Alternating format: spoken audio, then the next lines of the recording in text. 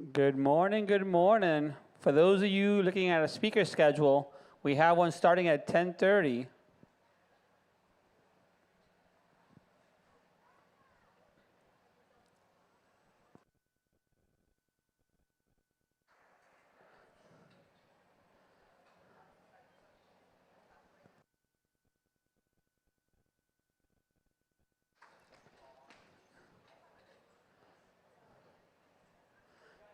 Good morning.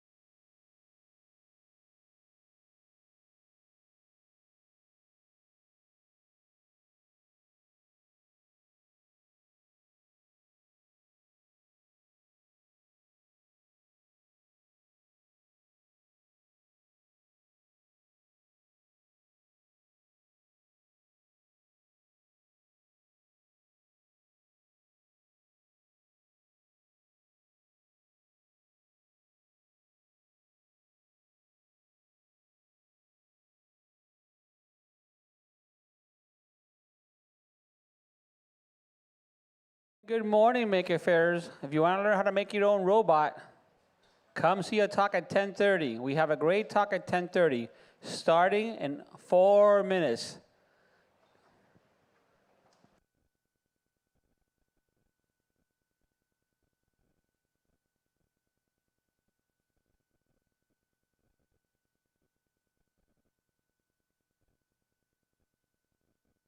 Good morning, Maker Faire.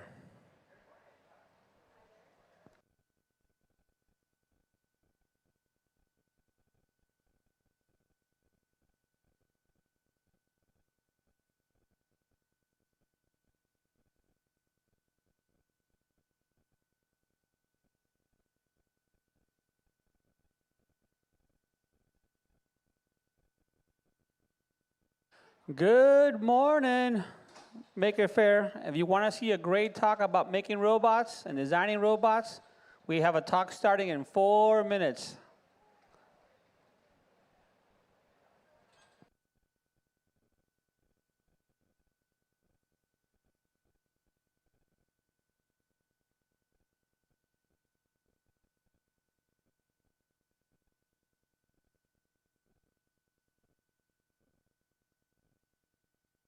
If you're into designing robots, we have a talk starting in 3 minutes. 3 minutes.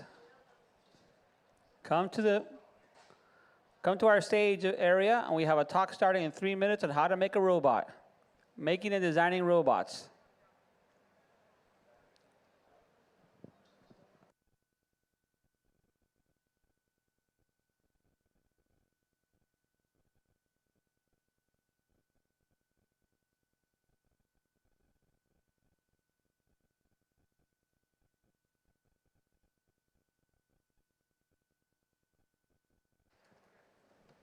In 3 minutes, we have a talk starting about how to design your own robot by Servy. We're going to have some cool demos. We have a robot on stage.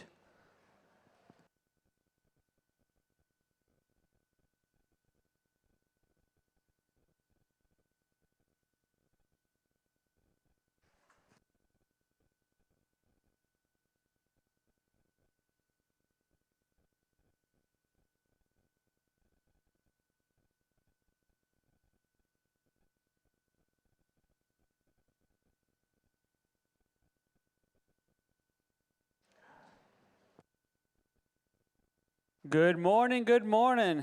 We're 3 minutes away from on robots. Come learn how to design your own, make your own robot. We have a talk starting in 3 minutes. Come get comfortable, come sit down. We have some great speakers all day long.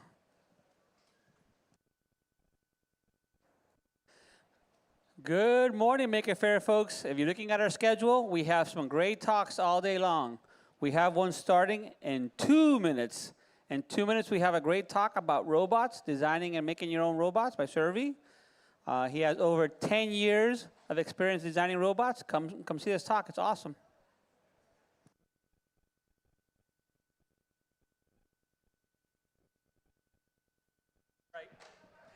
Good morning. You're in the right place. If you came to see some great talks about making robots, you're in the right place. Come get a comfortable chair. We're starting in 2 minutes. In 2 minutes, we'll start the presentation. Again, our speaker is Servy. He has over 10 years of making robots, autonomous robots. So for those of you who want to in the back to come in, come on in. We have some great talks all day long.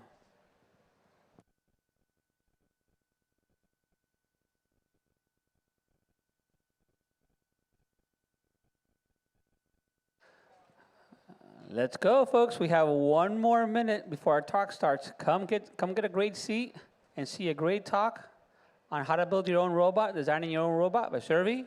Over 10 years of experience doing autonomous robots.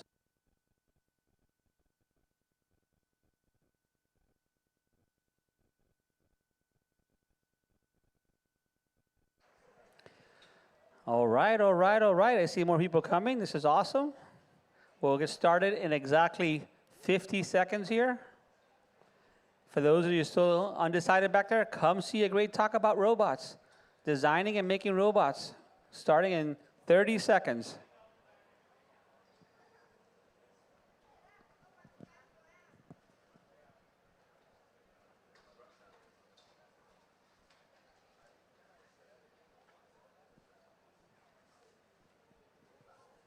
Good morning. Happy Maker Faire, everybody.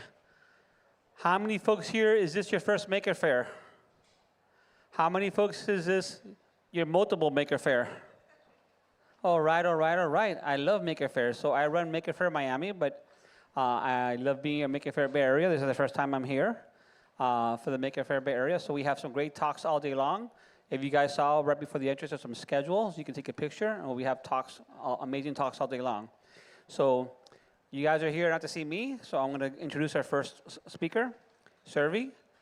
Servy is a robotics generalist with over 10 years experience building autonomous robots, healthcare robots, and early-stage robots. He works in robotics in the space age tech and is helping reduce chemicals used in agriculture.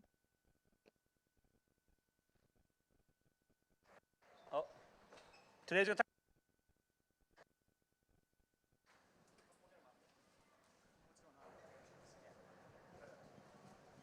So let's give a big round of applause for Servy.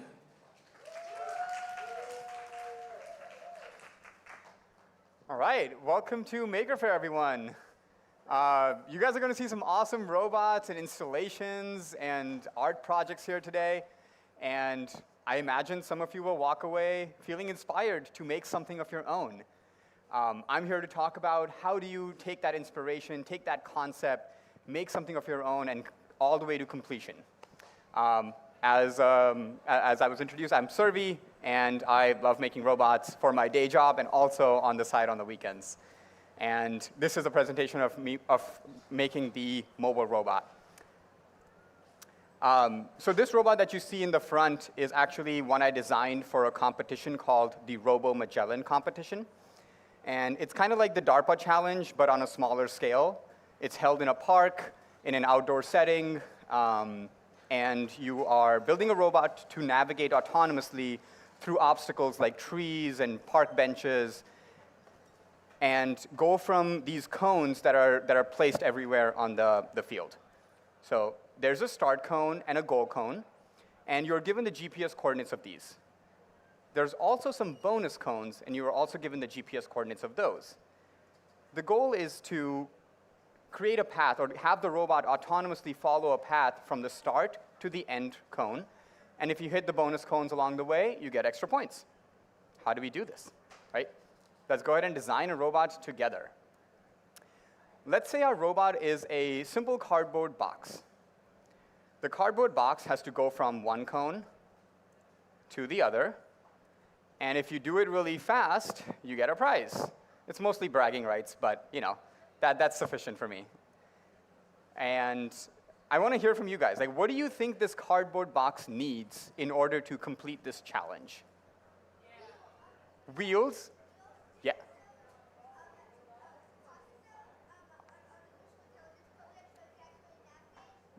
Yeah, you should be working with me on this robot. I love that. Yeah, so what I heard was wheels, a processor, some sensors. He said AI, I think. Awesome, yeah. And I actually put all of this into ChatGPT earlier and said, like, add these things to this shoebox. And this is kind of what it came up with, which I thought was pretty good for the first iteration. There are 4 wheels, 4 motors, a Raspberry Pi for the processor, a GPS sensor, a battery, right? And this is a perfectly viable first iteration of the robot, right? But what do we do next? We go ahead, we find issues with it, we fix those issues, iterate on it, and then go out in the wild, out in the field, do some testing, and repeat this cycle. So the first problem you can imagine is that the shoebox is flimsy, right? A little bit of water on it, and it's going to disintegrate. It's not going to be rigid enough to be able to drive on rugged terrain. So what can we do? Yes, exactly. So I got a 3D printer as well, and it was my favorite new toy. So I decided to 3D print a chassis and also 3D print some wheels. What you see on the right there is the first iteration of the robot, right? And here's a video of like a sped up video of the 3D printing. Next, I went outside and tested out the shoebox 9001. Went to my local park. At this point, I'm just kind of using a joystick to control it, mostly testing out, can it navigate tall grass? Can it turn in place? Is the speed okay? Do I need more powerful motors? Is the battery working fine? All that kind of stuff. And through a couple more processes of iteration, I ended up with 9005, right? The wheels are a little bit bigger. I added a Raspberry Pi to it, a router for communication, a little handle to like hold it up so I can transport it more easily. But the interesting thing I added was a mobile phone. So we carry these mobile phones in our pockets. They're extremely good computing devices. They have a ton of sensors on them, a really good GPS, compass, IMU, not 1, not 2. Some phones have 3 cameras, and tons of compute. So my idea was like, why don't I use the sensors that the phone has instead of integrating all these sensors, spending time doing that, right? So that's why I was like, let me plop the phone in the front and integrate those sensors. When I went out and tested, I found 2 more problems, right? So this is the find phase of the testing. GPS is not super accurate, so I wasn't able to reach the cone very precisely. And secondly, you'll see in the video on the right, the wheels were just sometimes spinning in place, and there wasn't enough traction with the grassy field. So let's tackle each of these individual problems one by one. So can't reach the cone. GPS is pretty good for navigating on urban streets, but if you are trying to reach a cone, you need to be within like centimeters of accuracy. GPS only gets us about 5 feet from the cone. So we need some other way to get closer. How about we use the camera that's on the phone, right? We can somehow detect where the cone is and try to keep it in the center of our camera frame and move forward. If we see the cone towards the left, we'll kind of turn to the left. If we see the cone on the right, we'll turn to the right and follow it, right? So get close with the GPS, then use the camera and the cone detection to follow it. How do we detect a cone? So my buddy over here with the AI, that's what I used as well. I was like, AI should be able to solve this problem. And there are these models called real-time object detection models. Fancy words for a model that can tell you that's a bicycle, that's a person, that's a car. And you can even train it by giving it some sample images to detect a cone. So I went to my local park, collected around 75 images of a cone, and retrained the YOLO model to detect cones. The model gives us essentially where the cone is, so an X and a Y coordinate, and how big the cone is, the height and the width. We can use the size to kind of determine how far the cone is from us, and the X and Y location to keep tracking it and following it, right? With this information, we can build a behavior. So we get close with GPS, and then we turn on the cone detection. And if the cone, we first like rotate in place to find the cone, then we follow keep the cone in the center, follow it, and then once we touch it, we go to the next one. With this idea was born the Shoebox 9006, the next iteration of it. In this video, you'll see, so the GPS got it close enough to the cone. It's still 5 or 6 feet away. The robot is now doing that turn in place. And soon it's going to be in line with the cone. The camera will find the cone. There we go. And now it's going to start approaching the cone. Once it makes contact, it reverses a little bit and then goes on to the next one. If you guys want, you can pull out your phones, scan this QR code, and try the cone detector for yourself. There's a cone over here. It might take a few minutes to load, but based on the internet connection here. But yeah, you guys can play with that as well.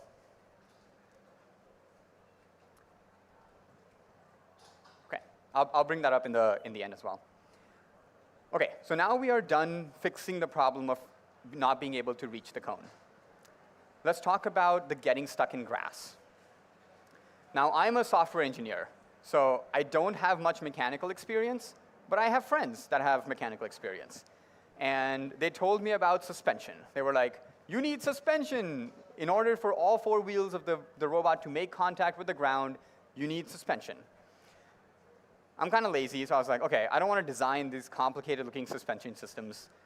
Let me see what else is out there, right? So I found these interesting non-pneumatic shape-shifting wheels. And I was like, ooh, I could just change my wheel geometry and design something that is like compressible, again with my 3D printer, with the material called TPU, which is slightly compressible, and kind of make this like suspension built into the wheel, right? So that's my fix for the getting stuck in grass problem that we have. And 9007 is being tested out here. So this is pretty tall grass. I think it's like an inch and a half tall. And the robot has no problem navigating it. It can go straight. It has enough power. If you remember previously, like the wheels were just spinning in place. That problem is not happening anymore, right? We fixed another problem, which is fantastic. A couple of iterations later, I ended up with 9010, which is kind of the robot you see up front, starting from this shoebox, using the process of finding problems, fixing them, testing, and repeating. Here's a video of the robot running in July at the Robo Magellan competition in San Mateo. The robot approaches the cone again. It's being very careful. It's like moving slowly. Then it turns around and touches it with its tail, because you have to make contact with the cone. So I use this tail to like brush against the cone, and then it goes on to the next one. But yeah, so it might feel daunting to start from, to look at this final robot and be like, oh, how could I design this robot myself, right? But all you have to think about is like the first idea, and then use this process of find, fix, and test, and you'll end up with a robot that works, right? So hopefully, I want you all to be inspired to, like, as you're walking around, come up with cool ideas, and then put them in place, and use this process to make your idea come to life. This robot will also be at the Coal Shed booth 240, so if you want to come check it out, the Homebrew Robotics Club, which is a club that we're part of, has a booth there. And we host these competitions every couple of months in the Bay Area. So if you're local, you can definitely come check it out. I'll take a few questions. I also have a couple of additional slides if you guys want to see more technical stuff around the architecture or handling false positives for the model. But yeah, let's open it up for questions first. How did you train the AI model to do the cone detection? Yeah, that's a great question. So YOLO is the name of the model that already exists that's already very good at detecting simple objects like people, cars, tables, those kinds of things. Then you can give it a set of like 50 or 75 examples and say like, this is a cone. This is a cone in a different park. This is a cone in my backyard. And it learns with those 75 images to then detect cones in the future. Yeah, it's super simple. Yes? How do you find how to use YOLO? Is it you go into the internet and check it out, and then it tells you step by step what to do? Yeah, so great question. I kind of rely on sort of three different knowledge bases, right? One is like my own experiences. Another one is like, for example, for mechanical engineering, my friends who might be mechanical engineers.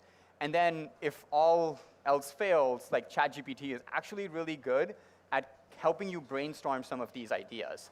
So if you put into ChatGPT like, hey, I'm trying to detect, I know I can use AI to detect a cone, or let's say I want to use AI to detect a cone.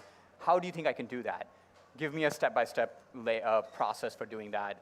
That's a good start to start experimenting and playing around. But yeah, the internet, large language models now, and your friends. And it will direct you in the right direction to be like, hey, you could use YOLO and retrain it in this way to create a model that detects cones. Yeah. I am very curious, maybe it's in one of your next slides, how you talk from the phone. Do you still have the router? How does it control the micro? Yeah, perfect. Okay, I knew someone was going to ask it, so I'm glad I added this slide last minute. So there are three major components. There's the Raspberry Pi, a router to just kind of connect stuff together, and then the phone, which is like the provider for all the sensor data, and it runs the cone detection model in the browser. The Raspberry Pi hosts this like website, essentially. It also has a Python backend that is accepting all of the sensor data, using like a state machine to figure out what to do next, and then sending commands to the motors. The phone, there was an app called Sensor Log that is capable of just sending out the GPS data to an endpoint or like a API call, and that's how all three of these components relate to each other and put them all together. Yeah. Yeah, go ahead. If we're coding our own project with AI, should we use Python or programs such as C++ and Java? Yeah, I would say use whatever you're most comfortable with, right? For projects that you're doing as a hobby, your comfort is going to take you a long way instead of trying to necessarily learn the best language to do it. If you were in medical robotics, for example, you might use C++ because it has certain properties that allow it to be fast and reliable. Python is also super reliable, but it's just going to be slightly slower. However, for a hobby project, this entire thing is done in Python, and that's perfectly fine. So use whatever you're comfortable with. When you reach the limits of that particular skill or language, then you can look into fixing that problem by maybe changing the language or finding tools to like make your code faster. And does that answer your question? Awesome, yeah. But short answer, Python, yeah. One in the back. Oh, thank you. Your robotics group, how did they, are they coming up with the contests themselves, or is this like a larger robotics community or even something run by colleges that are coming up with the contests? Yeah, so the Robo Magellan competition is one that has existed for, I think, 20 years. Don't quote me on that. but it's like a rule set that anyone can adopt and create a competition out of. So the Homebrew Robotics Club did exactly that for Robo Magellan, but they also have like 10 other different ones that they have created. A tabletop challenge, which is make about a robot like not more than 12 inches by 12 inches that runs on the table all the way up to the edge, pushes a block over, comes back to the starting point. So yeah, some of them are more beginner challenges, and then there's also like Robo Magellan, which is more outdoor in a park, an autonomous robot. Yeah, of course. Any other questions? I just got a signal we have 2 more minutes. So fantastic. Thanks all for being here. Go out and get inspired. Yeah. While we're setting up, if you want, you can go to the back table there, take your laptop, and you can ask some questions in the back. So for the folks that are shy, come see them in the back, and you can ask some questions in the back table. Thank you. Oh.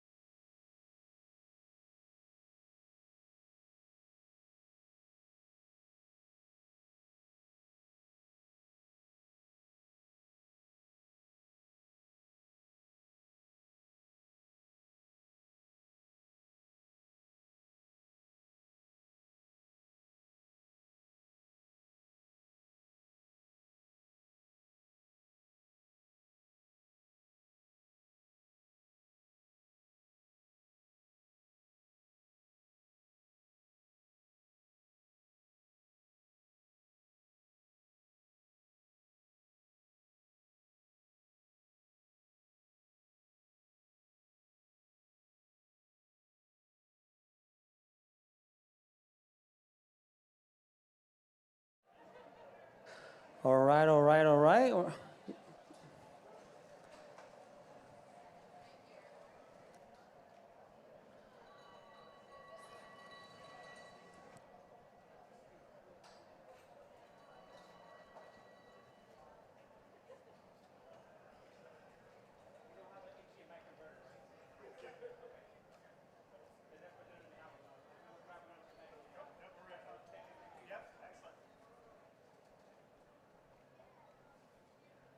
Good morning. So how many folks here is the first time they come to a Maker Faire?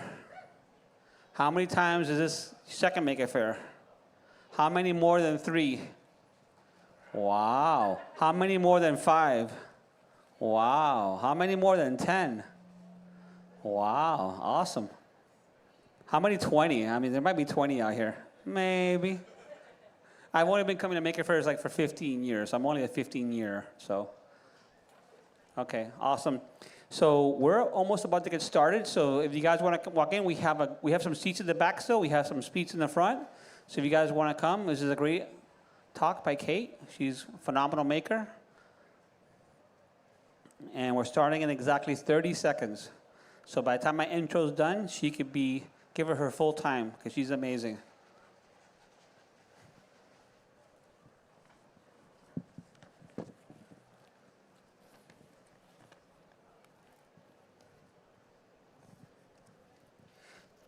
Okay, I'm going to start introducing her, so by the time I finish, because she has a long bio, she's pretty amazing.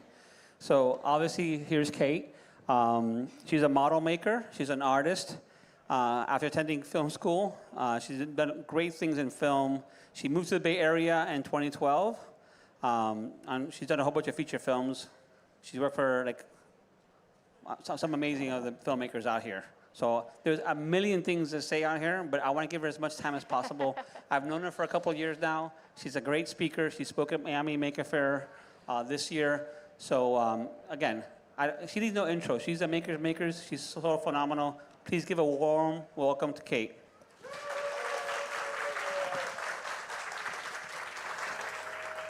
Thank you, Mario.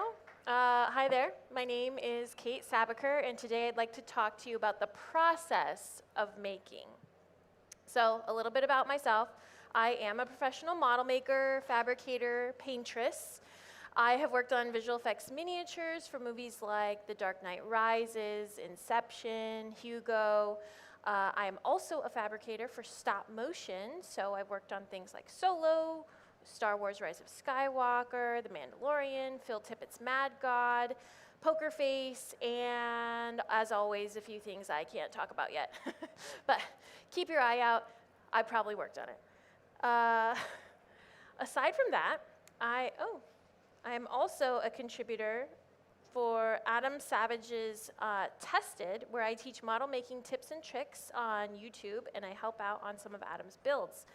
Now, I'm sure everyone here has set out to make something at one time or another, whether it is a science fair poster board, a birthday cake, a model kit, or a panel prop for an Apollo space mission. You know how it goes. And what does that making process look like for you? For some people, it's as easy as ideate, create, complete. And if you are one of those people, I'll say what I really think and just say congratulations. Must be nice. I'm really happy for you. But for a lot of people, including myself, it's just not that easy. In the real world, there are all kinds of stumbling blocks that we hit. You might struggle for a single spark of an idea, or maybe you have 50 ideas and you can't choose one. Or maybe you have the perfect project that you've been sitting on for years because you just don't know how to start or how to finish. I can't tell you how many project ideas I've come up with, shared it with an acquaintance, and then a year later when I've seen them and they go, "So how's it going?" And I'm like, "Great, I still haven't started that one. I told you about it, it was a good idea, and I've gotten nowhere with it." It's embarrassing. And mostly because there's no reason I can give that's good enough. What I wouldn't give to be able to say, "Oh my gosh, I was making so much progress and then like a dinosaur came and ate it, totally not my fault." but I was doing everything I was supposed to do. It sucks, but you know, out of my control. The truth is, it's me. It's my brain. I'm finding out more and more. It's some other people's brains too.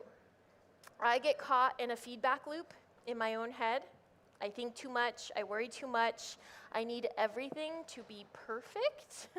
Because why start if I can't make it look exactly how I want? How can I begin if I don't know what it's gonna look like when it's finished? Maybe I know that it's gonna require certain knowledge or skill that I don't have yet. So I stop and I never come back to it. I get so caught up in the anxiety of the process that I get left with nothing. But I've found a trick. I won't lie and say that this has solved all my problems, but I can tell you it's helped. And from the people that I've shared it with, it's helped them too. And that trick is to make. If you want to make something, make something. When I'm feeling stuck, I get out some supplies. Maybe I decide I should work on a craft, something non-intimidating. Or I ask a friend if they need help with a project they're working on. Better yet, I ask for a group hang where everyone brings something to work on. So first of these is crafting. That one's my go-to. I've been doing this since I was a small child. It's sort of what told me this was the field I needed to get into because I couldn't stop making. Whenever I have nervous energy, I get to work. So give me some hot glue and felt or cardboard, glitter glue. I'm a happy gal. Nothing feels better than making something silly or colorful or fun out of the materials you have already in your closet.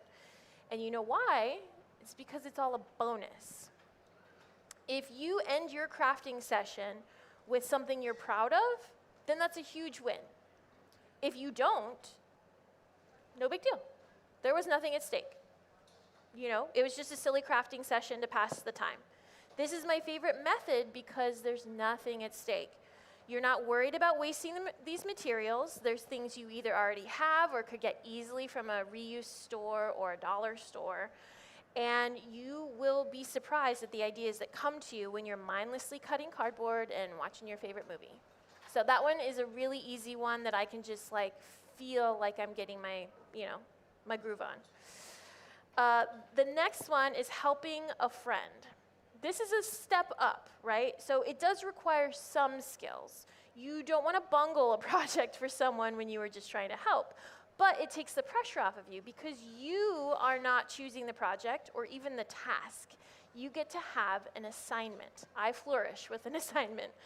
I feel best when I'm being productive and accomplishing something. So this is a lovely way to spend time with someone and help them out. And the act of getting going really jumpstarts your confidence and your creative juices. Maker Hangouts are probably the most effective at getting me into gear for my own projects. I find these to be the absolute best cure for my feeling of stalling out. First, I hope you have a good community of fellow makers, whether it's a monthly stitch and bitch, like I have with some of my girlfriends, where we crochet, bejewel, embroider, just get together and hang out and make things. Or whether it's what I do when I send out a call to my serious maker friends when I'm feeling the dreaded stalled out feeling coming on. I rally the troops, I send out a message to my Discord, I set up a hang, and everyone brings something to work on, big or small. We all gather and tinker on whatever we want, but the biggest help to me is the talking. I say out loud all the things I'm feeling. You know, I'm just really falling behind on this. I just can't seem to wrap my head around this. And talking it through seems to help. One, it helps me actually identify what the problem is. Sometimes you just feel a little stuck, you don't quite know why. And when you say it out loud, it helps you focus. Then the feedback comes, right? They give you their ideas on how they would do it. And sometimes just seeing a different perspective helps. They might offer ideas for problem solving, tips. They might offer to be your accountability buddy, which is something I really need. Do check-ins, make sure you're making progress. After spending a few hours working side by side with the most creative people I know, I can't tell you the difference it makes. Yes, I might have made some progress on the actual physical item while we were hanging out, but the real help there is the motivation that I come away with. I find myself going back to my shop with new determination. I try out new things. I get off my butt and finally order those parts I needed. And I set up a weekly check-in to help keep me going. You know, no one wants the shame of asking for help and then turning around and squandering that offer.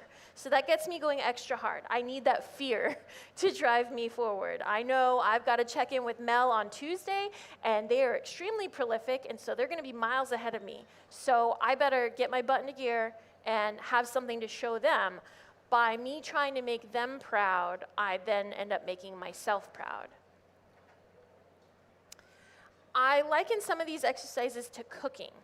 If you have a really fancy recipe you've been wanting to try, you might be daunted by the fact that it's a complex recipe using skills and ingredients that you have no experience with. You think there's no way I can execute this. But if you start by doing the smaller dishes first, without the pressure, you're going to learn and grow. So, well, I can't make a souffle, but I can try a bechamel sauce for some mac and cheese. And I know I can do the egg white part of it because of an angel food cake I did for my mom's birthday. In this way, you're picking up individual skills with smaller one-off dishes, and before you know it, you have all of the components down that you need to try the big one. Once you tackle things one at a time without the pressure, it all seems so much more attainable and far less daunting. Now, the first place I got a lesson in letting go was when I started working with stop motion and visual effects legend Phil Tippett about 13 years ago. He has a couple Oscars for Star Wars and Jurassic Park. He's got serious talent and unending creative vision. I was pretty intimidated at first, I won't lie. Not only is he very skilled, but he never seems to have any of the struggles I do. He thinks of an idea and he makes it real. He doesn't overthink it, he dives right in. He had a 30-year-long running project called Mad God, and it wasn't 30 years long because he could never finish it. It was 30 years long because he always had more to add to it. Now, while I have worked on a number of impressive movies and projects in my career, I believe in the end, Mad God will always be my favorite project and the one that I'm most proud to have been a part of. The creative minds that all came together for it is unmatched, and just to be in the room for that was truly a gift, let alone being a part of it for 10 years like I was.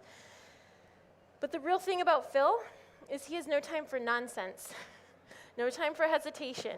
So he respects artists and people who get things done. You don't get to sit and chit-chat. You don't get to second-guess your work. You come in and you create. My problem is, I've always second-guessed myself. So even on big projects that I'm hired for, I think someone else surely could do this better, has a better idea of how to go about it. But that doesn't fly at Tippett Studio. You're in the room because you've got the talent. Now use it or get out. Phil had a habit of giving you the most minimal direction possible and seeing what you did with it. He always said the genius of George Lucas with the original Star Wars movies was that he had gathered the best artists he could find and then got out of their way. And that's what made Phil thrive. He was trying to recreate that same environment. But for me, someone who had always considered myself just a pair of hands who followed very detailed instructions, this was terrifying.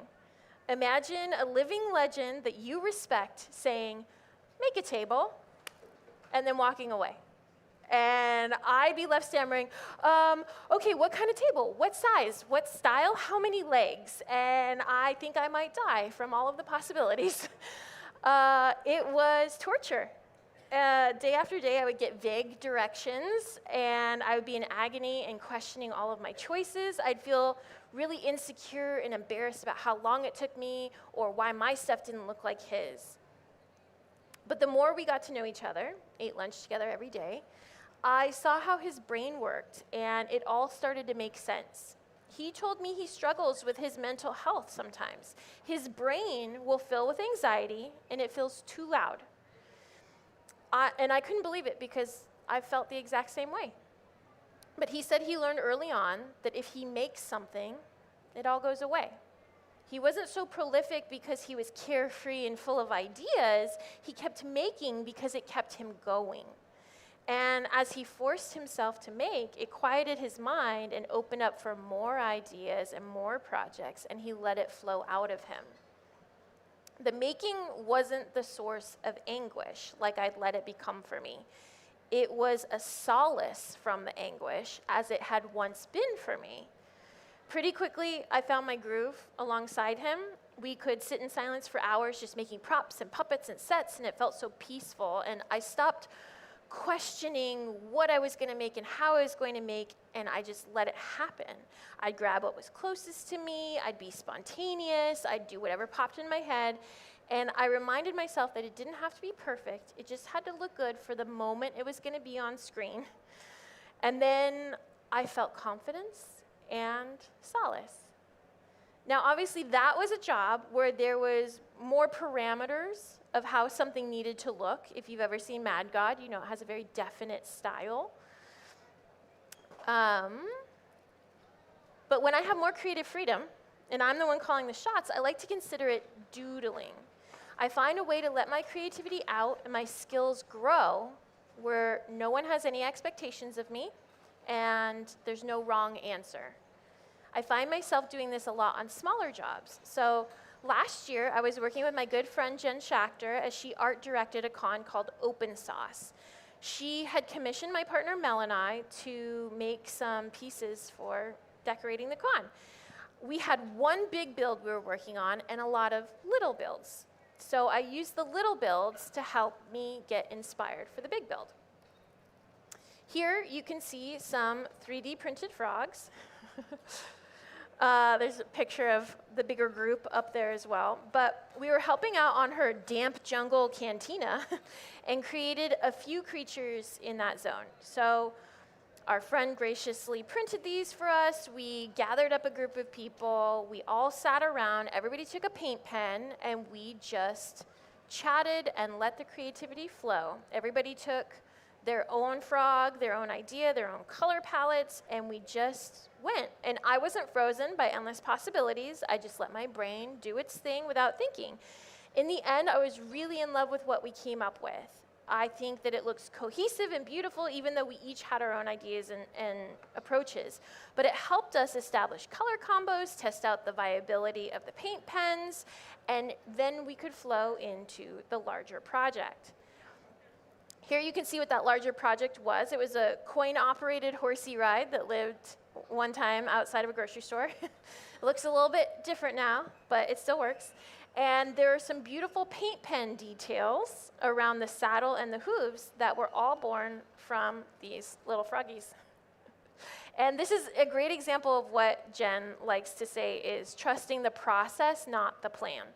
You know, we originally had a whole paint scheme worked out for this horse, and as we started sanding and we saw this incredible, almost Fordite pattern show itself beneath there, we immediately pivoted, it laid itself out in front of us, and we ran with it, and we were so happy with how it turned out. So you need to be able to be adaptable and let the stuff speak to you as it presents itself.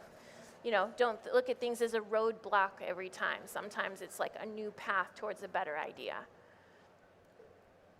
Another example I can give you falls under the category of mock-ups. I'm sure some of you have started out on a big project in the past and decided to begin with a mock-up to work out some of the general ideas first. In this case, I was working on a short film with my partner Mel on an animatronic robot that worked in a fast food drive-thru. You know, very common as you normally get. Mel was designing the look and function of this robot, and we worked with the director to nail down exactly what this thing needed to do and what it would look like.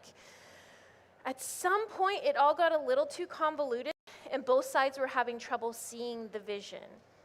one day, about an hour before a scheduled Zoom call, I decided I was just going to see if I could have something physical to show. It began with, okay, if I just cut up some foam in a general shape, then I'll be able to see the scale and hold it up during this call.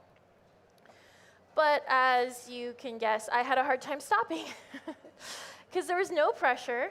I was able to let go and have some fun. So this is the mock-up of the head that I started making. And at first, it was supposed to just be really simple, and I just kept going and kept adding, okay, I'm going to put a little foam here for details, I'm going to add a little paint here, I have some greeblies that look like the eye part. It was a lot of fun. And we finished that job with a truly impressive working animatronic character with a great finish and functioning electronics. But this mock-up is still my favorite piece from that whole job. And this was what got the director excited. This is what got the crew excited. It's what got my partner and I excited to like, okay, I can see this now for the first time. Let's buckle down and make this into the finished product. And all of that because I had an hour to kill, and I decided to do something with no risk and have some fun. And again, this one I think I even like more than the finished robot now. This is my buddy. And one last thing I'll mention is something I discovered recently at a preschool event for my toddler. They had parents there try their hand at process art. And so process art, if you haven't heard of it, is the idea of you just set up with some materials. You aren't thinking about an end product. You aren't thinking about what you're going to make. You're just having fun and utilizing what's in front of you. You know, you take a piece of cardboard and you glue it to another piece of cardboard. You draw some doodly lines. You add some paint here, some glitter glue there. And I think that was the real lesson, is we all get caught up in the end result and forget that making is the part that brings us joy, much like these preschoolers. The creativity happens in the moment, not in the planning. The satisfaction you get should not stem from what you end up with, but from what you have accomplished by being there and taking the time to do it in the first place. So my advice to you is this: if you are privileged enough to have the tools and the time to make something, make something. I don't care what. And guess what? No one else does either. Go as big or as small as the moment warrants. You know, build Frankenstein's lab from Lego, recreate your entire breakfast from felt, wire your home with lights so that a disco show happens every time you flush the toilet. Just glue some random cardboard to some other random cardboard. You're going to surprise yourself with the true limitless creativity and skills that you will exhibit. And anyone else who's lucky enough to share that creation with, if you choose to share it, is going to fall in love with it too. Thank you for listening to me ramble about my creative process. I hope it resonated with some of you. If you have any questions, I'd love to hear from you. Any questions? Anybody have some questions?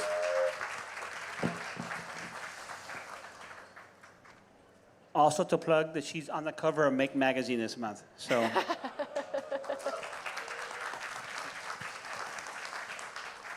Hi, Kate. I'm John. Hi. Hi, I'm from Iowa. But so you mentioned maker hangs, and Yeah. So what would you think of your circle? The majority of people like doing it for a career or monetizing it versus a hobby or like cosplay or something like that. How many of the people do I know do it for hobby hang or with, career? Yeah, I'd say about half the people that I hang out with in these hangs do it professionally, and the other half have I would say that that's their true calling profession, but they have day jobs that don't allow them to use their hands or use their creativity in that way. So it's their way of cutting loose after work and being like, oh, this is what I wish I could spend my time doing. So it's honestly about 50-50. Yeah. Yeah, exactly. Some people are making plans to modify things. It's been really great. We have a few people in different spots around the Bay Area that will just call people over to their house, say, everybody come to my basement, or bring whatever you've got. And because we have such a great range of people that we know, if I, like, say I'm not good at electronics, I can easily be like, okay, who here does electronics? Who can help me with this problem? You know, and we all sort of farm those things out to each other. I'm usually the paint fixer. Anybody else? That was incredible. Thank you. Thank My name you. is Lee. This is our family. We came from Oklahoma. Hi. I was really struck by how much you talked about self-awareness and kind of knowing how my brain works, how does someone else's brain work, and many of the things that you were talking about seemed almost like just coping skills. How can I get out of my own way? Yeah. Is that something that is just part of who you are? You've always done that, or have you learned through trial and error, hey, I have to kind of see what's going on with me to be my best self? Yeah, I'd say it's a little bit of both. So I think quite a few makers are neurodivergent, and I didn't have a name for it when I was a kid, but I knew that I couldn't get my homework done unless I had a TV and music and something happening to distract me. I have to sneak up on whatever I'm working on. As an adult, we call that ADHD. I now know that. And luckily, my mom was understanding enough. You know, she would say, no TV while you're trying to do your homework. I'm like, I literally can't do it otherwise. And I'm getting good grades, so it's working, so let me keep doing it.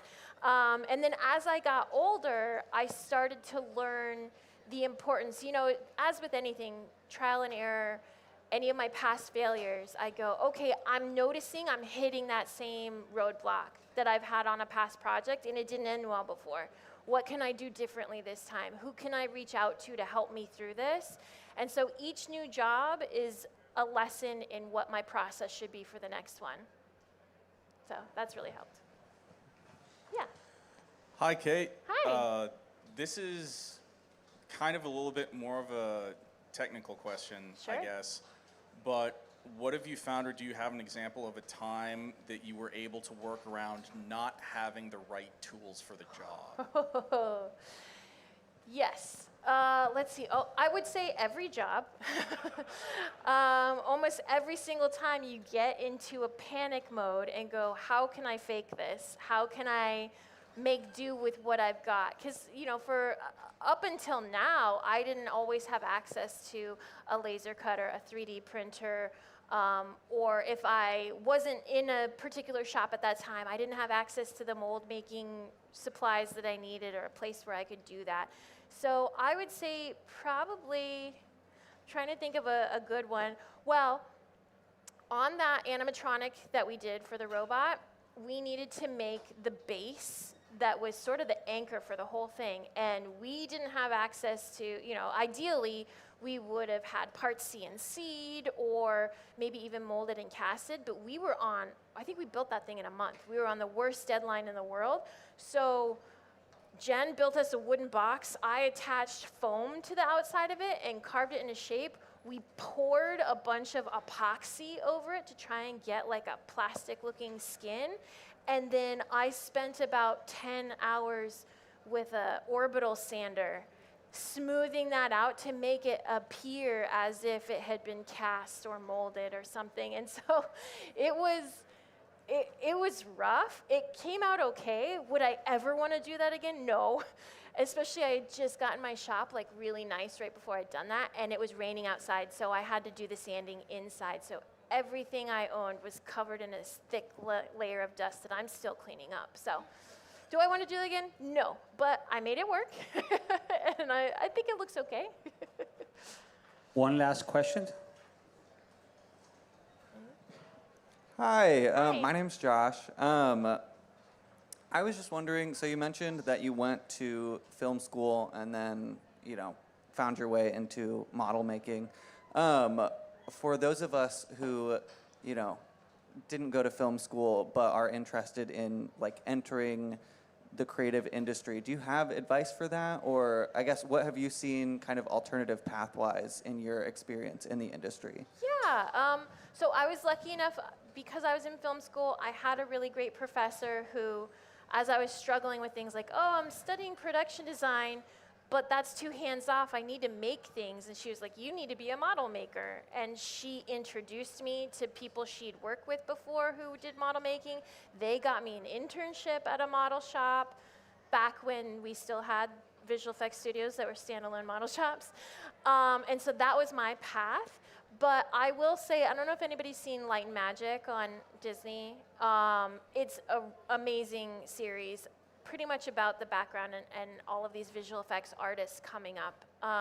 One of the things that I think it was John Knoll did was he found the shop that he wanted to work at, and he just showed up. And he would like pester them, he would call them, he would show up, and they agreed, okay, fine, you can, sweep up a little bit. Like, you can help in a little way and then start to prove yourself. I know at Tippett, I ended up there because the studio I was working at closed, and they were looking for people in the industry. So they said, okay, anybody who wants to help, just show up. And there were a few people that would volunteer on Saturdays, even teenagers.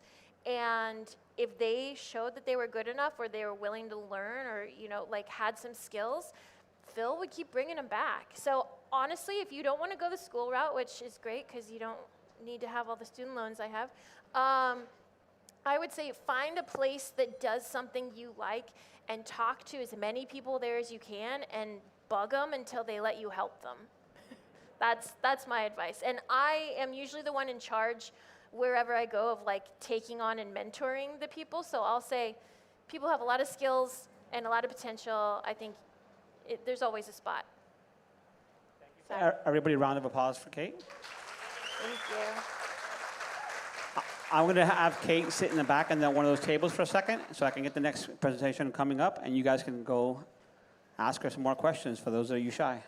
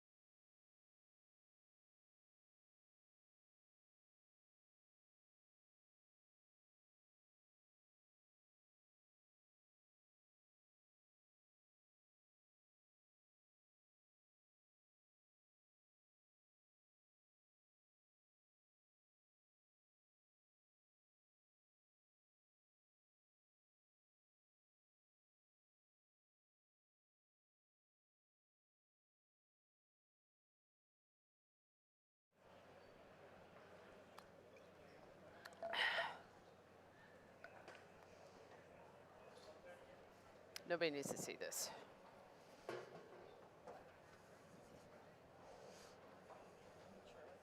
What? I have to introduce you. Oh, I was going to take pictures. You can, after I introduce you. Okay. Did you say you wanted the silver shelves or the black shelves under the? I am. The camera can either do a shot that's like just the tabletop, or I can do a whole stage. I'm gonna have them wander around. Then I'm just gonna do the tabletop so they can. Yeah, we can kind of put it here, and then we'll go there. Okay. We have a talk starting in 1 more minute. You guys ready? Woo! My hearing aids are very low, so I need you guys to be a little louder. Thank you so much. So we'll get started in about 30 seconds here. Some people just coming in, get some seats. Come in, get some seats. They're free. I'm not charging for the seats. Come in. Get off your feet.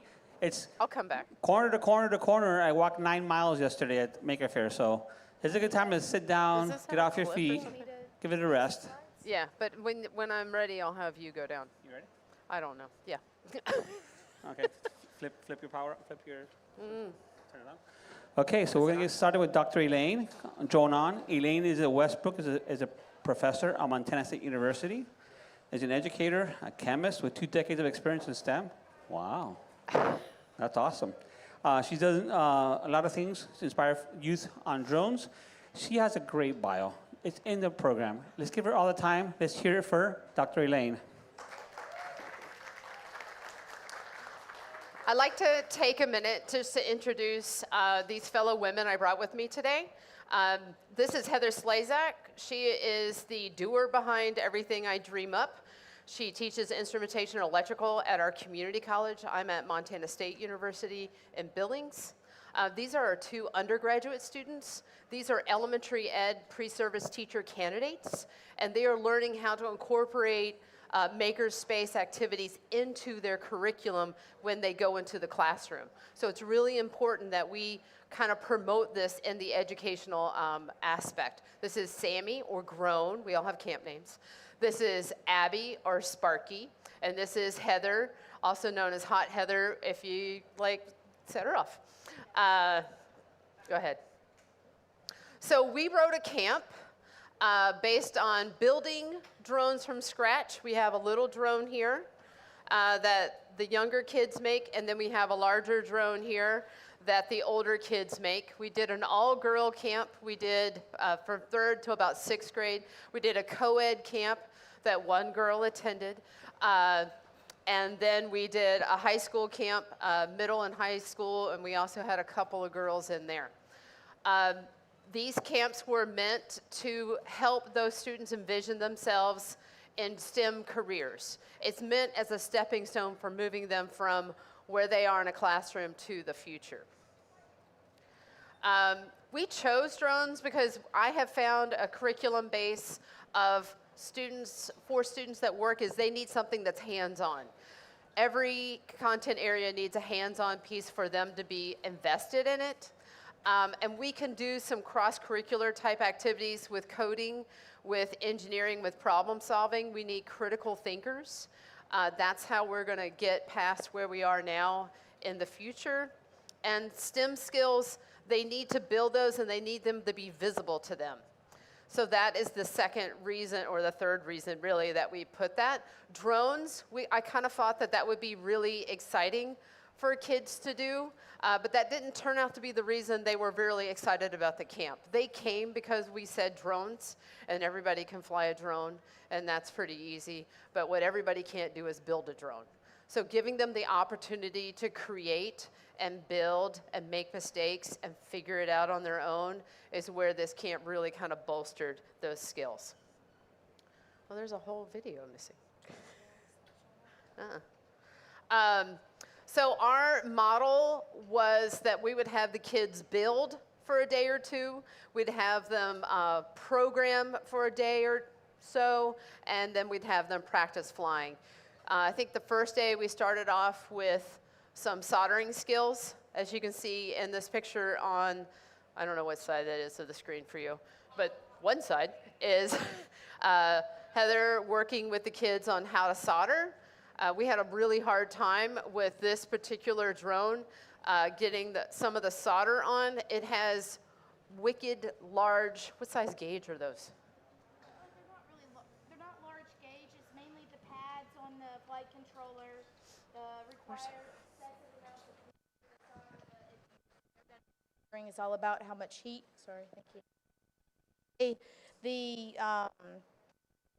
The wires aren't very large. They're only 18 gauge. That's the size of the motor wires as well. It's the pads on there that require heat. But do we go back and forth? No? Okay. So we had, no, I think I broke the sound. I can use this. They're all broken. You only use one of the microphones. Okay. Sorry. This one's on. It is on. Oh, I'm on. That microphone. I don't want that now. All right. So now that we've got that figured out. So we had a lot of problems that the students had to work through. This particular drone has some very fine motor skills, and we had students just using popsicle sticks and straws. There's another set of straws that actually go on here as well to kind of make a what do you call that? Guide for it to go up and down. But then we figured out, no, you got to use McDonald's straws. If you're familiar with working with straws, McDonald's straws are bigger, and those are the ideal straws. Not Starbucks straws, those aren't big enough, and not wherever we got these straws, they're definitely not big enough. These little motors. So I'm going to let Abby take that and walk around a little bit so you can see it. The other thing we worked on after we did the soldering with big drones or soldering with little drones, the high school kids made little ones, and then they also soldered another kind of practice kit. I think the high school kids made fidget spinners, and the littles made a light sensor. As then we can move them onto these big builds. We did a little bit of flying. I taught a co-drone curriculum, and we used that to kind of break it up. But flying isn't hard for them. It's way harder for me than it is for them. And giving them the safety guidelines. We live in a town that has, the airport is next to the university. So I have a 50-foot radius or height ceiling to fly. When I turn that on, when I turn on my drone in the building, it already gives me all the alarms because I'm on the 4th floor. And I'm like, no, it's just kidding, I'm inside. So we go over all that. They think they can fly anywhere, and they can't. And then we actually have an invisible, I don't know if this is in every place, we have like an invisible fence around our airport, and if they fly within the invisible fence, then it just crashes. But we also live on rims, so we're in a prehistoric swamp. So if your drone hits the rims and then it crashes, you're not going to find it because it is in someone else's yard. So we do a lot of fly practice, and then we get back to the programming. I have them program in the terminology of flying, so aft, thrust, and yaw, in order and I have them fly blindfolded so that they fly in partners, so they have to learn skills to be able to work with a partner. And so that one partner's blindfolded, the other one, they'll set up some type of obstacle course. I don't even set it up, I just let them, they put chairs and tables on top of everything. They set up an obstacle course and they have to talk the other person through it while they're blindfolded. So that works out really well. It's a little frustrating for them to be able to consider left and right and thrust because they just want to use their hands, and like, that person's blindfolded. They don't know what that means. Go forward doesn't really communicate well. So we do work on those skills. The girls' camp, I will say we have that camp because I've been doing work with all girls for about 20 years. And that's to give girls an opportunity to not feel that they have to outdo somebody else in a group or outdo a boy. They have a safe place to actually do their work in. I've taught valedictorians popsicle stick, I don't remember, it was some other popsicle stick thing in high school, at an engineering high school, and she was very excited. She's like, I've never been able to do anything because the boys always take over. This was high school. She went to MIT. Like, I was just kind of blown away at that point. So after that, I tried to make sure that we always have a space for girls to try to do things in a same-sex environment where they have a little more safety in what they're doing. Part of the other camp models, so we do hands-on at the first time, and then we bring in STEM models. So this kind of three-piece, the last one I'll get to, has really been impactful for students. I bring in real people that are from the area with whatever topic we're doing. This one we're doing is drones. This gentleman, I don't want to fall off the stage. That guy is a firefighter, and that is their drone. It has infrared technology for them to use when they go to fire scenes. And so the kids, we turn off all the lights so the kids could see what the drone was seeing, and then we flew it in our lab. Our lab's probably roughly this big. It didn't go high, it just kind of went up a little bit and back down. But we had him come in. We had another entrepreneur kid that was 20, started his own drone company right out of high school. He came in and talked to the kids. We had a videographer. We had a really hard time finding female drone pilots. I like to put all females in front of the females. And we had one female drone pilot. She came out. Heather and I and Abby all have our drone license now. We did that before we started the camp so that we would be knowledgeable about that. And I purposely kind of picked Abby out of the group because she's a volunteer firefighter as well. And I wanted to kind of have that role model and give her that access for her fire department. So the other part of what we do with these kids is we let them build posters, and we have them printed at the university. So if you can see up on the screen, that poster's shrunk down. It used to be 36 by 48, like a standard research poster. So they have their drone there. That's the little baby drone. And then they have the soldering project they worked on. It's light, it has a light sensor on it. And then this is their trust license. So there's a trust certification that anybody can get that kind of just gives you the background on what you should know when you're flying drones, where you should fly them, what you can and can't do over 0.55 pounds. You could have a license, so on and so forth. So I think some of these kids are going back and telling their parents what they could and couldn't do with their drones after that. They're like, that's not what we do. I'm like, maybe you should check into that. So that showcase we invite the community back into and all their parents. And those kids actually present everything they learned, even demoing their drones, anything else to the rest of whoever shows up. So for our university, the provost came. The provost kids were in one of our camps. So provost is like the vice president of a university. We had some sponsors. Phillips 66 bought us a set of drones. They were there. We had a couple of other grant funding opportunities. Montana Space Grant funded us. I'm a Montana Space Grant affiliate, so that's a NASA affiliate. Abby was my apprentice for the summer, so they came to see how the money was used. But everything here was just to allow the students to kind of see what's going on. I'm going to see if I can get this video to work. No. Poop. So I had a video in there showing what it looked like, kind of like this space, but everybody's standing, and everybody kind of wanders from kid to kid to kid and kind of asks them about their project. But it gives them a lot of speaking skills and a lot of opportunities to interact with others. Can I make it work?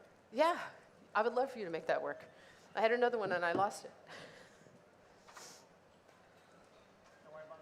Don't worry about you. All right. So I'm going to have Heather bring, this is our bigger drone that we made. I heard Heather talking to someone a little bit ago.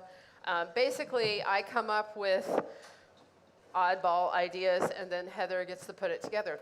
So I apparently sent Heather a picture of a box of parts and said we're going to make drones in the summer, and she got to figure it out. Congratulations, Heather. That's what I do to her. This is, Heather calls her Sadie. I call her Karen. Sorry to anybody named Karen. She does what she wants, when she wants. Right now, I'm not sure we could get her off the ground.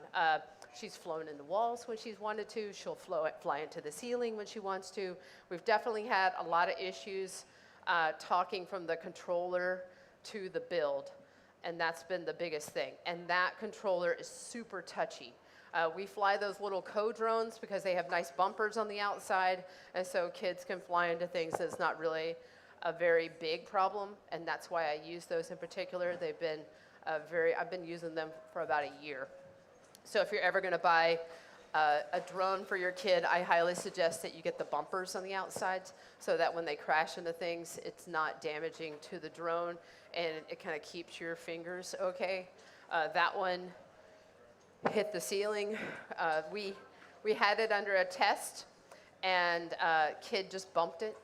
It flew straight up in the ceiling, and then another one of our students said, "I'll catch it." And I was like, ugh, and he did. He didn't get hurt. He just complained that his finger hurt because it got caught in the propeller. And I was like, well, you know, this is why we don't catch the drones when they're flying up and down. Same thing kind of happened with the baby drone, the co-drones. These aren't that bad. These little tiny propellers really don't hurt too much. Do we think it's going to fly away from me? I'll hold it underneath. Where's the, I can't even, I took my glasses off. Yeah, go ahead. Oh, so she's flying. If I let go, I'm terrified. What do you think's going to happen? She's just going to go haywire? I don't think I want to do this. I'm going to do it. Go ahead, do it. Wait, you hold on to the controller while I do it. You think she's going to, oh, she's too heavy. Oh, there she goes. Oh, I got to hold her with one finger. So she is flying, but she's lopsided because of the glue. I'm so afraid. Okay, she's flying sideways. That's good enough. Oh, there she is. So you have to be careful with those. We use hot glue on those, and they get a little imbalanced, so that's kind of a learning opportunity for the kids. Same thing with the big drone. The biggest problem we've had with that one is the soldering, but I will tell you the biggest feedback I got, so I'm an educational researcher. This is what I do for a living. I try to increase interest in youth in STEM and drive that pathway. This is going to turn into, we're going to try to do a statewide drone. Anybody got money? I need some money. I'm going to, just saying. I want to make statewide drone academies. Montana's, the second largest state in the United States. I want them Midwest and East. And then that will feed into CTE pathways within the high schools, and that'll feed into associate degrees for unmanned aerial systems between the community and the tribal colleges. I do a lot of work in indigenous communities. We have 12 tribes in Montana, and I do a lot of work in there and in rural communities. I just need about $1 million. Anybody's got that, it's no problem. I think that's about, I don't know, what's next? Did we get the video to work? No, that's fine. Students, the biggest lesson we learned is that students like to see real humans tell them what they're actually doing and give them the opportunity to discuss with them. It built a lot of their confidence, but their favorite thing to do, 3rd through 12th grade, was solder. The fact that we let them solder was absolutely the best thing. Yeah, that's what you're saying too? Yeah, I don't know why. Not the glue guns. Glue guns burn you, but soldering is okay. We didn't have any injuries with soldering. We had injuries with wire strippers, and we had a few burns with hot glue guns. Soldering, everybody's A game for safety, and that's the one thing they wanted to do. I don't think anybody's letting kids tinker because they're afraid, and I really think maybe we should change that.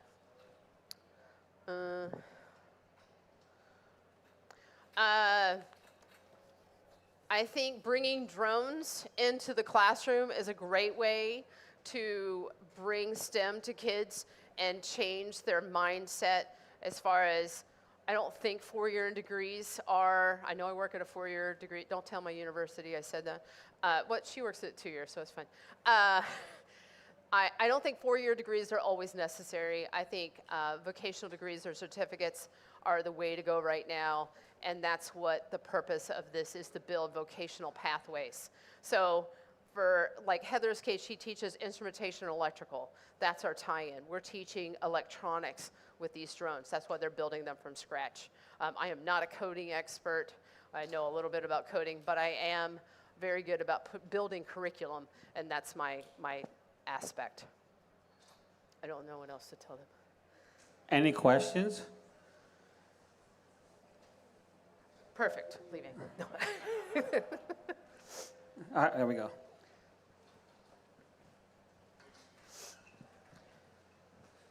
Sammy, will you get a Sorry, picture? Aaron Williams. I teach out at on the East Coast, 5 through 8th grade. My question is, what are good ways to encourage girls to get into sort of the classes that you want them to get into? Like I have a future tech class that we're teaching right now, and it's all boys because they could choose what to sign up. Luckily with my design thinking class, it's a little bit more even. But the question is, like, how do you get girls interested in it when they're really socialized not to want to be in? And I would say because you're a 5th through 8th, is that 5th or 8th in a middle school? Yeah, it's kind of middle school. They moved it up. Yeah. That's what's wrong. So my research indicates that if we need to build STEM pathways, you have to do it in upper elementary school. That's why I started 3rd grade. So if you can get those girls a core group that can transition with them to specifically if you've got a middle school like elementary, middle, secondary, then they have a group to travel with. Second thing, if you can offer a girls' camp or you can ask the girls what they want to build, then that is enticing to them. The guys come, man, I can drive guys away, but I can't get the girls to come either. It's very difficult. If you go recruit at the younger level, if you have time, that is another way to do it. You can paint your room pink. I highly suggest that one. I'll add a couple things. Go ahead. I'm loud. If you can't hear me, raise your hand and I'll. So, you can't hear me? No. Here.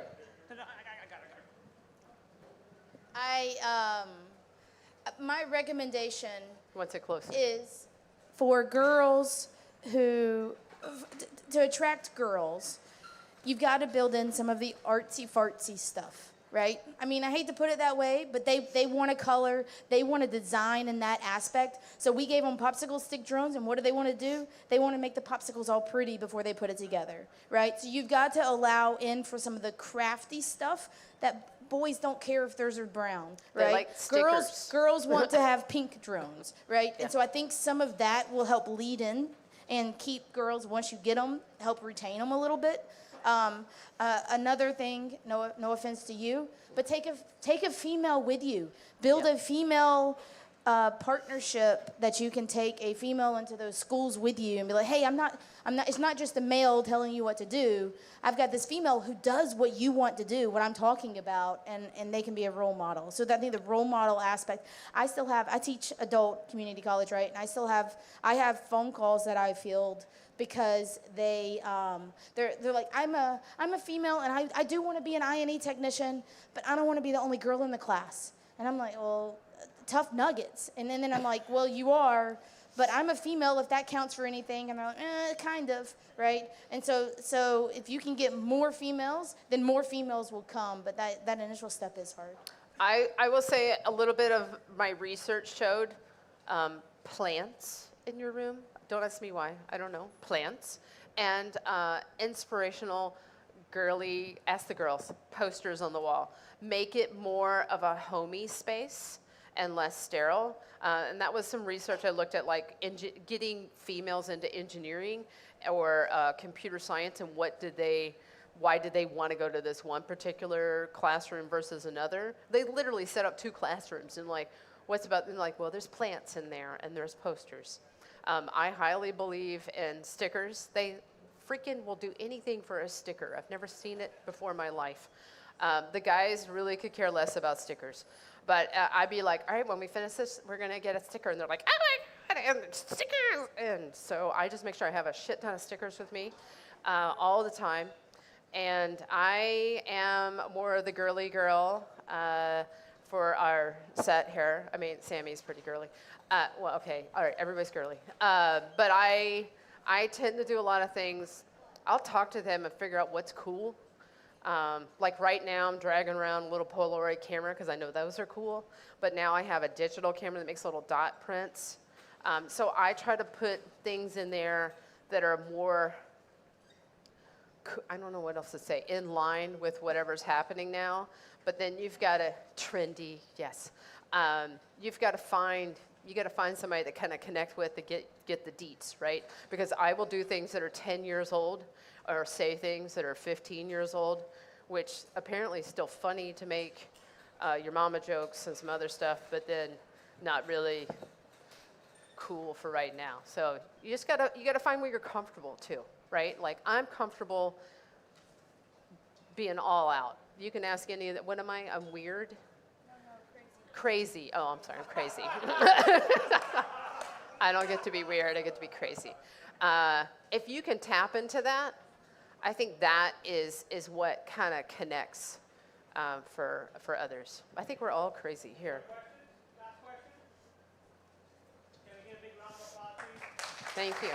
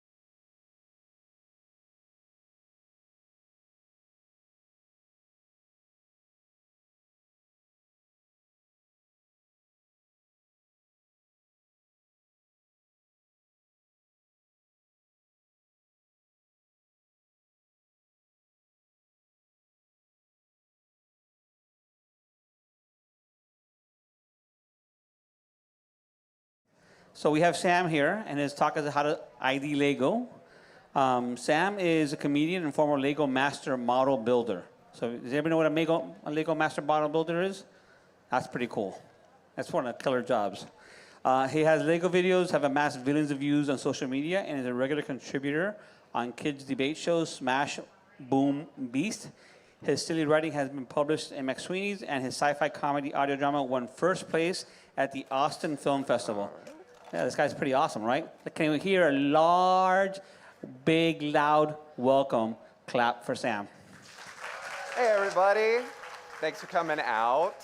Thanks for, checking this out. We are here to talk about how to ID Lego sets. Thank you very much for the introduction. My name is Sam Suksiri. I do Lego building for a job. And sometimes I build really cool Lego stuff, but recently, or I guess over the past year, I've gotten to help thousands of people ID old Lego sets, because this is just this is like a core sample, but who's got a giant bin of mixed Lego bricks at home? Yeah?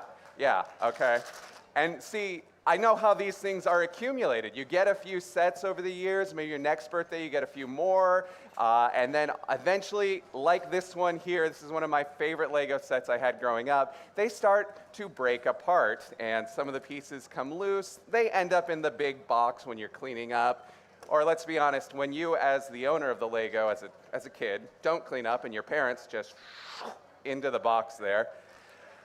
And that's how you end up with all this mixed brick. And today, what we're going to go over is how to go from those, nice, I like this camera, how to go from those mixed up pieces to finding out where they came from and how to put them back together. So, here we go. Let's see, is this how to ID Lego. There's me. There's me with a giant roller coaster I built. So, before I went in to talk about Lego, I want to talk about why it's so interesting IDing Lego, because of course it's great. Lego is a really robust toy. I've helped people ID Lego sets from the 60s, and those bricks that you get in the 60s can still connect with bricks that you get today. It's a really well-built, long-lasting, interchangeable toy system. And the odd thing about that is, because you've got information, or you've got sets going all the way back to the 60s, the 50s, possibly even the 40s, a lot of that information is not something we have in a readily to search database. So this was a really cool story I heard about recently. So in 1992, this was a family in Ottawa, and this is just a picture they took one Christmas, but you see that cartoon in the back? That just was on TV. And then in 2018, 2019, the little girl in here, she was like looking through these old photos, and she wanted to know, hey, what was that show on in the background? And so this started a huge search across the internet where people were trying to figure out, what is this cartoon? And all you have to go off of is this one frame.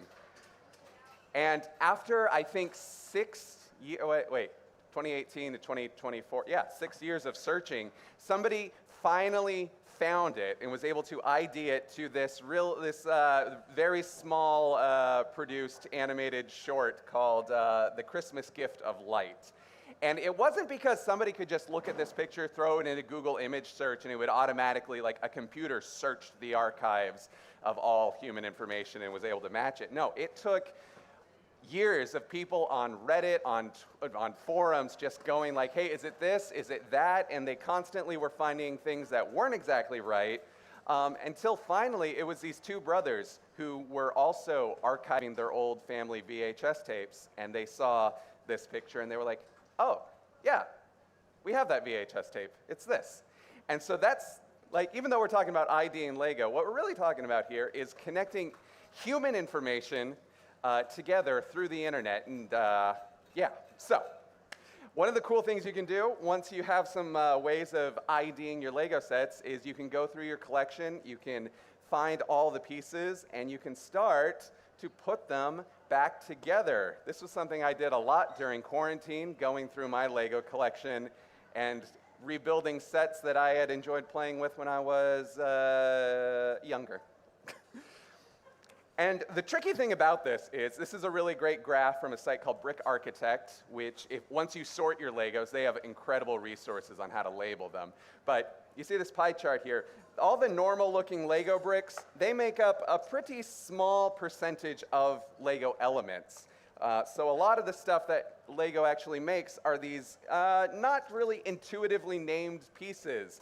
Things like a 1x2 curved piece with a 1/3 indent on it. And it just doesn't roll off the tongue the same way like a 1x2 brick would. So looking up Lego pieces, it's a bit of a challenge. But here's how I do it. Order of operations. First thing we're going to do, ID a piece. That's the bulk of it. But once you get there, then you're really just started. Because after you've ID'd the piece, we're going to find the set that it came from. And once you have the set, you'll find the instructions.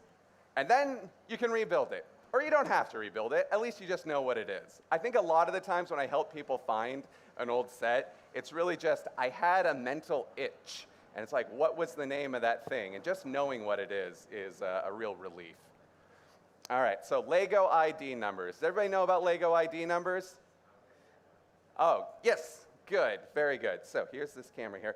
So almost every single Lego piece on there, there is a very tiny ID number, which is super helpful. The Lego company has been very meticulous about labeling all their pieces. Sometimes it might be hard to find it because they are tiny. I highly recommend using like your smartphone camera. But if you look around on there, you will eventually find a number. And so on this one here, what do we got? I think that's I think that says 6083. There we go. Can you read that? What do we got? 6003. Okay, 6003. So we have the name of this, and actually I'm just going to pop out of here real quick. We'll go to Bricklink. Everybody know about Bricklink? Yeah! If you don't know about Bricklink, this is the greatest Lego website ever.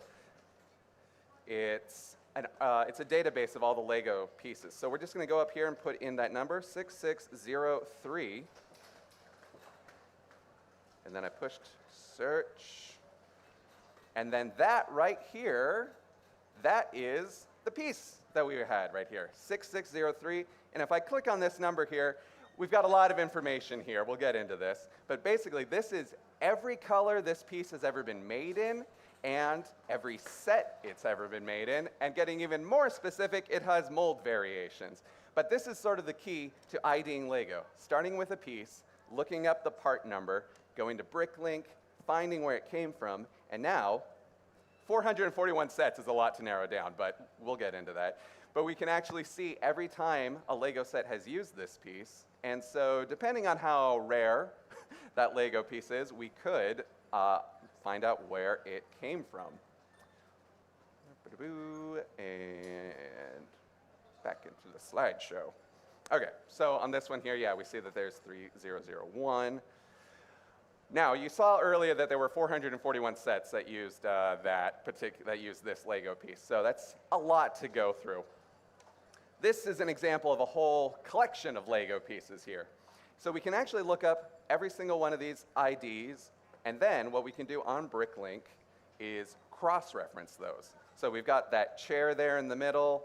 That would be part 4079. We've got a 1x2 slope, that's 3040, and we've got an antenna, 3957. So another thing that Bricklink has on it is appears in. This lets you take multiple pieces, and it basically, a matrix, the matrix. So it crosses what sets contain all these pieces, and so we are able to find, there's a bunch of sets that have these, but it's a lot fewer than 441. So by going through here, we are able to actually find an abbreviated list of how many Lego sets use these three pieces. Now, that was a lot of pieces. So to narrow this down a little bit more, we are going to, back here, we're going to focus on the colors. So we've talked about part number, and now we're going to do color. So Lego colors are, sometimes they're tricky. We got simple colors like red, black, there's light gray, but then it also looks like dark bluish gray, and then over time they change things. There's bright green, There's colors that don't exactly exist, like pink. There's not really a Lego pink, even though you could easily find a brick and you would say, well, that sure looks like pink. Interestingly, in Danish, the word for pink is just light red. So when Lego, which is a Danish company, was making pink pieces, they just were like, well, these are light red. So what we can do is go back into our appears in search, and we can put in colors. Now, I do recommend using whatever colors that look the most obvious. So like this tan piece right here, there's a few different shades of tan, and in fact, Lego calls tan sand yellow sometimes, or brick yellow. So I'm just searching for pieces. I'm looking for white, black, real easy to ID there. And then we do our search again, this time using part number and using color. And now we have narrowed it down to, what is it, 1, 2, 3, 4, 5, 6, 7 sets. And we also had that helmet in there from earlier, so I was able to narrow it down from that collection of pieces to just, there's the minifig that came with it with that helmet. And now we know what set that came from.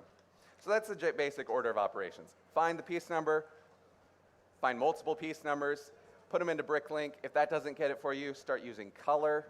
If color doesn't get it for you, try a different combination of pieces. You know, we search for that antenna, that slope, and that chair. Maybe look for the helmet next time.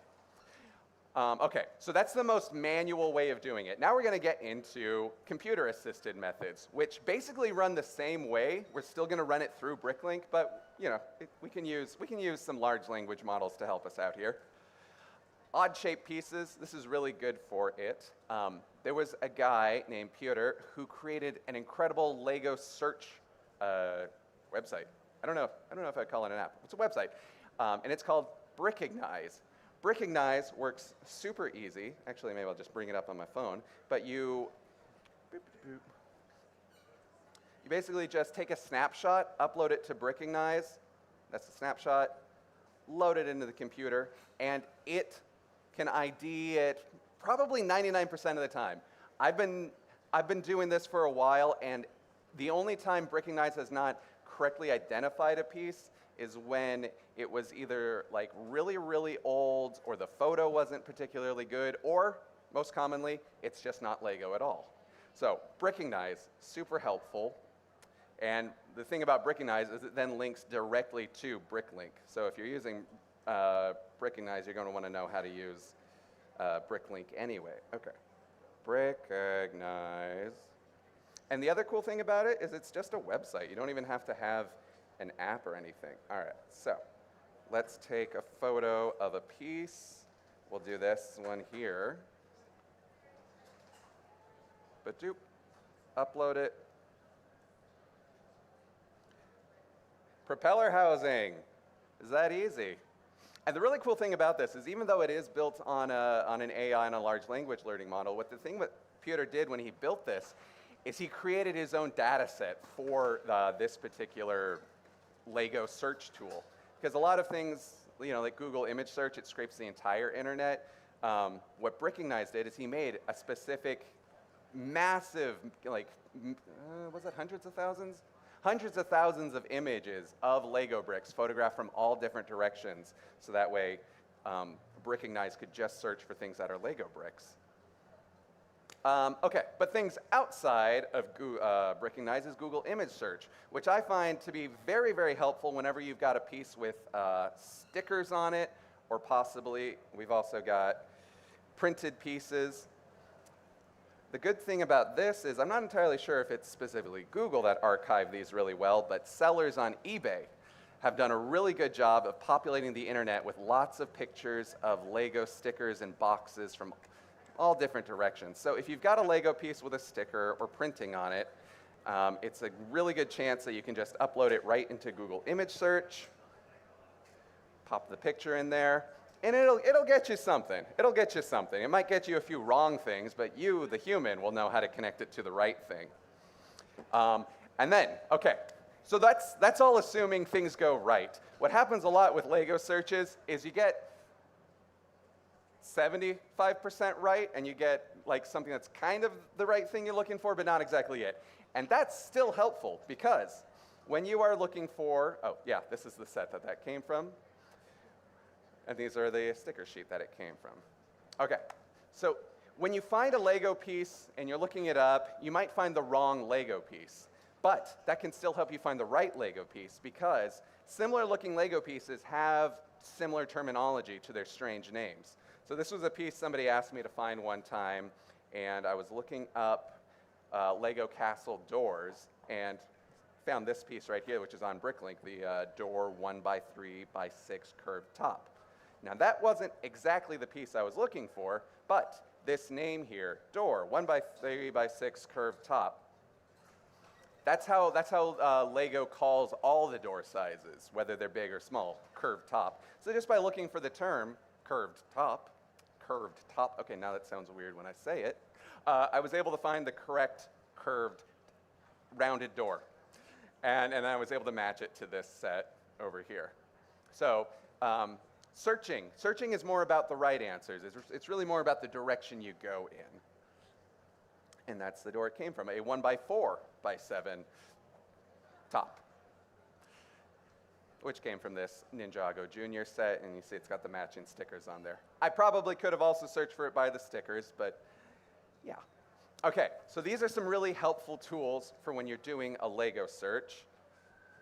Bricklink, that's the website I showed you there. It's super handy. It's a marketplace for buying Lego if you want to buy Lego that's really cheap.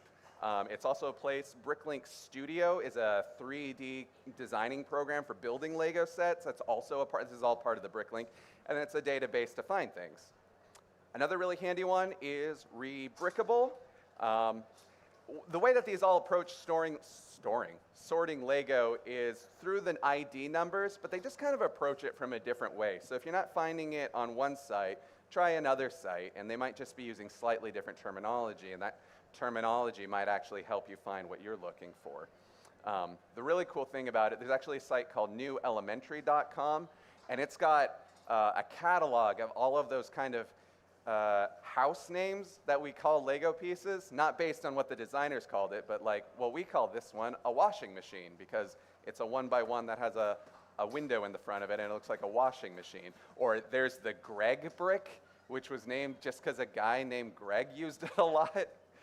Those aren't official search terms, but it's really fun to look through it, and it shows you the human element of searching for, or really just people who love playing with Lego. And then Brick Owl. Brick Owl is also a really useful one.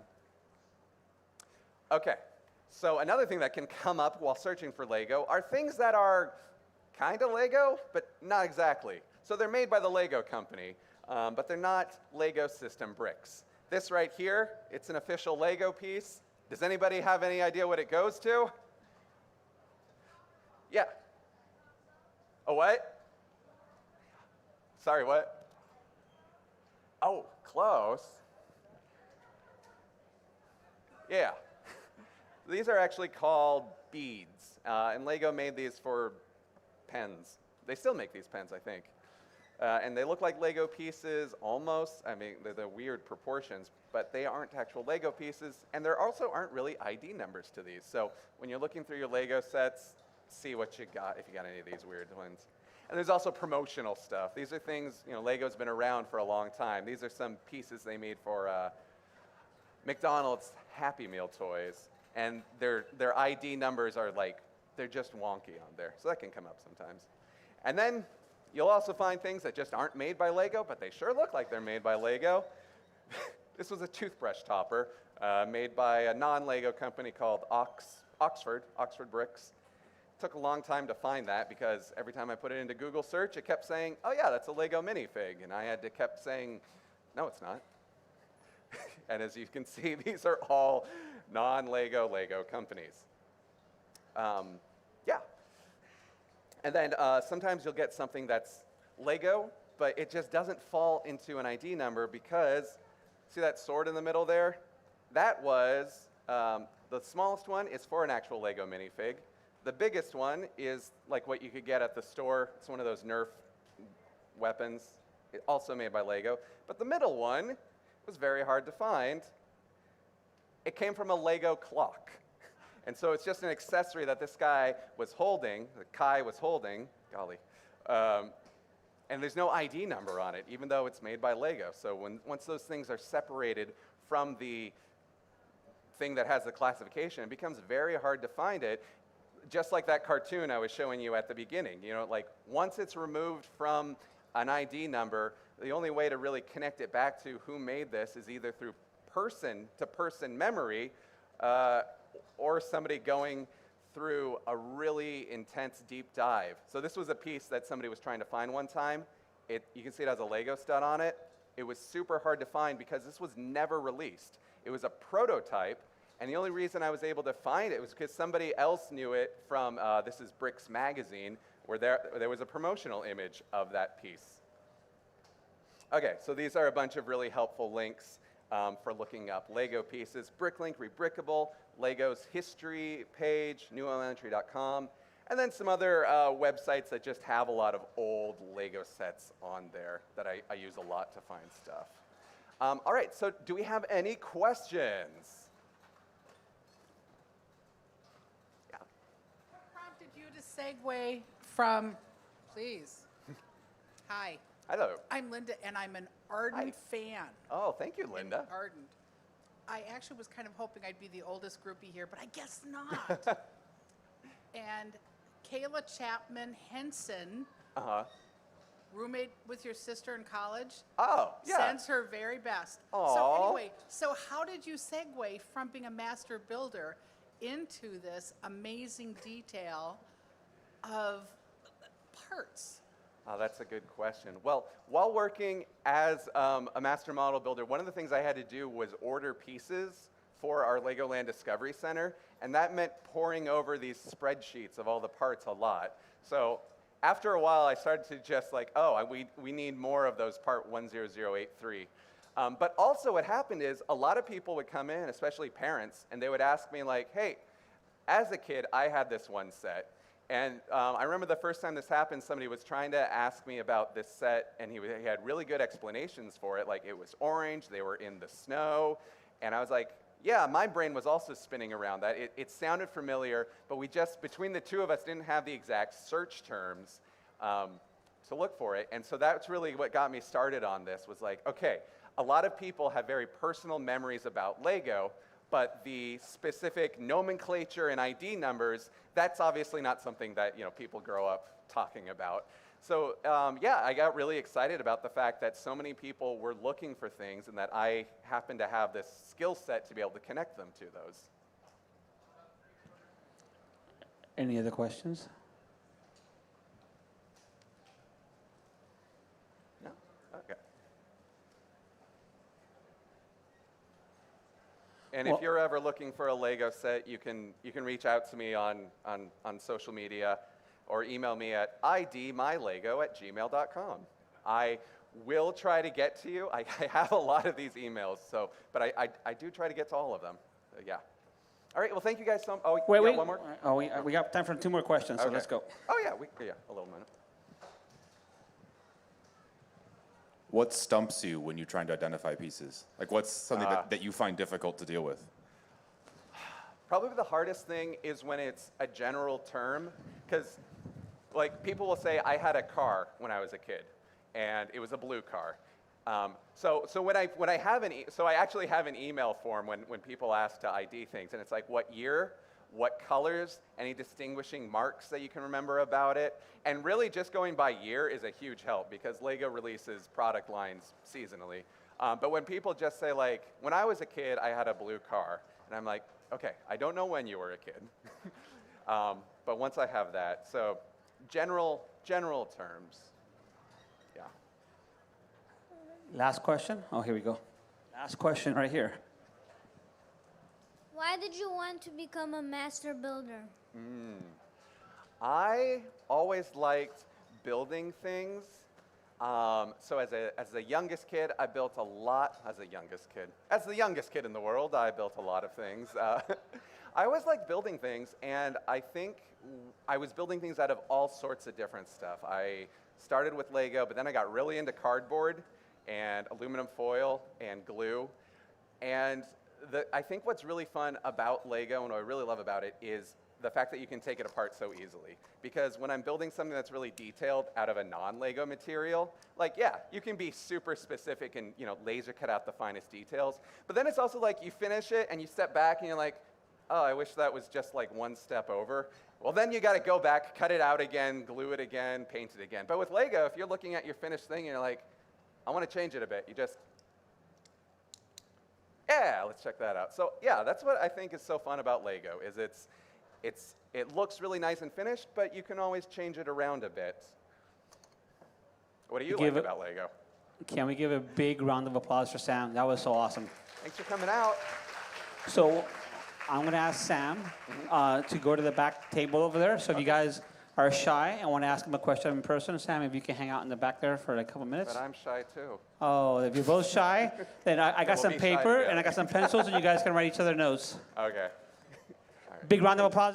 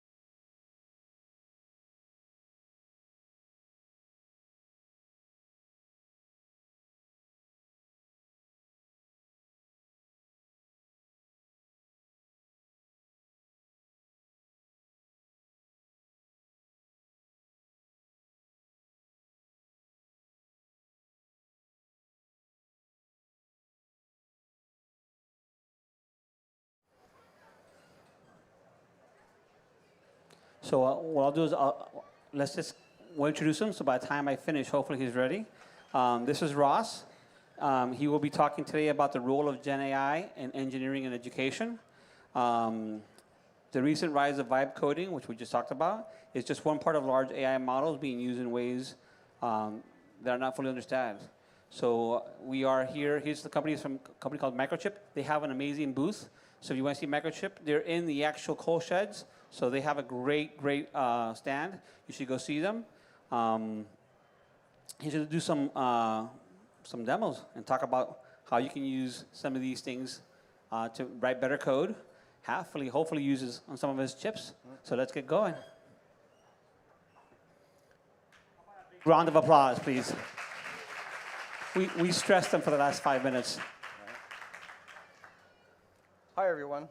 Today we're diving into a topic that's reshaping how we teach, learn, and build in engineering. The role of AI, especially generative AI, and large language models. So let's explore the opportunities, the risks. Louder? Sorry? How's that? Better? Okay.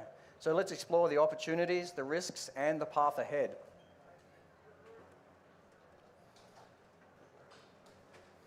So let me start with a show of hands. How many of you have used ChatGPT or GitHub Copilot or anything like that in the last week? So these tools are now part of our daily workflow. They're fast, they feel smart, and they're always available, but they're not always reliable. So what is vibe coding? So it's a term that's taken off recently, and it was popularized by Andrej Karpathy earlier this year. It refers to a coding approach that relies heavily on large language models, such as ChatGPT, and it allows programmers to generate code by using natural language prompts, and rather than manually writing the code themselves. And a key part of the definition of vibe coding is that the user blindly accepts the code that is produced without fully studying or even understanding it. So instead, the user focuses more on iterative experimentation rather than code correctness or structure. So vibe coding embraces a code first, refine later approach. And this approach aligns with the agile methodology of fast prototyping, iterative development, and cyclical feedback loops. And so this is very useful for proof of concepts and early prototyping using basic standard frameworks.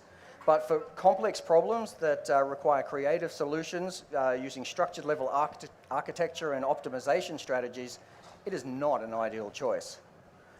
So a great example of how vibe coding became a cautionary tale is the new messaging app from Jack Dorsey called BitChat.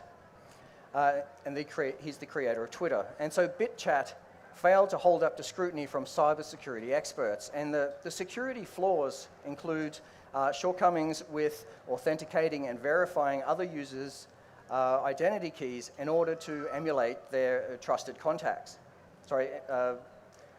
Authenticating and verifying users, so an attacker is able to offer other users' identity keys in order to emulate their trusted contacts. And because it was built with a generative AI, it fooled Jack Dorsey into thinking that it was actually performing the necessary cryptography, but this was not actually the case. So this is a great example of generative AI giving a false answer when it does not actually have the answer. And so we're going to talk more about that in a moment. But Dorsey has now added a warning that BitChat has not received external security reviews and does contain vulnerabilities, and that it should not be used for production. So vibe coding hurts beginners more. They don't know what they don't know. And as a result, they typically lack basic debugging skills required to find problems in code, especially AI-generated code.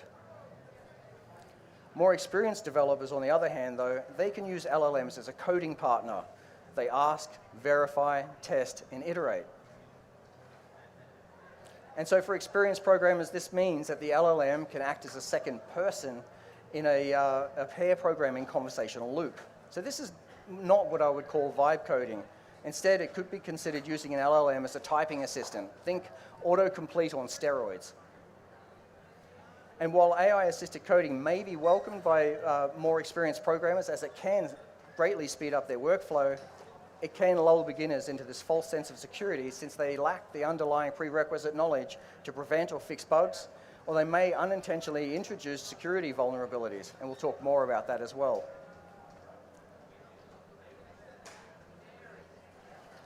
So some students use LLMs to cheat, bypassing the learning process entirely. And as a response to this, some educational institutions are adopting the position that the use of LLMs by students is tantamount to cheating. And this enables students to bypass certain stages of the learning process, and thus schools are prohibiting the use of LLMs. Now, this position regards the use of LLMs as shortcuts rather than aids to study. And this requires the instructors to be able to differentiate between papers written with and without the use of LLMs. And this task is typically performed by LLM detection tools, or LLM-DT, which they, rather than attempting to determine whether a paper has been written by a LLM, it tries to determine how much of a paper is likely to be written by an LLM.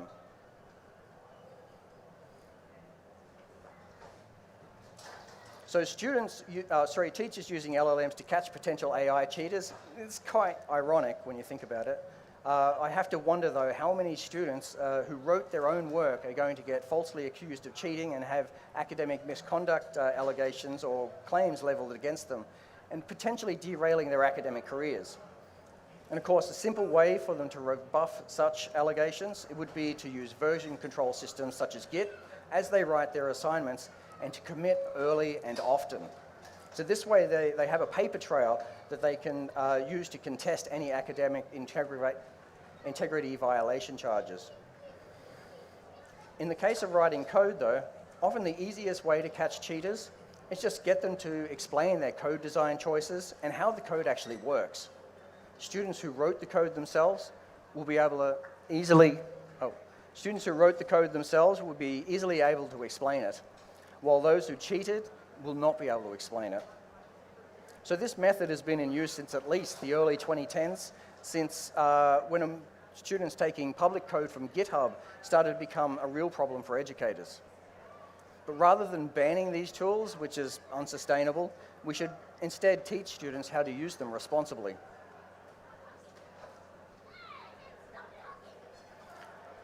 So Gen AI chatbots have a problem with exhibiting somewhat sycophantic behavior by offering excessively flattering responses to users. So they're set up to be agreeable, and that is giving answers that the user would respond positively to. It has also been suggested that people with mental illness are quite vulnerable to chatbot responses after reports have surfaced as such people committing suicide after interacting with chatbots. And there's a quote that's quite insightful from Matthew Nauer, who's a psychiatrist and a researcher in neuroscience and AI at Oxford University. And he said, "You think you're talking to an objective confidant or guide, but actually what you're looking into is some kind of distorted mirror that mirrors back your own beliefs." So this is known as the yay-sayer effect, which of course is the opposite of the naysayer effect. And the yay-sayer effect is where AI models trained in reinforcement learning from human feedbacks, or RLHF, have humans acting as data labelers. And these humans rate the AI response as being acceptable or not. And then this is used to train the bot on how to behave. But because humans like answers that are agreeable and flattering, these responses are weighted more heavily in training and then reflect the model's behavior. AI companies, however, with their business model, which is often based on subscriptions, stand to benefit greatly from deploying chatbots that users want to continue talking to and, of course, paying for.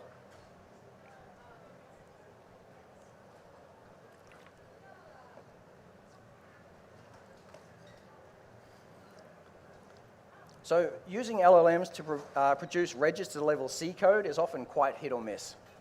While LLMs are good at producing high-level application code, their ability to parse PDF documents is quite poor, particularly data sheets. And so why is this? PDF data sheets can contain complex layouts, including multiple columns of text, tables, and timing diagrams. So PDFs in general often contain font encoding that does not map directly to Unicode, and this makes it very difficult to extract the text correctly. And PDFs also store text in objects, that can be placed anywhere on the page. And this results in the order of the text in the underlying code not actually matching the order of the text as it appears to a human reader. So then we have tools like Layout PDF Reader, which is a parser. It's designed specifically for structured extraction from layered PDFs. And so some of the features include identifying the document hierarchy, sections, subsections, heading, and then nested structure. It also does reassembly of fragmented lines into coherent paragraphs tied to the respective sections. It has table detection and association with relevant contextual sections and accurate handling of lists and nested list items. So an important note is that Layout PDF Reader only supports text layer PDFs. That is, it requires embedded digital text as opposed to, say, scanned images or OCR or optical character recognition processing. So this means we not only need an efficient parser, but also some sort of information retrieval from external sources. And this is where Retrieval Augmented Generation, or RAG, comes in. So RAG enables the LLM model to access and utilize up-to-date and domain-specific information, and that comes from knowledge bases, databases, and relevant documents. And this improves the accuracy and the reliability of LLMs. But first, why is Retrieval Augmented Generation important? Well, if you've ever used an LLM, you'd probably be aware that they can produce unpredictable responses. Additionally, LLM's training is static, meaning that its knowledge has a cutoff date. Some of the known issues with LLMs can include giving false information when it doesn't have the answer, giving outdated or generic information when the user requested a specific current response, generating a response from less than authoritative sources, and generating incorrect responses due to confusion around terminology, where the training sources are using the same terminology while they're referring to different things. So one way to think of an LLM is an over-enthusiastic new employee that completely fails to stay current, but also answers every question with the utmost of confidence. And of course, this has negative effects or consequences, such as eroding the user trust, and it's most definitely something you would not want your LLM to be emulating. So RAG is just one approach to mitigating this problem.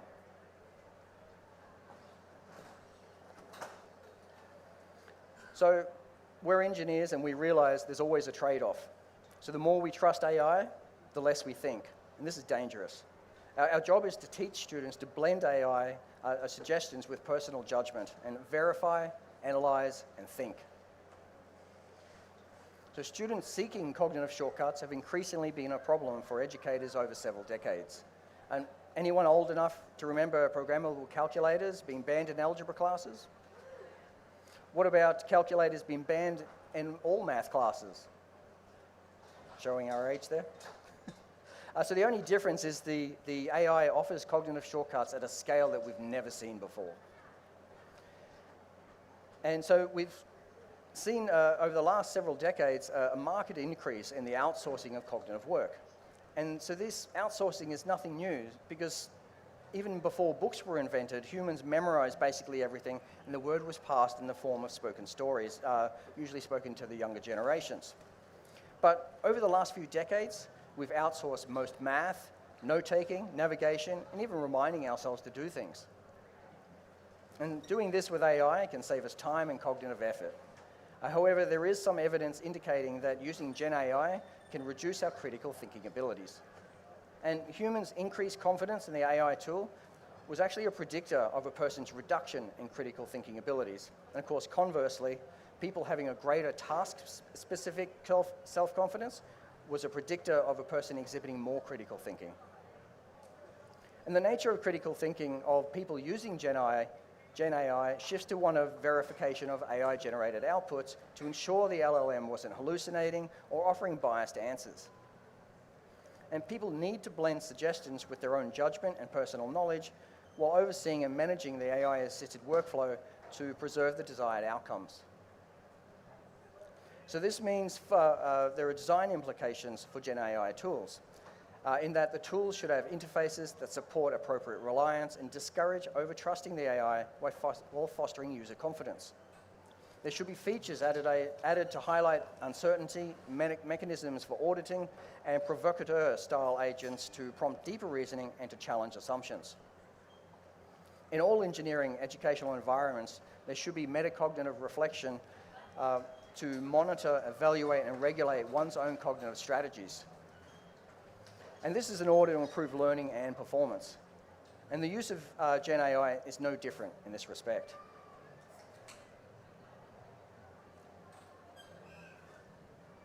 But there are some really good benefits to using LLMs in education. So they offer around-the-clock tutoring, personalized feedback, and inclusive interface for students with disabilities. They help level the educational playing field in very exciting ways. So incorporating LLMs into the classroom, students can learn how to use them effectively to help prepare for their future careers. And these are likely in areas that we can't even conceive of today.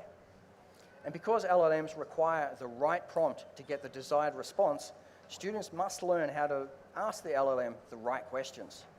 And this has the potential to help students build their reasoning and critical thinking skills, along with building their technical skills. Teachers could potentially build personalized lesson plans and even projects being tailored to help build individual student skill sets. And students don't need to wait for their teacher's feedback. They can get a chatbot to get instant feedback on their work with suggestions for improvements. And so this personalized education can improve both inclusivity and accessibility for students while functioning as student support and also identifying at-risk students early. And so this is so that additional support from teaching staff can be rendered before the students start to exhibit other behaviors that would indicate they're having problems such as increased absenteeism, falling grades, or outwardly expressing that they're in distress. And for students requiring alternative educational formats such as audio and braille, and this can ensure that educational opportunities are available for all students regardless of their level of ability or disability.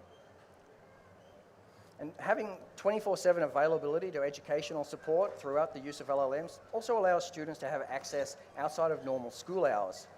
And this is a boon for part-time students who often have full-time day jobs and study in the evenings and the weekends. So integration with assistive technologies such as screen readers and eye tracking devices allows improved accessibility for students with disabilities, and the conversational interface can help students engage with content and allow them to participate more fully in the learning process.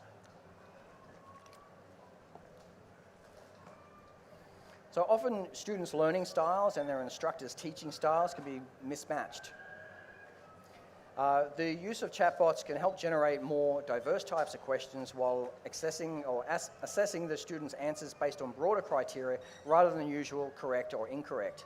And they can also dispense constructive feedback tailored to each student's educational needs. So the right way to integrate AI in engineering education is start with the fundamentals, then teach prompt design, and then encourage students to think about their thinking. And this is known as metacognition, and it's key to all of this. So a good approach to the use of LLMs in university-level engineering education is to ensure that students, who are the engineers of the near future, are able to use these technologies appropriately and scrupulously so that research, development, and innovation are given a boost. However, best practices for involving LLMs in educational activities are currently missing. So students should first be educated on the basics of a given engineering topic before being allowed to use the LLMs to help carry out some tasks. And this will likely drive home the importance of both understanding how to ask appropriate questions and having the requisite knowledge in their field of study to interact productively with LLMs. So educators should be encouraged to rethink the structure of their lessons to include the use of LLM-based tools, particularly when addressing complex problems. So students who take shortcuts will fail technical interviews. They'll struggle when they can't rely on ChatGPT, while those who develop real skills and use AI as a tool, those students will thrive. So, as we've already talked about, AI offers cognitive shortcuts, but that comes at a cost. So while tools like ChatGPT and Claude make these tasks faster and easier, this convenience quietly encourages cognitive laziness. This can slowly erode our ability to think critically and independently. So think about how people used to read paper maps and actual road signs and navigate manually versus the use of app-based navigation now. For example, people often blindly trusting Google or Apple Maps have driven directly into harbors, off incomplete bridges, or off a freeway only to be guided back onto the freeway by the app. So then why does cognitive atrophy happen? So when people trust in AI, they're less likely to critically evaluate its responses, even if they overestimate their own ability to spot errors. And so there was a study from Microsoft and Carnegie Mellon, and it suggested that reliance on generative AI can reduce critical thinking, especially among confident knowledge workers. And so, am I in the right one? So we have an AI user divide. We're split into drivers and passengers. And so AI passengers are those who delegate their thinking to AI, accept the output without question, and risk becoming easily replaceable. Then we have AI drivers, and those who actively engage with AI, prompting it thoughtfully, challenging its output, and then owning that final decision. Those people will retain their edge. So how do we stay mentally fit in an AI-powered world? Well, we have to start with what we know. Use AI to augment your existing expertise. Make it a conversation. Provide context and debate with the AI rather than just ask for surface-level answers. And we need to stay vigilant. Always challenge AI outputs. Don't take them at face value. Risk defaulting to AI drafts. Like start from scratch sometimes to keep your mental muscles engaged. And own that final decision. You can let AI assist, but you've got to make that final call. Oh, that's that. So AI can multiply our productivity. So Sam Altman, the CEO of OpenAI, has said that the world needs 1,000 times more software. And that means opportunity, but only for those who use AI to boost their creativity, not to bypass learning. And ethics and ingenuity are the future. So while some students use AI tools for cognitive shortcuts, there are others using the same tools to boost the productivity. Those who use it effectively are likely to be able to command higher salaries as a result, while those who don't are going to find it difficult to get any job in the industry. So the simple fact is programming work always evolves. It doesn't go away. And meanwhile, there's likely to be entire fields of work that will disappear. And Altman has suggested that customer support roles are likely to be one such field. And he's warned against over-reliance where people can't make any decision without AI. But these people are very likely the same ones using it to do cognitive shortcuts. So what's the takeaway? AI is not something to fear. It's a tool we need to master. Let's teach students to surf this technological wave with critical thinking, creativity, and confidence. Thank you. Awesome. I think we have time for a couple questions for us real quick, if anyone wants to put up their hand. Any questions? All right, let's give him another round of applause, please. Thank you.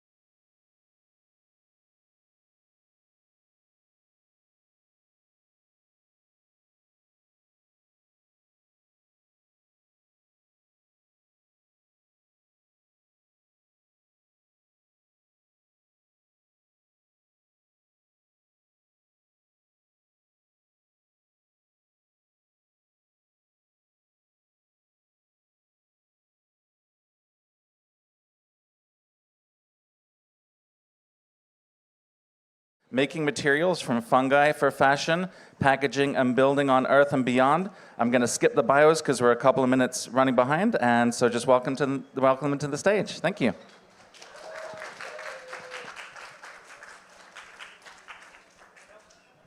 Hello? Can you hear me? Hello, hello? All right, thank you. We're so happy to see you all here today at the Maker Faire, and we're going to talk about rot today. Welcome. We are talking about making materials out of fungi for fashion, packaging, building on our planet, and perhaps beyond. This is Rolando. You want to introduce yourself? Hi, I'm Rolando Perez. I'm co-founder of and co-director of science at OpenFung. Hi, and I'm Rachel Linzer. I'm also co-founder and co-director of science at OpenFung. And OpenFung is a nonprofit that we founded to advance applied fungal biology through open source science, community building, and the arts. So we have, at OpenFung, these are our 4 co-founders. We have a really wide variety of experiences. We're artists and scientists. And many of us have experience in the biotechnology industry, and we saw that these materials had a lot of promise, and we wanted to do something that would get us beyond any one particular company or any one particular product. So we decided to put together this nonprofit art and science collective, cooperative, and we're going to talk about some of our materials today and the materials in general. Great. So just to orient us, where are we with fungi today? So this diagram shows the tree of life. Each one of our major groups in the tree of life is in a different colored blob. And you can see orange and yellow down at the bottom. Those are our bacteria and our archaea. Up at the top in the blue is a lot of things that we can see with our eyes, the eukaryotes. And today we're going to be here talking about fungi. And I just wanted to note that if you look at the diagram, plants are way up at the top, pretty far away evolutionarily from fungi. And fungi are actually really closely related to animals. So fun fact, if you're eating mushroom pizza, the mushroom is actually more closely related to you than it is to the tomatoes on the pizza. So fungi are absolutely extraordinarily cool organisms, and they have evolved a lot of different lifestyles that we're only beginning to understand. So these different lifestyles can fall into 2 general categories. There are biotrophs, so eating things that are alive. They get their nutrients from things that are alive. And there are saprotrophs, eating things that are dead, and they get their nutrients from things that are dead. And I don't want to go through all of these, but I just want to highlight some of the really cool lifestyles that fungi have evolved. So if you're over here looking at the biotrophs, we have our mycorrhizal fungi. So these are fungi that are related, that are in symbiotic, mutualistic relationships with plants. And the plants share nutrients, and there's a hypothesis now that about 400 million years ago, this type of relationship is what allowed plants to come out of the aquatic environments that they evolved in and actually live on land. So fungi have been important for plants and for land life right from the beginning. Fungi are also really critical plant pathogens. There are amazing insects that farm fungi and eat the fungus that they farm. If you watch certain television shows, you're probably aware that there are animal pathogen fungi that can zombify insects, although not us, at least not yet. And there is lichen, which is another mutualistic relationship between a fungus and another partner that can photosynthesize, like a cyanobacteria or a blue-green algae. So if you see lichen, it's actually a long-term relationship between one or more fungi and somebody who's making food together. And my personal favorite is the worm-hunting fungi that create little lassos. They can capture worms and eat them alive. So then moving on to what we'll be talking about today, we're talking about lots of rot. So let's talk about the fungi that get nutrients from dead stuff. So fungi can break down some of the most complicated, complex molecules on our planet, like wood. They can eat leaf litter, they can eat dung, they can eat animals and other fungi once they're dead. And just this yellow arrow, today we're going to be focusing on fungi that rot wood. So fungi, these are actually pictures that I took not too far from here. We walk through the forest, we see these amazing forms. They're beautiful, they're sculptural. But what you see is certainly not all that you get. So there are fungi in the Arctic. There are fungi in the Antarctic. There are pretty much fungi anywhere we've looked for them. There are fungi in deserts. There are huge networks of fungi underground that feed our forests. We found viable fungal spores in the literal stratosphere, higher than commercial airlines fly. And fungi live in and on other plants and animals, and fungi live in and on us. So we see them all over the place. and space. But yes, Rolando is going to talk about fungi in space. I'm super excited about that. But we just looked at those photos. So with fungi and mushroom, the things that we see, that's only part of the story. So yeast, baker's yeast, we get bread, we get beer. Those are a single-celled yeast-form fungus. And if you can go forward. But what we're going to be talking about today are fungi that grow in a filamentous form. So this is a type of multicellular fungus that grows with these cells we call hyphae. They're thread-like cells. They can branch apart. They can come back together. And when we get a lot of these hyphal cells together, they form a mass that we call the mycelium. So you'll be hearing a lot about that today, the mycelium. I just wanted to highlight that word. And the first photo you can see is a micrograph of the fungal cells, an individual branching cell. The middle photograph on that bottom is a picture I took of a log. You can, after the rain where it was really wet, and you could see these cells coming together into a mycelial mass. And then the last picture is, the mycelium is like the body of the fungus. When you see a mushroom, it's more like the apple on an apple tree. It's the reproductive structure. So this is a bag full of wood and fungal mycelium that's white. And you can see popping out the top, we've got a mushroom. So it's kind of a nice little clear visual representation that the mushroom is not the whole story. All right, so people have been using and working together with fungi for thousands of years. And today we're going to focus on fungal biotechnology and applied mycology, where people, humans, have been deliberately cultivating fungi for beneficial uses. So one that's very old that we have heard a lot about, we grow fungi specifically for food and medicine. This is thousands of years old. And for over 100 years in biotechnology, people have been using filamentous fungi and others as cell factories to produce desired molecules. But there's a real explosion of interest in fungi recently. And so there are some emerging, and in many cases, we're learning re-emerging from indigenous communities fungal applications that we are talking about today that are a lot newer to a lot of us. So one is mycoremediation, using fungi to help clean up pollution, eat plastics, et cetera. And we're trying to use the power of beneficial fungi in some of these mycorrhizal relationships in agriculture and to make new foods out of mycelium, not just mushrooms. But today we're going to be focusing on making physical materials out of fungi, so fungal biomaterials.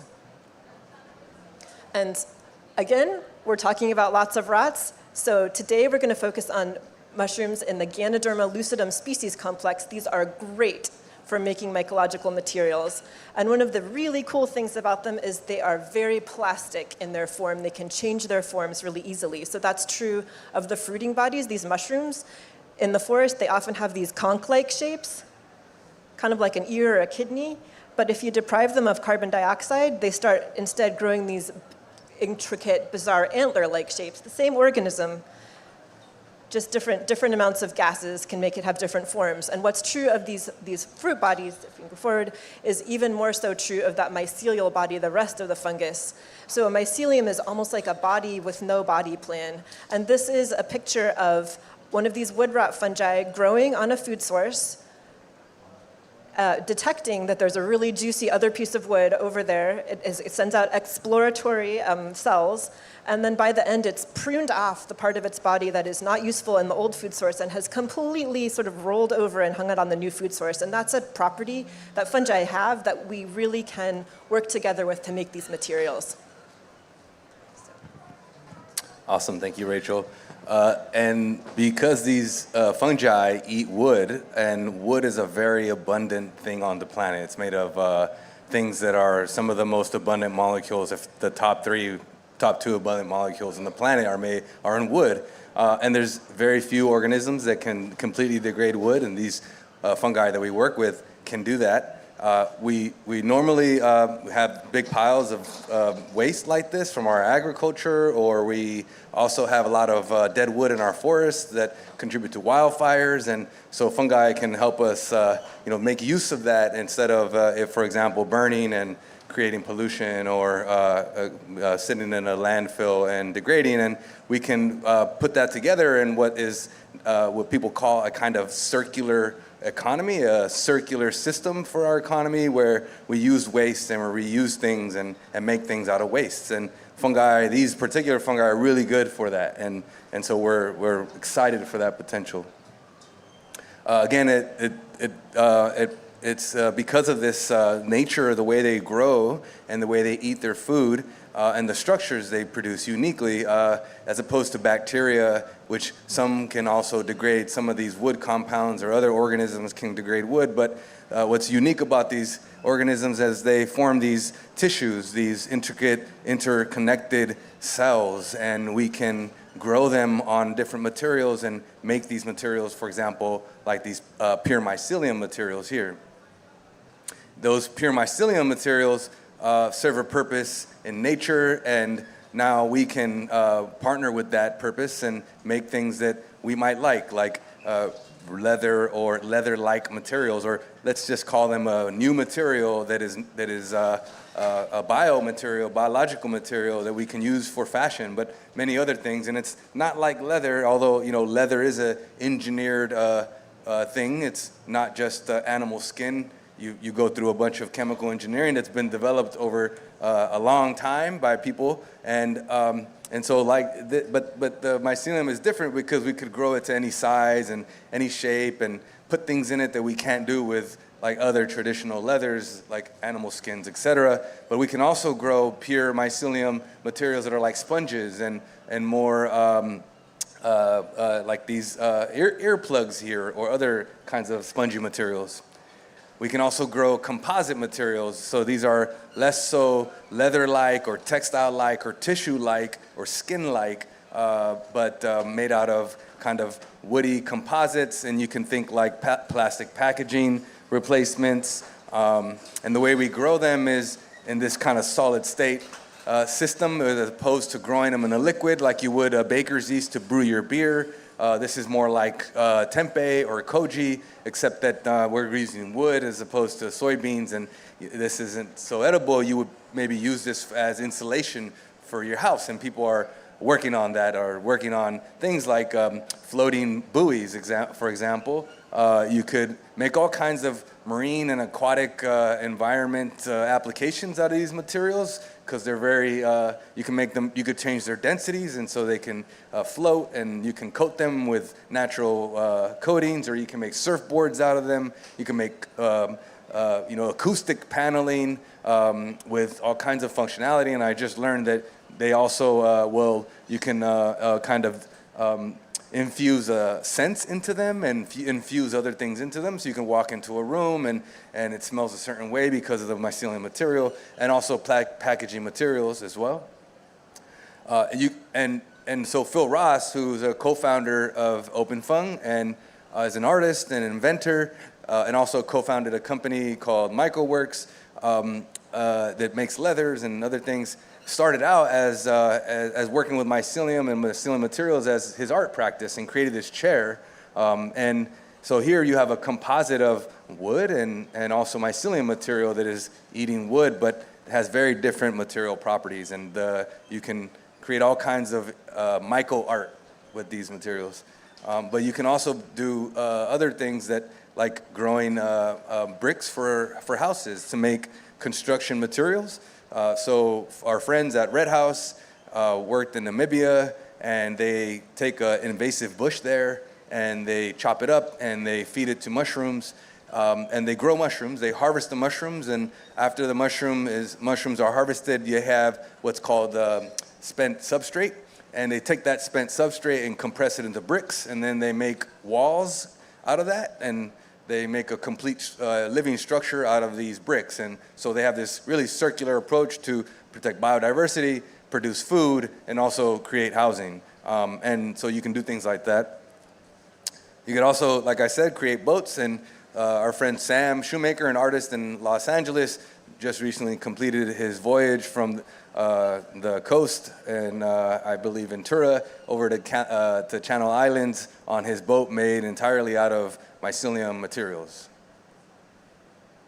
And as Rachel was saying, we can also use these materials for space exploration. So NASA is working on a project where and I'm working on that project at NASA as part of a nonprofit that I work for, called Mycotexture. And the idea is that we can use mycelium materials to grow habitats and other things in space, because we can take a small amount of mycelium and then take it to where we need to go, and potentially use the things around us there to grow the things that we need.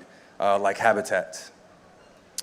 You can also, there's another group that is not part of our work, but again, just a couple of groups around in the ecosystem that are doing interesting things with fungi in space. Is another group that developed a system called mycoponics. So they're trying to grow mycelium materials without any solid substrate, using liquid and kind of hydroponics kind of growing, like you would grow plants, but for mushrooms and mycelium. And there's other groups that are working on growing algae and other cyanobacteria and mixing that with like Martian regolith and fungi to make Martian cement made out of fungi. Because fungi are really resistant to stresses, and you might have a bunch of adverse conditions and extreme conditions on other planets. And so fungi could really help to not only bind the material together, but survive in these really harsh conditions. And you can also think about taking some of the things that you might have with you when you're traveling through space, like your leftovers from your dinner, or leftovers, residues from growing in your garden, or old clothes, because you do have to change clothes when you're exploring space, and you can then feed that to some mushrooms and then grow some more food and have this circular system. There's folks working on that, have shown that they can take some of the waste that astronauts produce and then grow some actual mushrooms on that and potentially use that as a food source. Thank you. So we solved everything. Mushroom materials, they're amazing. Circular bioeconomy, right? Okay, maybe not so fast. So these are really new materials. This is within the last handful of years, decade or so. And what these materials have to do in order to get us to a fungal future and a circular bioeconomy that we're aiming towards is they have to perform. So if they don't perform the same way as materials that they're replacing, they're going to be in a lot of ways less attractive. They also have to scale. So if it's something that you can make in a laboratory, but you can't make it at a factory scale, you're going to have a really limited impact on the economy at large. They need to be economically viable. So we were talking about some mycelium packaging. That's one of the things that, as a mycomaterial, mycelium material, that performs really, really well. But when you think about it trying to replace styrofoam, the economics are not currently very balanced in that way. And they also need to continue to be planet healthy. So you can imagine that you get a mycelium material that works pretty well, but in order for it to perform, you need to coat it with plastic. It can't be composted. That's something that we need to think about. And even more critically, they need to fit into current and evolving ethical and regulatory frameworks. So say you want to build a mycelium house or have mycelium insulation in your house. It's a brand new material. How long does it last? What do you have to do to test it? How does that fit into current building codes? Those are all things that folks are working with and trying to address right now. And across the ecosystem of different people making mycomaterials, they've been solved here and there, one or two of them. Like for instance, MycoWorks, the company that makes fungal leather, was actually able to scale up their art project from Phil Ross's basement all the way to a 136,000 square foot factory on the East Coast. And they estimate in the life cycle analysis of this leather that it's got 44 to only 8% the carbon footprint of animal skins. So we've got a couple of those things solved, but they're not, we still can't go to any store and buy a mycelium leather jacket or buy things protected by mycelium. And there are a lot of people working towards getting that solved. So coming back down out of 136,000 square foot factories, one absolutely amazing thing about fungal materials as a biotechnology is that they are an unusually democratic biotechnology. So my background covers biomedical technology. I've worked at pharmaceutical companies, at universities with a lot of resources. And the cool thing about this is you can do this with hardware store tech, not very much money, not very much experience in your own house. You can start growing mycomaterials. So this is an incubator that I built out of a shelf and some shiny silver bubble wrap and some Velcro and a plant seedling mat and a thermostat, and we can grow really nice mycomaterials. And an incubator in a science lab can cost thousands of dollars, and this one does not. So the cool thing about this as a science and biotechnology is it is not just scientists and trained scientists and people with tons of resources who are making the inventions that are making a difference. It's also artists, designers, architects, and passionate hobbyists at home who are making the real progress in this field, which is very exciting to see. So we're going to just give a very short version if you are interested in making micromaterials at home, and there's going to be a QR code at the end to some further resources. There are so many different ways to do this. These fungi are often what we call generalists. They'll eat lots of different things that have lignin and cellulose and the molecules that are in wood. But this is just one really easy hardware store-friendly recipe that we can feed our fungi and make little blocks like this. So they need a carbon source. And one thing you can use is just hardwood chips for barbecues from the hardware store. You can soak those up, hydrate them, break them down. They need a nitrogen source. This can come from a lot of different places. Wheat bran is something that we use. Some calcium, food-safe calcium carbonate in these percentages, and then hydrate it to about 55 to 60% total weight by water. And you can grow all kinds of, you can grow those pure mycelium mats, you can grow these composites. And so I just wanted to quickly say, so this is just, again, one of many possible recipes, but fungi truly are what they eat. So if you change up what they eat, you change up what you get out the other side. The properties can change radically based on what you feed them, what fungus you choose, what environment you grow it in, what other microbes are hanging out with you, and how you manipulate them. So here so just as a quick diagram of what one of these workflows might look like.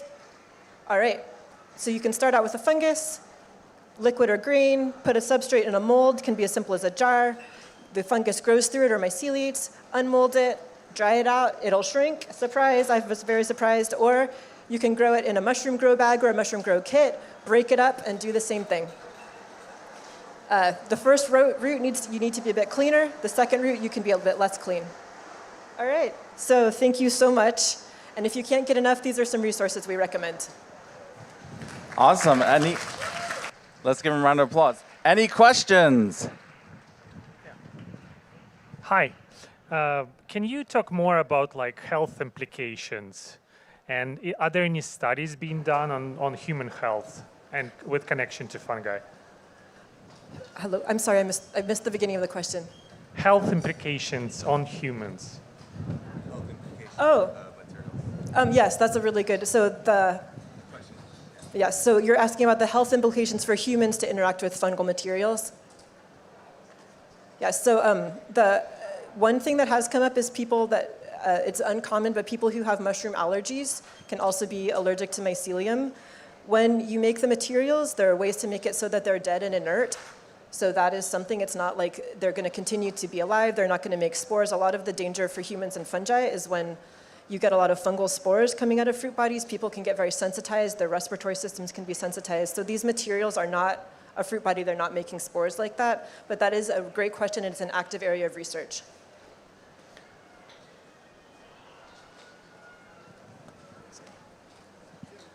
A few years back, there was a TED Talk about using mushrooms, and I think the term was a mushroom suit for burials. Yeah, it was actually an incredible talk. The actor Luke Perry, I believe he was one of the people who did it, but it seems to have died off. The company doesn't seem to be around, or has all research stopped on that, or are they still moving forward? That's another great question. There's the mushroom suit, so a sort of fabric suit that has mycelium that you can be buried in potentially. There's also myco-coffins, where you can have a mycelium material composite type coffin. And then there's also, I think, little floating aquatic objects for people who have chosen to be cremated and their ashes can float. So some of the issues there are the people who are most excited about mycomaterials aren't always thinking about that part of their life, and people don't necessarily want to preemptively spend a lot of time thinking about when their lives are not happening. So I think as a business plan, there have been some twists and turns there, although the ideas are very, very amazing. And we've talked to a lot of those folks, and they're very, cool and thoughtful and very beautiful ideas. I have two questions. First question is, as material, would it decompose? How long they can last? Do they grow mold? Second question is, do they have a natural enemy who will eat them? So the first question is around how long they might last and do they decompose? The second question would be, is there something that might eat them? We use many even the materials that we think last for a very long time do decompose as well, right? And it's in part a lot of times because of biology. A root upends a sidewalk, or a fungus, gets into some part, and bacteria get into some metal and cause it to corrode. These two will degrade, and that's part of the promise. But it's not only that they're biodegradable or earth friendly. Making these materials, you can make a material that would traditionally require a bunch of different parts and a separate way to make those different parts. And now you can just grow one part, and it really simplifies the supply chain, the production, the manufacturing of things. And so there's just that. But we can also, grow them biologically in sustainable ways, but then do things to them that would maybe be toxic, but would make them last much longer, like we do with other materials. For example, animal hides. We chemically engineer them to turn from animal hides to leather, right? That's partly through urea and all these other things. And they will be degraded in the environment if you bury them, and you don't put very toxic things, formaldehyde or others, to preserve them. Although I think if you did that too, you would still they would degrade after some time. But other fungi, other bacteria, worms, other things like that, other living wonderful things in the soil would eat them. Awesome, thank you. We're kind of out of time. I got to say, at the beginning of this talk, I was not excited about mushrooms, but I am now.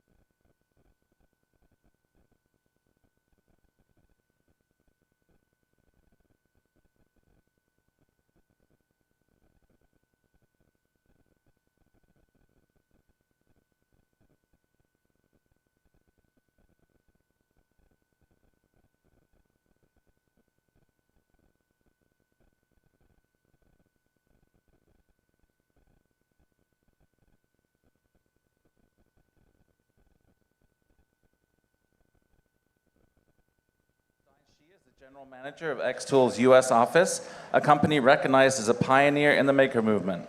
Driven by the mission to make creation simpler and more accessible, Stein is at the forefront of bringing laser and digital fabrication technology to every creator. Take it away. Thank you, Devin. Thank you for having me, Make. So I guess we can take a little bit break here before I jump into the essence of what Xtool is. But I really welcome and thank you for taking time meeting me here. We have a booth at the Cold Shell 4. We have a full lineup there with everything. Hey, Dale. How's it going?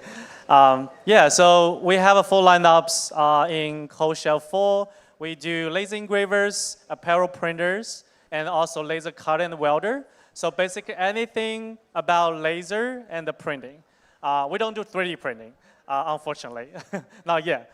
I guess for who you don't know Xtool quite yet, I want to talk a little bit what we do, what our mission is. So actually, the mission of Xtool is pretty simple. We started 5 years ago in the United States, and right now we have I would say become the #1 leader in desktop level laser engraver. And it's really due to the ease of use, the ecosystem that we built within our laser engraver. And just about a year ago, I was hired and we built our office in Mountain View, California. So it's about an hour and a half, an hour drive from here. And we, committed to localize ourselves and making sure that we provide the support without time difference. Because the headquarters is usually based, out of China in the past, so the support wasn't so consistent. But now we have the headquarters here, so for every maker, creator, and a small business owner who purchased Xtool, who wanted to purchase Xtool, you can feel, less worry since we built the office here. So I'm Stein, and I'm general manager of Xtool US. Since I was recruited last year, we started recruiting a team locally, starting from service, marketing, and the sales. So for example, the trade shows and the Maker Faire that we went to is really starting being, leveling up, and we have been to over 20 trade shows so far this year. And Maker Faire, I would say this is the biggest we ever been.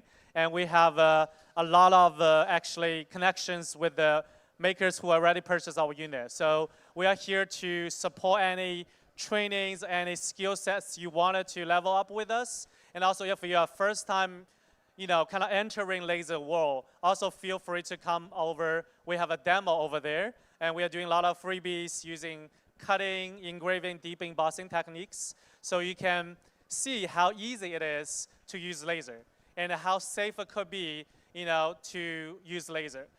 Even though laser seems very intimidating in the first place, but we built a class 1 machines with a better protective, shields, and also a lot of auto stop function. If you're opening the laser, the engraving cover or the door, it will auto stop. So a lot of safety feature was added on as well. So it's not going to be very intimidating for you to, first time using laser. So this is our office in Mountain View. We actually just had a grand opening in July. Dale went there, Katie went there. So we have a lot of actually experts from the industry came over to celebrate. And we were so honored to actually had everybody there, because for us, it's not just building the laser or building a machine. It's not as simple as that. We're actually building an ecosystem based on our products and software first, then using that portfolio to reach out to the community, like you guys here. So I will say having a hub like this in the center of Silicon Valley is something that we want to commit to, and we wanted to treat this hub as our, almost like a makerspace. It's not necessarily registered as a makerspace, but we are trying to open up more, having more availability of slots to do demos, free demos, free training, or free services for whoever has a laser of Xtool coming into the office or remotely. So for example, if you are in Florida, we are also doing remote demos if you wanted to see how the latest P3 works, how the laser welder works. Because it's a pretty large item that we have right now in the office, but it's also kind of intricate, right, to use a laser welder for the first time. So we opened this office remotely to do the laser cutting and the welding from the showroom, so you can see how thick it can cut and how quick it can cut.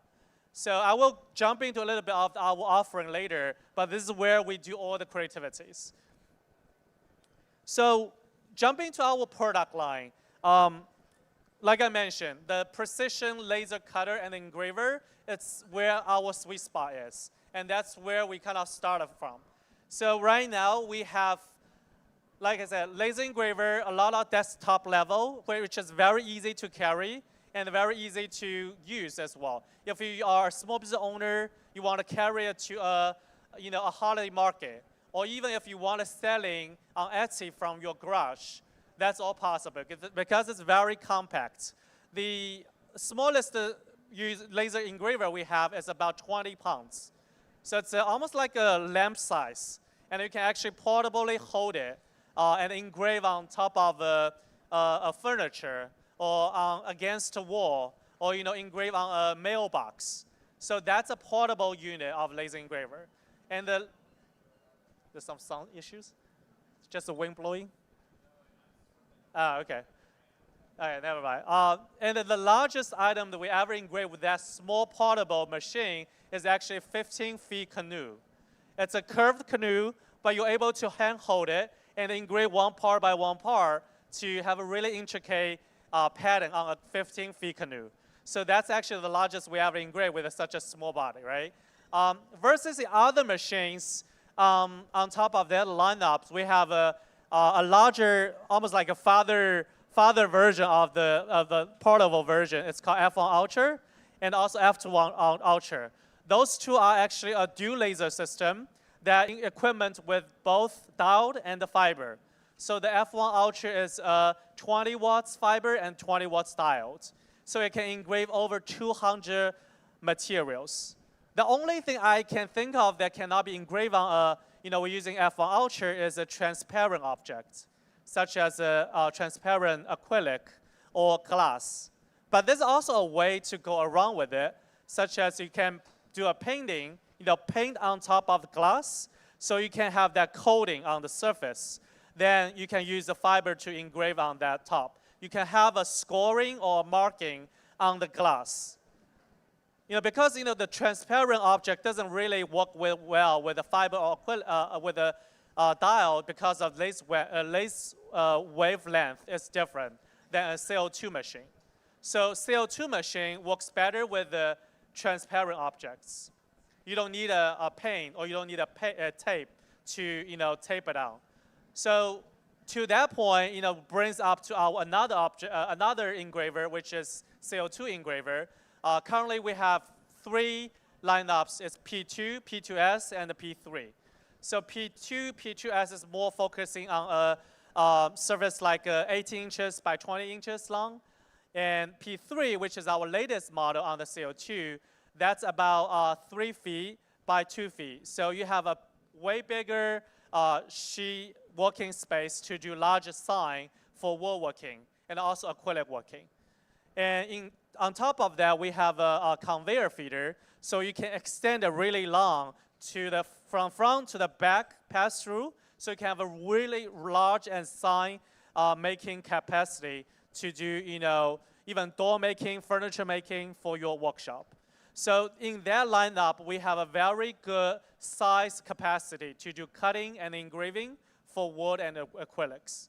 So that's really the laser engraving part of our lineups. And on the sideline, we also have a apparel printer. So that's nothing to do with the laser. However, it does very well with the DTF printer. So DTF is basically it's a direct it's a transfer technology. You can print on the fume and then use the fume to heat transfer to the garment or apparels, such as caps, tote bags, or T-shirts or hoodies.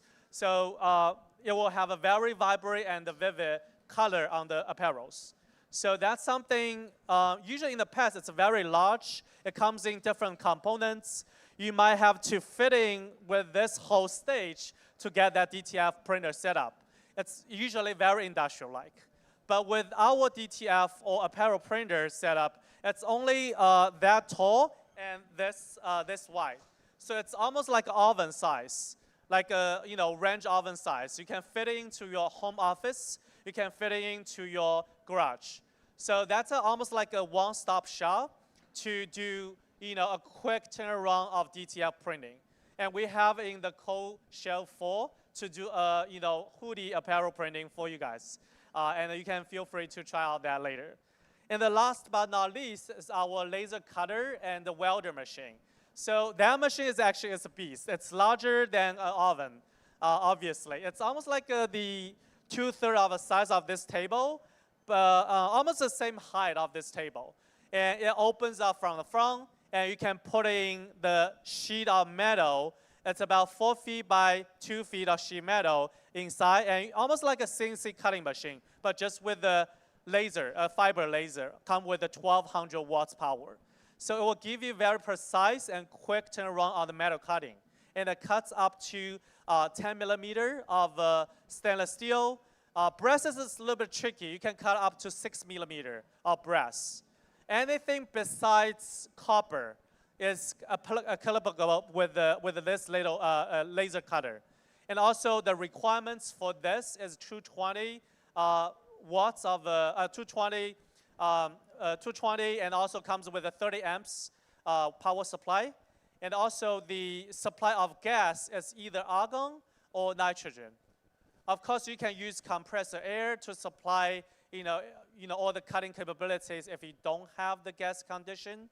And it works best with oxygen for sure, because it supplies the best, the highest pressure to do a thickest cutting, up to 12 millimeter of stainless steel cutting. But you can work with the compressor air if you don't have gas condition at home, for example, or garage, if it's not allowed. We do have argon gas at the booth right now, and also we have a compressor air, which you can see how that supply very quicker turnaround and also a cheaper solution for laser cutting metals. On top of that, we have welder unit, which is a very small unit. It supply very good turnaround with the laser welding. So both the cutter and the welder use the same laser gun. You can portably hold it to do a handhold welding. And for me, as a 10 months ago, when I first welding on that machine, I was also intimidated by it, because I've never done welding in my life whatsoever. No traditional welding, nothing. But once you put your helmets on, wear your goggles, wear your gloves, it's ready to go. All you need to do is just hold your hand steady, and the weld was so straightforward. It almost like the machine, the gun is kind of leading you through. So it's very easy to do welding now. So those lineups is what we have for at this booth right now. And of course, on top of that, we have software capacity. We have, okay. Are your slides working? It is. Okay. Yeah, it's not frozen. I want to give guys a little bit more about the product capability, but I want to show up here so you guys can go to our booth and to test it out later. But of course, on top of that, it's a software, it's ecosystem. We have a big community on Facebook. You can always join in. There are people sharing their techniques in the groups. And also the software comes for free, so you don't need to pay anything to use the software. It's also like a quicker software. It's very easy to get in, but also works very well, almost like a library software. You can do a lot of intricate designs and edits. So the thing about Xtool is we make a product so versatile, we make software so easy. So we are building that ecosystem you guys can always get in as a beginner, as hobbyists, and you guys always can level up within that system as a small business owner, as a makerspace owner, or school teachers. So that ecosystem allow everybody in is amazing. And this is our booth. Like I said, we do a lot of trade shows. We do a lot of events across the globe. This actually is an IFA event we just did in Germany. And there's a, Fab Foundation, like Fab 25 we did in Czech Republic. And we just finished up a show in Chicago called FabTech, which is an industrial show for metal, working metal engraving. And on top of everything I just introduced and promoting our company, I do wanted to actually pledge something here today. For anybody who you are with a makerspace, you are with the schools, you are with the community center for educational, or you are principals, schools, students from any educational world, we are pledging 1% of our annual net profit equals to the product's value as a donation program, starting from our brand launch in July. And we are already donating over 30 facilities across the country. So if you are any part of this, feel free to come up to me, come to a booth, and you can also scan a QR code later. We are doing donation. We are picking up one winner every day, today and tomorrow, to do a donation. So feel free to submit your application, who you are, what you do, what's your vision for our next generation of innovators, and we will support and help with that. And I don't think it's necessarily a charity. It's more of an investment for our next generation who want to get into our making world, who want to get into the creating world. So we are, pledging that. And there's really some good story behind it. For example, Region 16 from Amarillo, Texas, the school that they've been using F1 Ultra, the desktop level laser, doing their fan team merch and swags to turning something really, I guess, nothing to something memorable. And even with some of the challenge coin, they're putting one side as a go-to bet and another side one more game to decide if they're going to do the game again. So this is something that we do for this school, and we donated F1 Ultra. And also Sean, he's from a veteran-based community, Makerspace, and we donated a P2S to them. So they're using P2S to do a lot of wood cutting and wood engraving for past veterans who wanted to change their career to become an entrepreneur down the road. So this is a space that they heal, they create, they make a new movement for their next chapter of life. So this is what we do as another case study. As also, this is going, continuously. We are also working with the Make. We are working with the Fair Foundation. So the machine capability is just a machine, right? If you don't use it, if you don't utilize it for a good purpose. So this is what we do as a community building, as an ecosystem building like I Make. It's all about people. It's not about machine. It's not about the software. It's really about who you are, who are using the machine for, and what you are using, together with the community. So this is something that we build on top. And this is another case that we work with MIT, Centers of Bits of Atom. So they have F1 Ultra, they have P2S, they have a metal fab. So anything that can do good with prototyping and really innovation and experimental projects for some rocket science that you guys just saw, or something really simple of making a bike. Anything that utilizes for the students for their projects is going to be really helpful, and it's really inspiring for us to know and to learn the projects being using for their case. And also, on top of educational facility, our kind of ecosystem is not only about maker spaces, it's also about small business owners, hobbyists, DIYs, or if you want to treat it as a side hustle. It sounds interesting, right? But you probably didn't know where it goes. You don't know where it's going to end. It's okay. We're also helping small business owner to start with something from their garage, from their home office. For example, Carrie Young. She was actually a retired teacher, and she was a military spouse. She actually just experienced a big fire in her home in Tennessee. And we helped her to rebuild her home by using the F1 Ultra, the P2S, so she can restart her business, restart her career again. And now she's our part of a proud member of a squad team, which is a community team that we built on top of our pro users, and they're sharing their expertise, they're sharing their stories, all their techniques in the community to mentor and help the next generation of innovators and small business owners. So right now we have over 500 squad team members across the globe, and who, like Carrie Young, helping the beginners, the experts who want to jump into laser.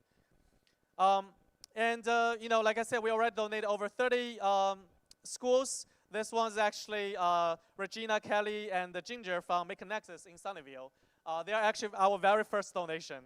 And also feel free to apply from this QR code today, and also feel free to come to our booth at Cole Chef 4 right there, we have a full lineup to do demos, freebie giveaways, and you can also do your own printed shirts, coat bags, and hats, and experience a full lineup of our innovation. And like I said, the Maker Faire is all about creation. It's about people. It's about community. And that's why we're here. The machine is only just a machine if you don't connect to people, don't connect to a community.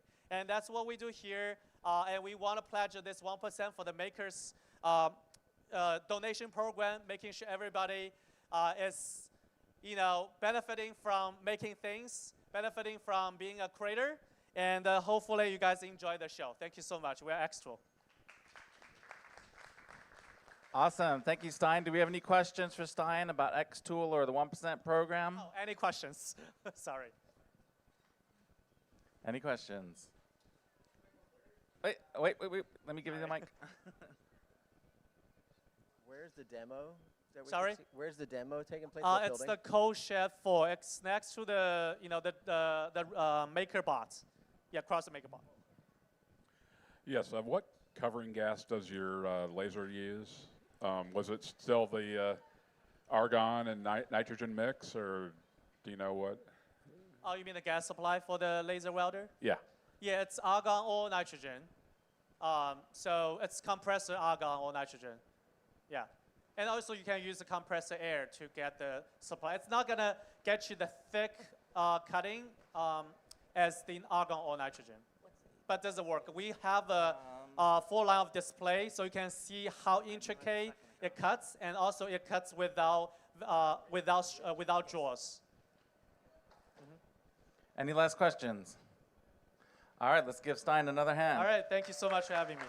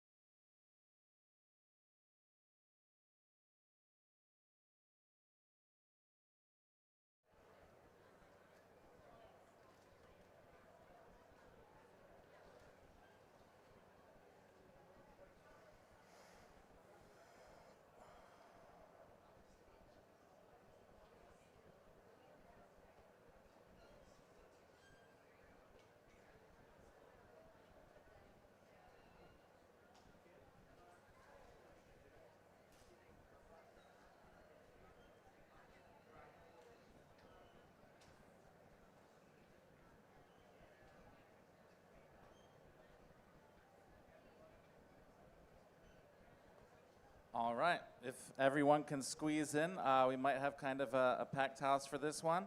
I'd like to introduce my friend and personal hero, Dale Doherty, the leading advocate of the Maker movement. He founded Make Magazine in 2005, which first used the term makers to describe people who enjoyed hands-on work and play. He started Maker Faire, which you may be familiar with, in the San Francisco Bay Area in 2006, and this event has spread to nearly 200 locations in 40 countries with over 1.5 million attendees annually.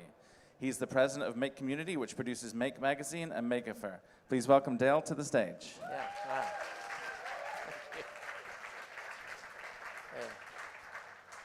Thank you very much. It's nice to be here. Are you enjoying Maker Faire? That's the most important thing. You know, it's great to stand out in front and see everybody coming in, and I always wonder, how did they hear about it? What brought them here? What are they looking for? I still don't know the answers, to be honest, but I'm just glad to see so many people here experiencing this. So my talk is a little bit about the origins of Make and Maker Faire, but I think it really, if I were to think about what I do, I'd almost express it as a set of beliefs, which is kind of unusual around technology to talk about beliefs. But I'm a believer. I believe in the people here that are creating things. I believe in the value of it. I believe in the purpose and the meaning of it. And I'm going to talk a little bit of our origins, sort of in a DIY sense of do it yourself, that it matters to do things, figure out things yourself, and then all the way up through AI as a new set of capabilities. But, you know, it wasn't something I started off with, but I came to say in a TED Talk around 2009 that all of us are makers. Now, I don't know if that's true, literally, but I want it to be true. And I want to work towards that goal because I think the people who are not makers just don't realize it. They haven't heard about this. They haven't experienced it, and they don't see themselves that way. But making is part of being human. Our ancestors in the long distant past made stone tools. They made all kinds of things, not just for utility, but also for creative expression. A little bit of background. I really started, I don't have a technical background, you know, in a lot of ways. I began as a writer of documentation and computer manuals and helped start O'Reilly, is now O'Reilly Media. And one of the first things I did was come up with this idea for nutshell handbooks, which were little technical books about Unix. And Tim and I went to a trade show, you know, probably in the 1980s, and that's my wife, Nancy, who's in the audience back there. And we sold these little handbooks. And, you know, at a trade show that's selling computer systems, it was unusual to have these kind of arcane topics, like reading and writing term cap entries. But they were solving real problems that people had, programmers had, or system administrators had. And that really launched us into two things. One, being at events, talking to people about what they were interested in, what their problems were. Gave us ideas, writers, of work we needed to do. And also, it was just very gratifying to be able to sell something and have someone pay for it and walk away. Well, another Tim I ran into in 1991, actually, is Tim Berners-Lee at the World, actually there was a hypertext conference. I was interested in how our books could go online. And given that there were books about computers, I thought they ought to be on computers. But there wasn't a really easy way to do that. A hypertext conference was about the closest approximation to do that. Tim showed up at this conference in San Antonio, Texas, to demo an early, like, beta version of the World Wide Web. He was rejected from the talks. He had to give a little poster session off on the side. And that's where I saw this, what he was doing. And I thought, that's the future. I want to do that. And so I really spent the next couple of years building something called GNN, which is one of the really first commercial websites that we released in August of '93. And in many ways, the internet up till that time was non-commercial, and people didn't think of it in these terms. And the general public was pretty confused about what browsers were, servers were, information, internet, whether it was on a computer or not. You had to explain it to them.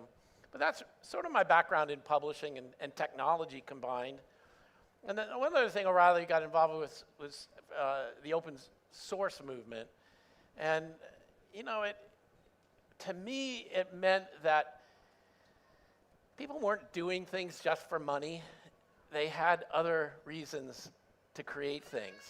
And Eric Raymond wrote this book, Cathedral in the Bazaar, and they always said, hey, why do people create open source projects? Like, they're not going to make money off it. They're giving it away. Why do they spend time doing that? And I think it's kind of fundamental to even the maker community here. And his answer was they scratch their own itch. They can do this, and that's what they're not concerned about a market. They're not concerned about people. They have a problem. They want to solve it themselves. And that is kind of how we got started. So in the 2000s, what I saw of those open source folks is that they were true believers. They really believed in open source, and they worked toward that goal. And later, I would call them enthusiasts. As I began to meet makers, whom I call makers, and the enthusiast goes back to early personal computer era.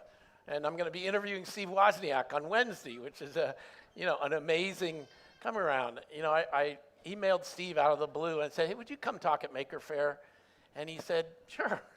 He said, making was key to my success. Isn't that kind of amazing?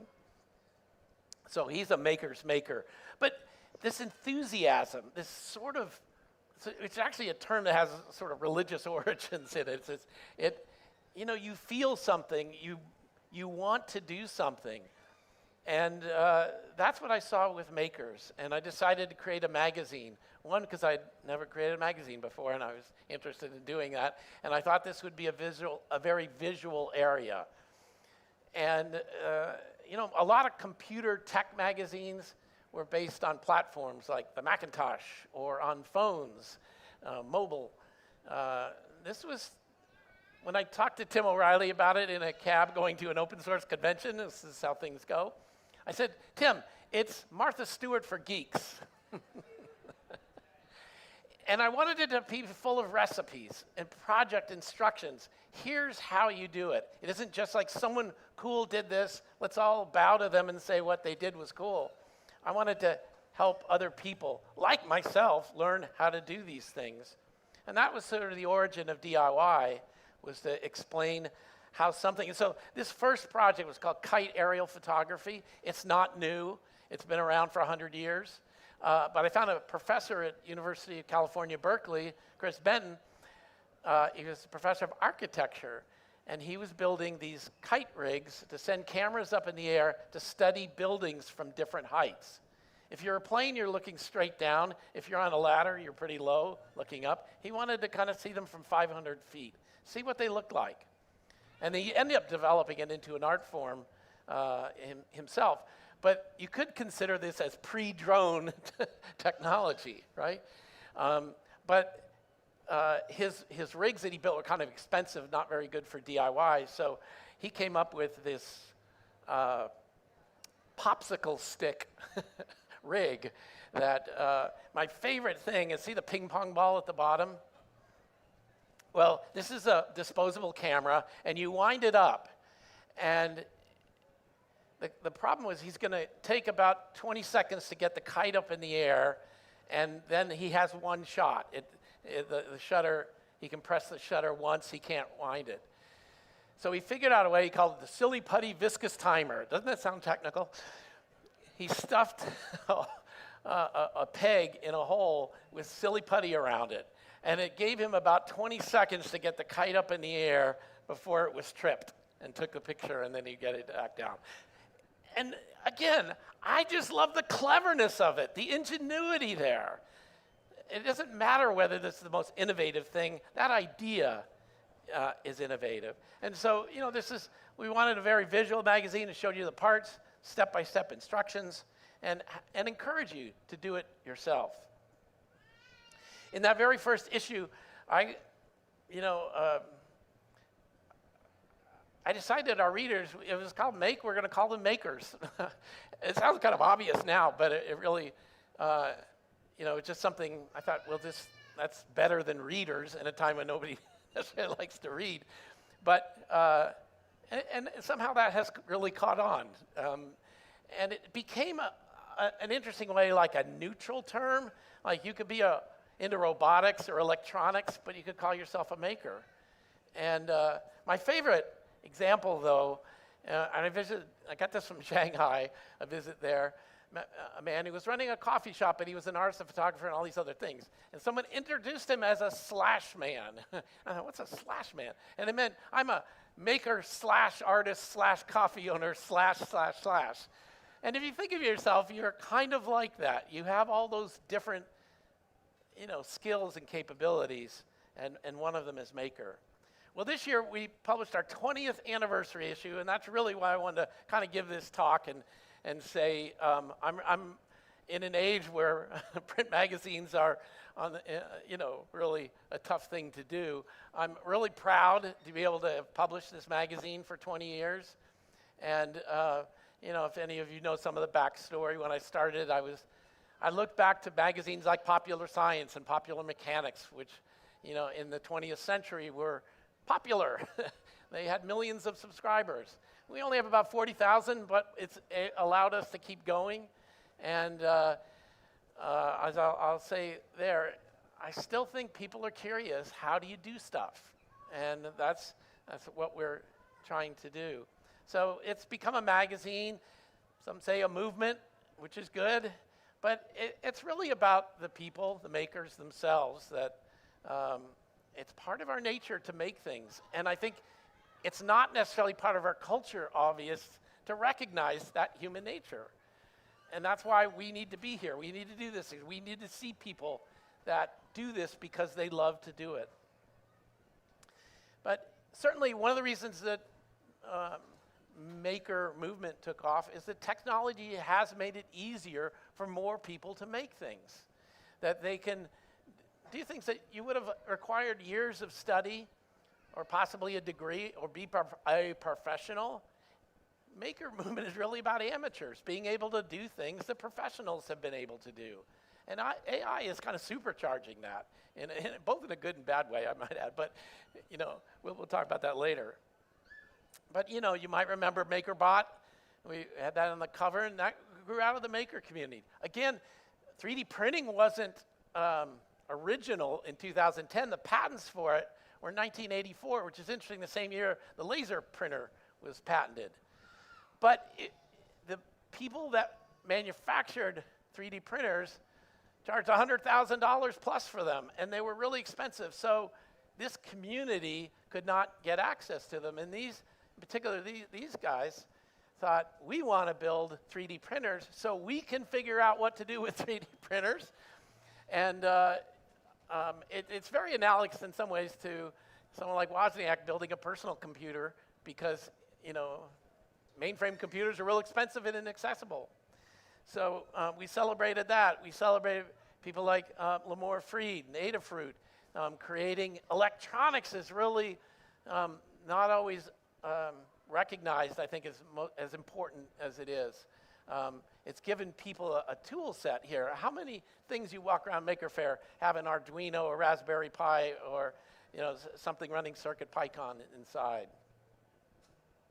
And I think the last thing, robots and drones and all of these things have come out of this community. And I took out this slide because it's need to shorten it, but places like Ukraine have become centers of drone development, and it's pretty serious, but it's pretty incredible what they're doing there, and it's actually makers and maker spaces helping to defend Ukraine. So in 2006, really a year after the magazine came up with the idea for Maker Faire, and I have to say it was just the simplest thing is I was just like the people I was meeting while doing the magazine. And I thought, nobody gets to meet them. They're not on TV. Nobody knows who they are. They're not important. They're not celebrities. They're just really interesting people who create things. And so can we just like set up a table, have them put their stuff on it, and have them talk about what they make? That was the core idea of Maker Faire. And I have to say, our first one was here in the Bay Area. And while the Bay Area is known for its technology, it also should be known for its creative culture. It has, whether it's Burning Man, it has a lot of people here. When I went up to people and said, hey, would you be part of Maker Faire? They said yes. They didn't even say, what is Maker Faire? You know? And that's the spirit here that allowed us to do this. We got to define what Maker Faire was because people showed up and began doing it. And we began to call it the greatest show and tell on earth, simply because we really liked, it wasn't here to come to a conference, exception here, and listen to speakers. It was to see things and touch things, and particularly have the makers show what they make. But it's really, since 2006, gone around the world. We certainly did it up through 2019 in New York. I was always happy of this. This is the Diet and Mentos guys in front of the Unisphere. That was sort of one of those great moments where different parts of our culture collide. But this is Shenzhen, China. Next weekend we have Maker Faire Tokyo. November we have Maker Faire Shenzhen again, and I think it's December is Maker Faire Rome, which is now the largest Maker Faire in the world. So it's not just this collection of people here in the Bay Area. I'm going to just show you a couple. This is from Tokyo. Hopefully it works. Yeah. This is called Scramble Crossing. And this is something I get to sit here and watch all day long.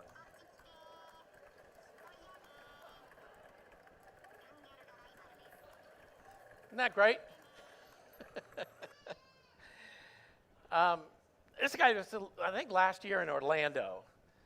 So he makes a video game out of a John Deere tractor. And it's mowing the lawn is the video game. You never ask, why did you do it? You just can't. They just did it. And this is kind of one of the funnest. I mean, we haven't seen this in a while, but this is still. Can you hear?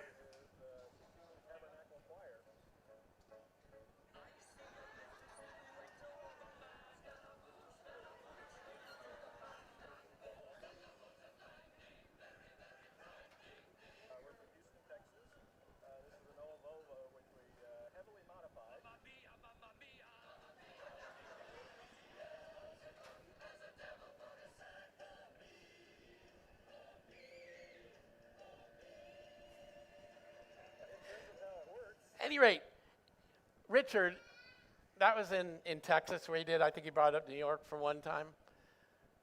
I love asking this question. What's your day job? What do you think Richard's day job is? He's a physicist. So it's these mix of really smart people who do something fun and interactive. We don't have Russell the giraffe here this year, but he was here the last 2 years. We got to take Russell to the White House in 2014 and do a Maker Faire at the White House under President Obama. We haven't been back since.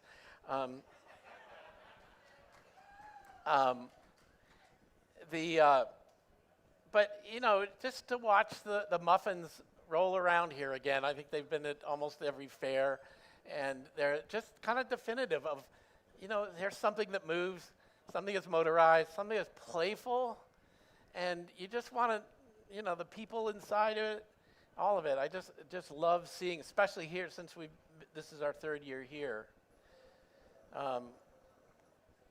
But out of this event and the magazine and maker spaces has grown a maker community that I think that's what we've created that has the most value and is perhaps not community in every sense, but it means in some ways that we share a tool set and a skill set and a mindset.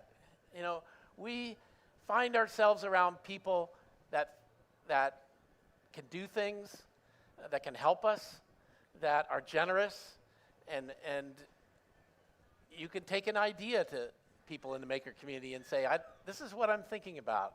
Because I think, if I didn't explain earlier, my basic definition of a maker is someone who has an idea and wants to realize it, and uses tools and techniques to realize it.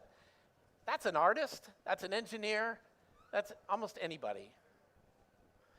So I want to touch on AI a little bit here because it's obviously and there's a lot of ways to look at AI, but I think from the maker's point of view, we should look at it as a creative tool. It just allows us to do things that maybe were more difficult, and in some ways, to get at that community thing, collaborative or collective intelligence. So this was a cover of Make magazine, which we did really right after COVID, and our maker here, Benjamin Cabes from France, day job Microsoft, okay? But during COVID, like many of us, he became a sourdough baker, and he had a sourdough starter, and he wondered, how could I tell that it's ripe? How could I tell that it's ready to be used? I wonder if I could detect the smell of it and know.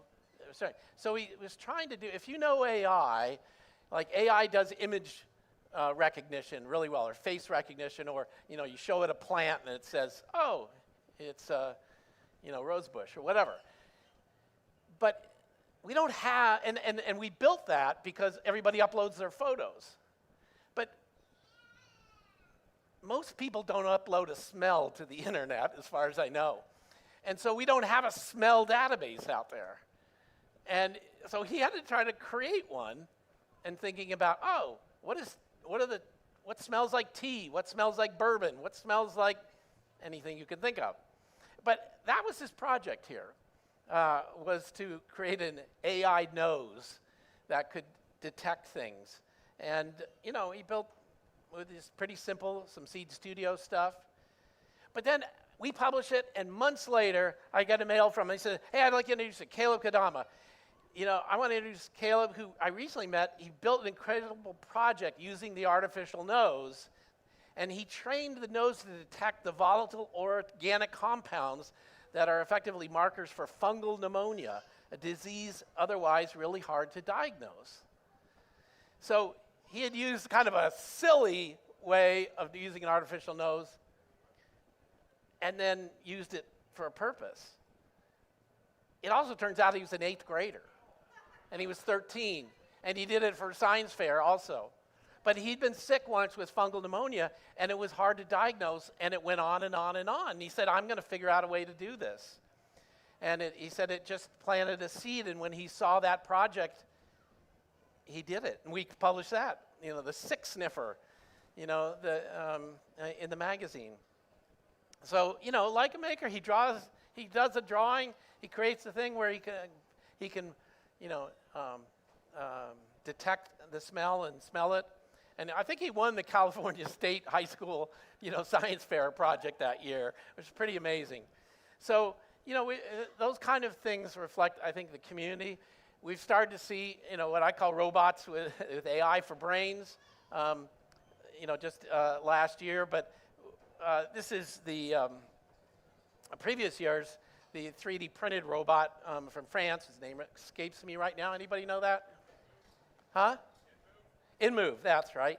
And but we updated this. That the Gail Langevin is a creator. He lives outside of Paris, and he was trying to create facial expressions. So now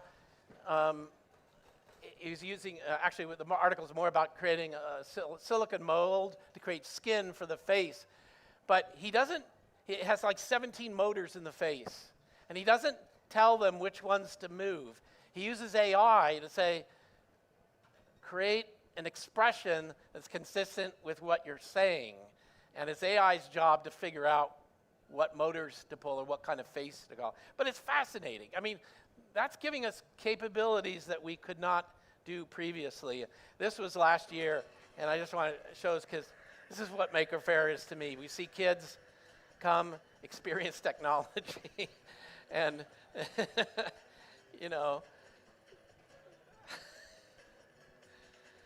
they're trying to figure it out.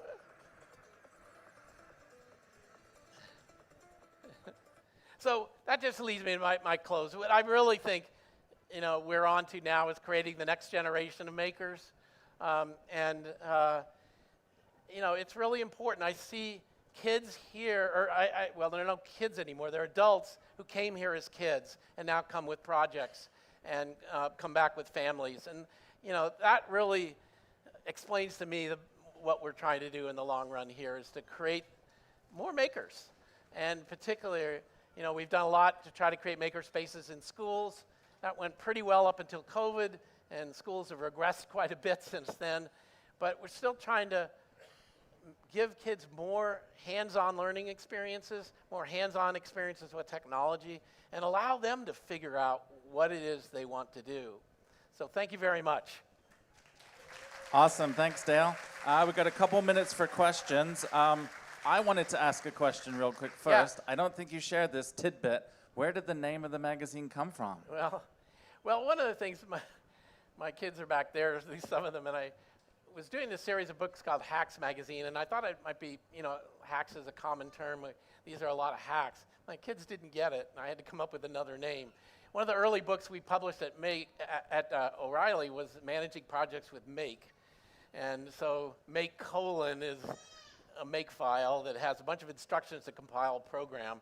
And it's just a nerdy thing, but it came from the association of projects. The magazine was about projects, and so I also like the word make was just a big general verb that and noun that we can use in lots of ways. Awesome. Raise your hand. I'll bring you a microphone if you have a question. How about here? Yeah, I'm wondering what you think of, the maker movement is on the one hand global, on the other hand, it really started right here. Yeah. And in a lot of important ways. Why do you think that is? Does it have to do with things like Burning Man and Autodesk and Electronic Frontier Foundation and that sort of thing, or something else? I'm wondering what your thoughts are about the regional connection. Well, I think it's a cultural explanation that there is a culture of experimentation and discovery here that is important. I used to feel that Silicon Valley at its heart was a much more of an engineering culture, and it's become more of a financial culture. So these things aren't forever, they change. But I think it just people try things here. They experiment and figure it out. And I think the most important aspect of making is not that you're good at it, is that you just try it, right? And I couldn't have predicted where Make Magazine, if I waited to figure all that out, I would have never done it. And so many things are just about starting them and seeing where they lead you and then responding and figuring out what you do next. Time for one or two more questions. Do you think the whole cultural transition to AI brings any risks to the maker movement as well? The whole cultural transition to AI, does it bring any risks to the maker movement, do you think? David, could you repeat? I just couldn't Sure. hear it. Does the shift towards AI bring any risks to the maker movement? Yeah, all these things bring, I might celebrate what amateurs do, but I don't want to denigrate what professionals do, and there are people that are worried that these tools are taking creative work and commoditizing it, for everybody else. But we don't know is the answer. We don't know how it will turn out. All we can do is I hope that good people are using these tools, people with some ethics behind them, and figure out what they want to do and how to use it. I think it's very important that kids get a chance to do this. I worry that we're going to ban AI from schools because it's inconvenient or we can't control it. But I think most of those kids are going to get jobs using AI in the future, so they better start using it early. Let's get that question. Last question. Yeah, you mentioned that you have all the global maker fairs too, which was really interesting. I'm wondering, have you been to many of them, and what do you see as differences across, and what's surprising about it? Well, they are meant to be different because they're localized or regional.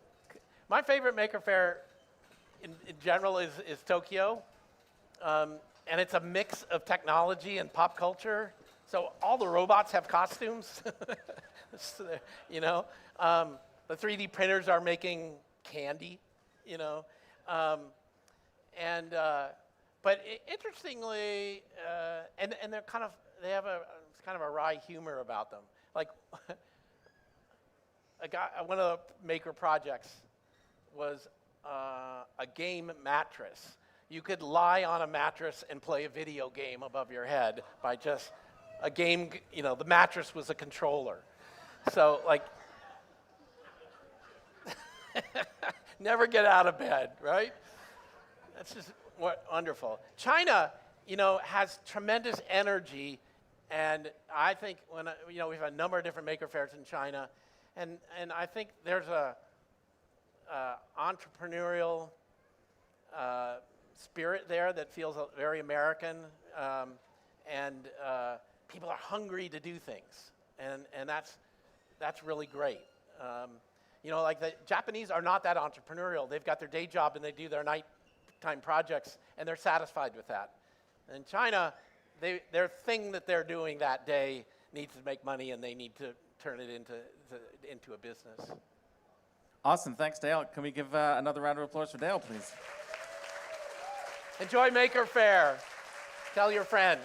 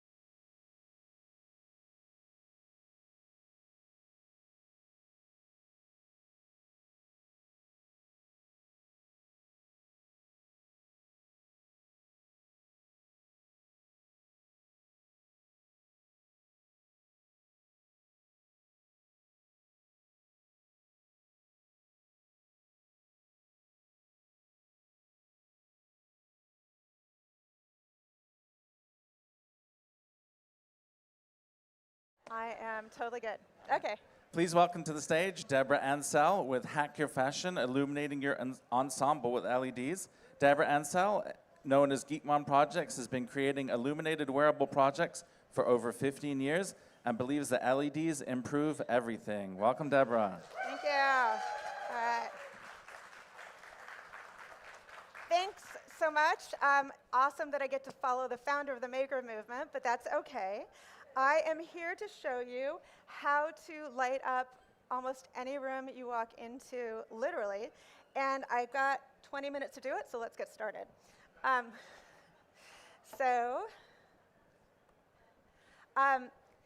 Again, as David said, I'm Deborah Ansell, known as Geekmon Projects Online, and I am obsessed with LEDs. As a longtime maker, my two mottos are, LEDs improve everything, and all tech is wearable if you try hard enough. So, woohoo, right, yeah. So whether you're adding illuminated accents to an evening ensemble or bringing the bling to a bright, blinky Halloween costume, I'm here to shine a spotlight on LED wearables, and I want to enlighten you all about the joys of matching your outer glow to your inner one. Oop, too far. No. One sec. And one more. Okay, so how did I end up here? A brief bit of background. I studied science in school, never did much with hardware. I worked as a software engineer and retired in 1999 to be a stay-at-home mom for my 3 boys. And I had a lot of creative energy. So as you can see across the top, I channeled that into baking for parties, DIY Halloween costumes, and homemade science experiments and science parties. Things took a turn in about 2011. I started coaching my middle son's Lego robotics team. Shout out to FLL, who has a presence here, by the way. Go check them out.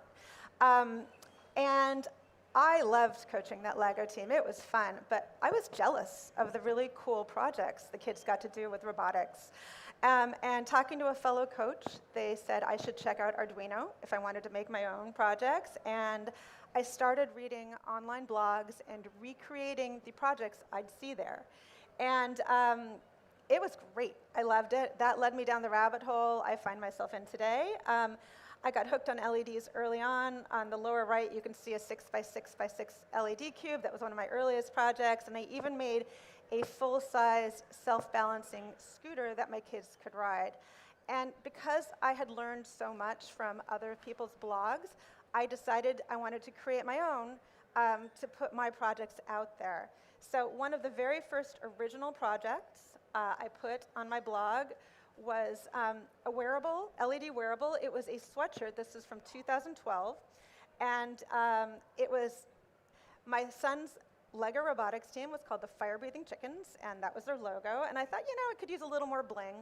So we took the team sweatshirt, and I made a panel from sewable LEDs, conductive thread, an Arduino LilyPad simple board, and animated the logo with a simple Arduino code and a button you could push to toggle through different animations. And so that on a panel that fit with Velcro behind the logo, and lived a little bit dangerously with a little LiPo battery dangling from a thread. But it worked, and it was really satisfying. And then I wanted to go bigger. So my next project, also on the blog, was an attempt to make an LED matrix out of sewable LEDs and conductive thread. Halloween was coming up, and I made a matrix. I wanted to make an 8x6 LED matrix that could play Pong. And I did, and it worked. I even sewed a little joystick to the screen so you could play. And it worked really well as a wearable because sewable LEDs are super flexible and conductive thread's nice and lightweight. However, I think I ended up I felt at that point I was totally pushing the boundaries of what you could do with conductive thread and sewable LEDs because conductive thread's not insulated, and when your circuit is complex and all your lines are crossing themselves, you can have shorts. And that was a problem. And really, at that time, I was multiplexing my LEDs. I was pushing the limits of how many individual dumb LEDs I could hook up to a controller. So I wanted to do more of it wasn't sure how. Fortunately, the next year, addressable RGB LEDs came onto the market, and you've probably seen them everywhere here. So the future is starting to look a lot brighter. And I have made, since then, dozens and dozens of wearable LED projects with addressable LEDs. Whether it's, the possibilities are really infinite, but no matter whether it's an accessory or item of clothing, the basic elements are the ones you see there. And that really is the general order in which I approach thinking about the design for a wearable project. And the challenges are the same for most LED wearable projects as well. Sturdiness, of course, our bodies are bendy and squishy, and electronic circuits aren't. So you really need to find a way to mitigate strain on your wires. Solder joints always break, and try to minimize the number of those in a project, or certainly provide strain relief for them. Portability, you're not going to take your blinky Halloween costume and then stand next to an outlet all evening, so you need portable power, you need batteries. And there's always a trade-off. You need batteries that are small enough to hide, because they're not attractive, but big enough to power all these fantastic LEDs you want to wear. And safety goes without saying. We all remember the Samsung Note 7. I mean, exploding batteries are dangerous in phones and catastrophic in wearables. So these are all general considerations for wearable projects. So to show how these design decisions and considerations come together in a wearable project, I'm going to I don't have time to go into great detail, but I'm going to give an overview of a couple of different projects I've made and show how they come together to make the final project. So first off, illuminated headbands. My aesthetic in wearables are projects that look like ordinary apparel until you turn them on. And by the way, stealth wearables are not just pretty, but functional as well. I used to go out with my kids when they were little and threaten to light myself up if they didn't behave. They're too old for that now, they don't care. I like headbands. I've made a lot of different variations on a headband project. They're versatile. Also, I just have a lot of hair. They're useful, they're practical. The picture on the left on the screen is actually from Make in 2018. That was the first variant I made. And then I've made other variations since then. Even though they look different, there are some fundamental basics of the build that are similar. So the base is just a store-bought plastic headband. I've even tried 3D printing them with a little compartment for the battery, and honestly, it's easier and cheaper and faster just to buy a basic LED headband. And actually kind of the most consequential decision when I'm designing an LED project is whether to use LED strips, those long, thin, flex PCBs with LED soldered on the top, or LED strings. And if you haven't seen LED strings, they are awesome. They make everything better, but there are times when strips are appropriate. So strips are usually less sturdy than strings. Strings have resin-coated electronics that protect it and very flexible wires. However, the advantage of LED strips is they're more compact, lower profile, and available in a wider range of pixel densities. And because the base for my project was a semi-structured headband, I figured I knew that would provide extra support. I wasn't so worried about out-of-control flexing, breaking the solder joints that keep the LED pixels onto the strips. So all of my LED headband projects use LED strips, and another benefit is most LED strips come with an adhesive backing. So it's actually really easy just to peel out that backing, stick them right on the headband. And then once the strips are in place, bare LEDs on LED strips are generally too bright to look at directly, especially for something that's going to be at eye level. So diffusion can add a great deal to a project. And that picture on the right shows a few different ways I've diffused LED strips in my headband projects. The top one, I've done 3D printed covers, which gives some really nice diffusive effects.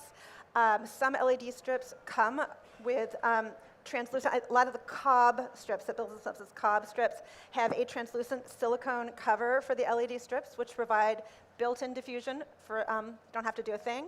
And a frequent trick I use for a lot of different wearables is to laser cut a cloth or faux leather, laser cuttable faux leather cover with holes placed just where the LEDs are so that the electronics are covered, but the LEDs can still shine through, and that gives a nice effect. So with LEDs in place and diffused, the next decision is power. And just a brief note, when I am making an LED wearable for myself or another maker, I'm really happy to use one of the great rechargeable battery choices out there. When I'm designing for kids, especially if I have a friend, if it's a friend's kid, my kids, other people's kids, I will go for alkaline batteries. I just prefer safety. They're bulkier, and yeah, you need 3 of them to get to enough voltage to run an LED strip, but I find safety paramount with kids. Okay, with that in mind, so assuming these wearables are for me, first step in a wearable is to compute how much power do you want. And you can estimate, they always say, estimate the power draw this many milliamps per this kind of pixel, which will give you a max current, but it's generally not that accurate because there's so many ways to run patterns on LED strips. And you can actually tweak them to bring down the current. So the trick I very much prefer to measure is to actually run some animations on the LEDs I'm going to put in the project and measure it. My big tip is get one of those less than $10 USB inline ammeters, put it in between your power source and your LED strip, and run some animations. And if the current draw is too big, you can just turn down the brightness or make a sparser animate, have fewer pixels lit at one time in your animation. You can bring down that power a lot just by playing with those things, and an ammeter will tell you how much. So typically for my headbands, I can, actually, wait, hang on. Sorry, too soon.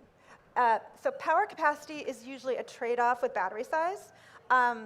For small wearables, especially ones near my head or hair, I like cylindrical lithium-ion batteries because they're not the soft-sided LiPos. They have an extra degree of protection in that they're in a casing. They look very much like alkaline batteries. They come in different sizes. A 14500 is the same as a AA battery. The great thing about lithium-ion batteries is that a single cell is 3.7 volts, which is more than enough. You really just need 3.3 volts to run addressable LEDs. So a single cell is pretty compact and does a good job running your LED strips or strings. And I can usually get my LED animations to run at about 150, 250 milliamps, and a typical AA size lithium-ion cell is about 800 milliamp hours. So I get like 3 to 4 hours for most of these wearables, which is pretty good. To attach the power to the circuit, the great thing, again, is it being a standard AA battery size shape, is you can buy off-the-shelf battery holders. Some even have little covers and switches on. And I just drill a hole, honestly, through the battery holder and through the headband and use screws to attach it together, and it holds it right in place. Sometimes frequently reinforced with duct tape, which won't show because it's behind your hair. So that's the power. The next the choice for a wearable project is what controller to use. And there's way too much detail to go into here. Am I still amplified? Yeah? Okay. So what controller you choose really depends heavily on what kind of features you'd like. Preset animations, particularly sensors and interactivity, all these things really determine your choice of controller. So my recommendation is when you figure out your project, you then look for a controller that has the features you need. Coincidentally, Make magazine has an LED board guide last year. I wrote and a wearables board guide. I wrote the LED one. It compares different LED controllers, and I think they have another one coming out next month. Woohoo!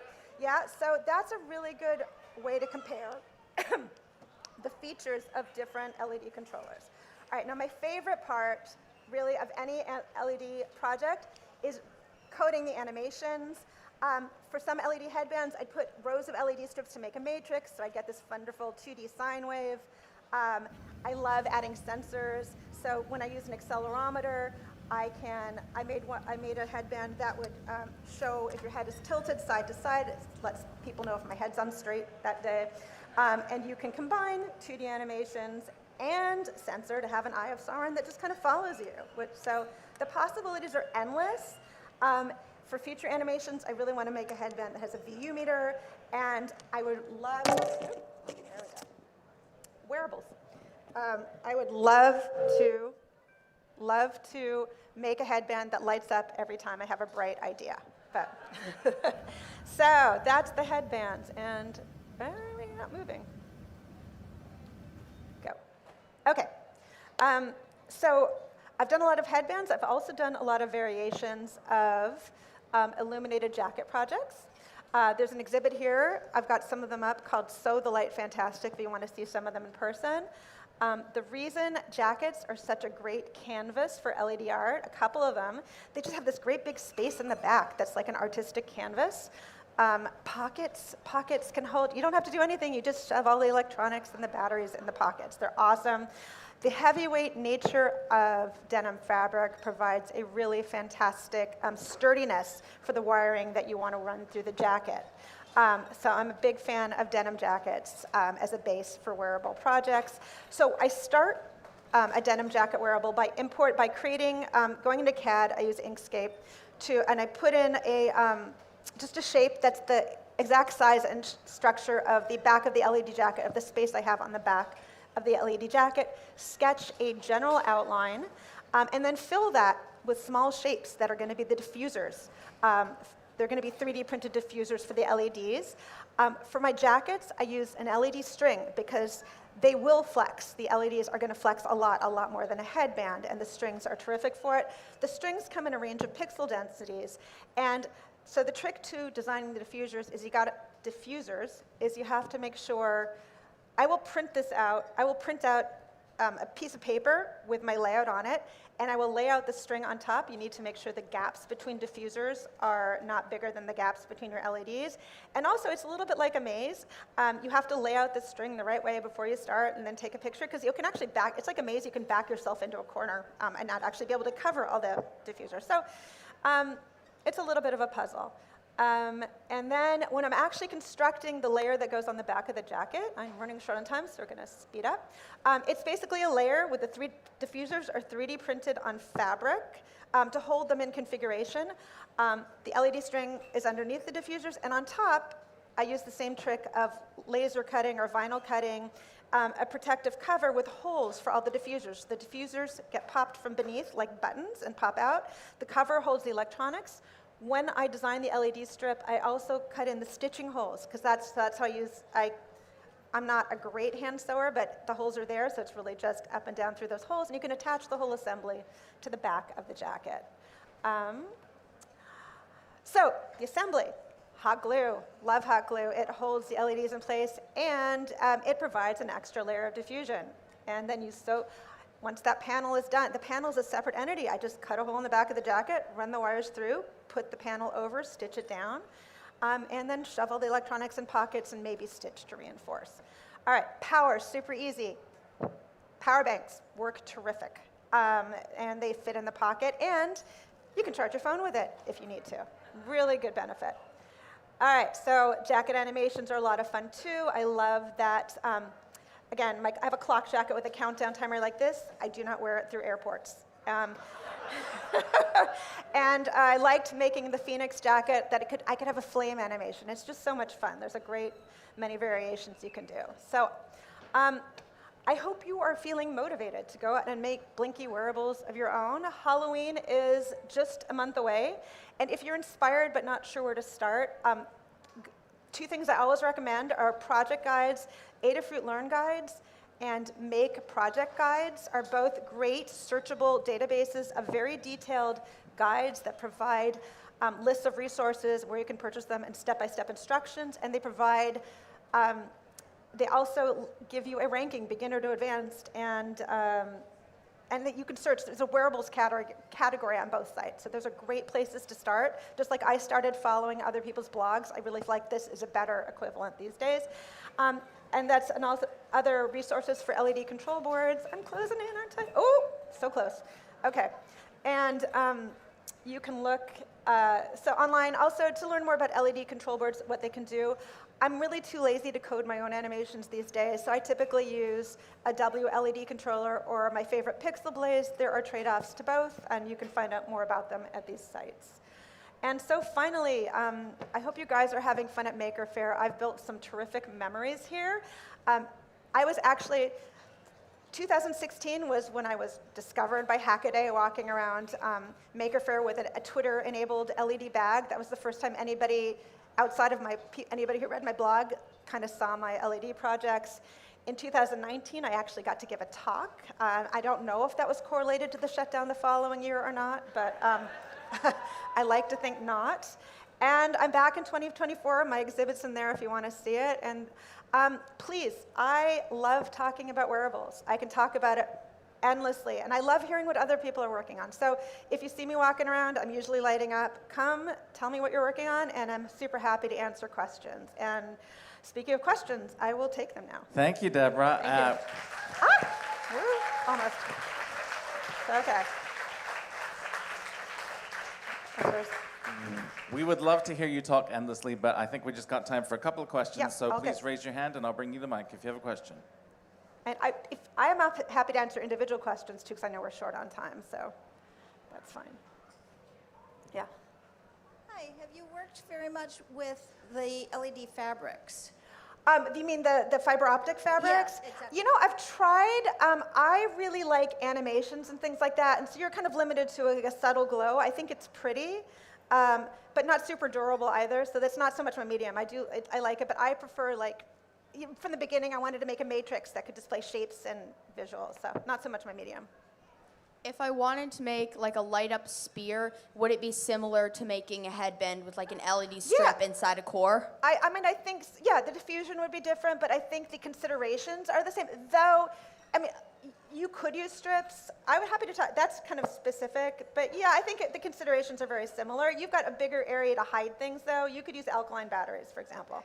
But I'm happy to talk to you about specifics later. Okay. One or two more? Okay.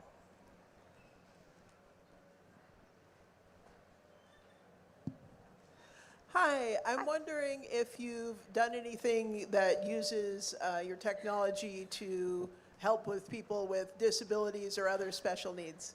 No, I haven't, but I have talked to people about how different ways that that I've wanted to make. I've wanted to make a very high density pixel dress that, for example, display like speech, voice to text, for example, for people who are hard of hearing, things like that. No, I haven't, but I think there's certainly applications there. I like the idea. Maybe time for one more? Blinky shoes, strips or strings? Oh, strings, absolutely. Actually, Becky Stern, if you read the original, Becky Stern did the Converse, and she talks about how the strips always break at the heel joint. Absolutely strings. Awesome. Okay. Let's give it up one more time for Deborah. Okay. Thank you. Turn this off. Okay, thanks. All right. Woohoo. I'm outie. All right. I'm not.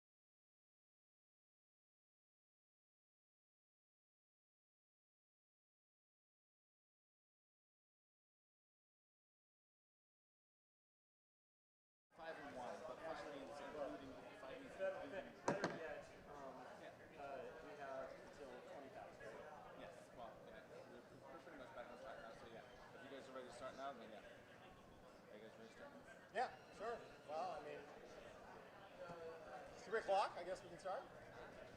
Okay, up next we have James Hopkin and Eric Mittler. James Hopkin is a computer scientist and puzzle expert and one of the visionaries behind Game On, a cooperative challenge activity center in Berkeley, California. Kind of like an escape room, but better in their opinion. Their motto is try, try again, both in the experiences they create and their approach to imagining, prototyping, building, and rebuilding their game rooms. James Hopkin and Eric Mittler with Try, Try Again at Game On.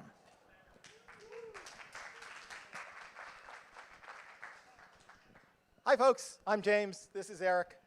So we're going to start just kind of telling you what it is that we've made and then tell you some other things. All right. So Game On is in Berkeley. It's sort of escape room. No, go back. It's sort of escape room-ish. We have these rooms that have cooperative challenges in them. And your team goes into a room, and we don't tell you what to do, and we don't give you a lot of time. So you run out of time, and you fail. And then you leave the room and you strategize and you go back in and you try it again. So the Game On customer experience is that you're going to be trying and failing forward. Yeah. So 3 of us just putting all these things together. James is the visionary behind the game design, and then Tim and I are sort of help building it out. Just all 3 of us building this. Folks from Make Magazine came by our place, and we're featured now in this month's Make Magazine. Yeah, and we're here now, and we stuck Tim at the shop dealing with customers today. Yay! Okay, so some of how we built Game On was that we wanted to take the sort of escape room concept and improve it significantly, we think. So the games that you play are specific to your team size. So we know what your team is, what your team's done, how big your team is, so that the game the room picks the game that's appropriate for you. We don't give you a lot of time to play a game, so you're going to be in and out of rooms a lot. And we really wanted to focus the experience on having people communicate and collaborate in order to succeed. Yeah, and the team size is rather important because we believe in collaboration and maximum participation. So when you're playing a 2-player game, a 3-player, 4-player game, we make everybody do something, right, to force you guys to work together.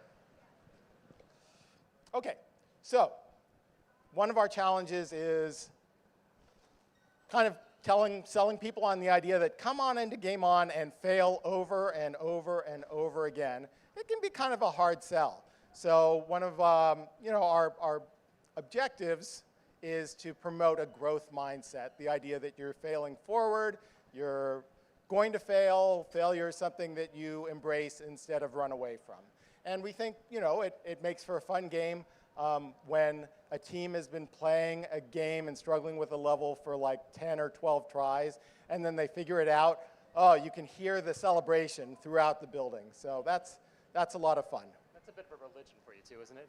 Well, I think it's healthy, and just a much better way of approaching problems is to say, we've tried a lot of different ways that didn't work, but we haven't failed.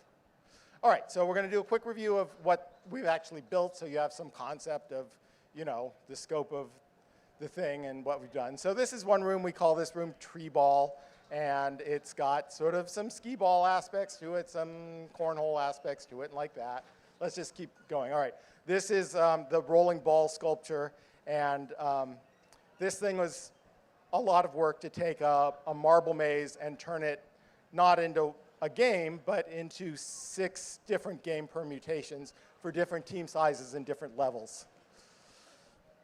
Oh, this is our darkness room. Yeah, that's the right picture. This is the room where we try to emphasize your non-visual senses.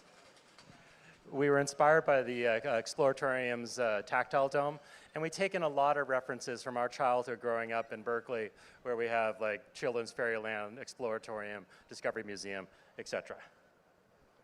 This room is our ropes room. Notice how we haven't actually told you about any of the games, because we don't. You're going to go into our game and Game On, and you're going to experience the room. You're going to fail, and you're going to get kicked out of the room almost immediately often. All right, this is my favorite room that I hope to someday finish. In this room, we take your team and we put every member in a separate little booth. And then each person has a separate interaction with a virtual character and makes decisions. But the game is really played in the hallway between rounds because you have to synthesize your different choices because you're in different little booths when you're actually playing. Sorry, this is the bit of the religion, and James has taught me, is that getting people to talk to each other outside the room is one of our core values. I like to often say that we're the opposite of a virtual reality. Okay, here's whack-a-mole. We thought whack-a-mole with humans as the moles would be fun. No one actually gets clunked on the head. Okay, and then, we have some outside of the room puzzle activity / artwork. All right, so now we'll take a look at some of the rooms that are not running yet, but hopefully someday soon. So I have this concept of having a pool pinball hybrid game that was human-driven more than just sort of buttons and solenoids. Make a mental note of this image for later. Yeah, well, all right. We've got a laser maze. This is a stock photo. We've got a escape from the prison kind of thing, but we think we're doing some more cool things than your typical escape room. And this is our next room to come online. This is the seahorse race, in which you see there's a racetrack with seahorses and then a bunch of peripheral elements and some wacky race announcers. And we're hoping that we'll achieve some value of awesome. How many people have been to Game On before here? Okay. Oh, wow. Yeah, we got some fans. We didn't have to explain that much. Oh, okay. This one's coming really soon, guys. All right.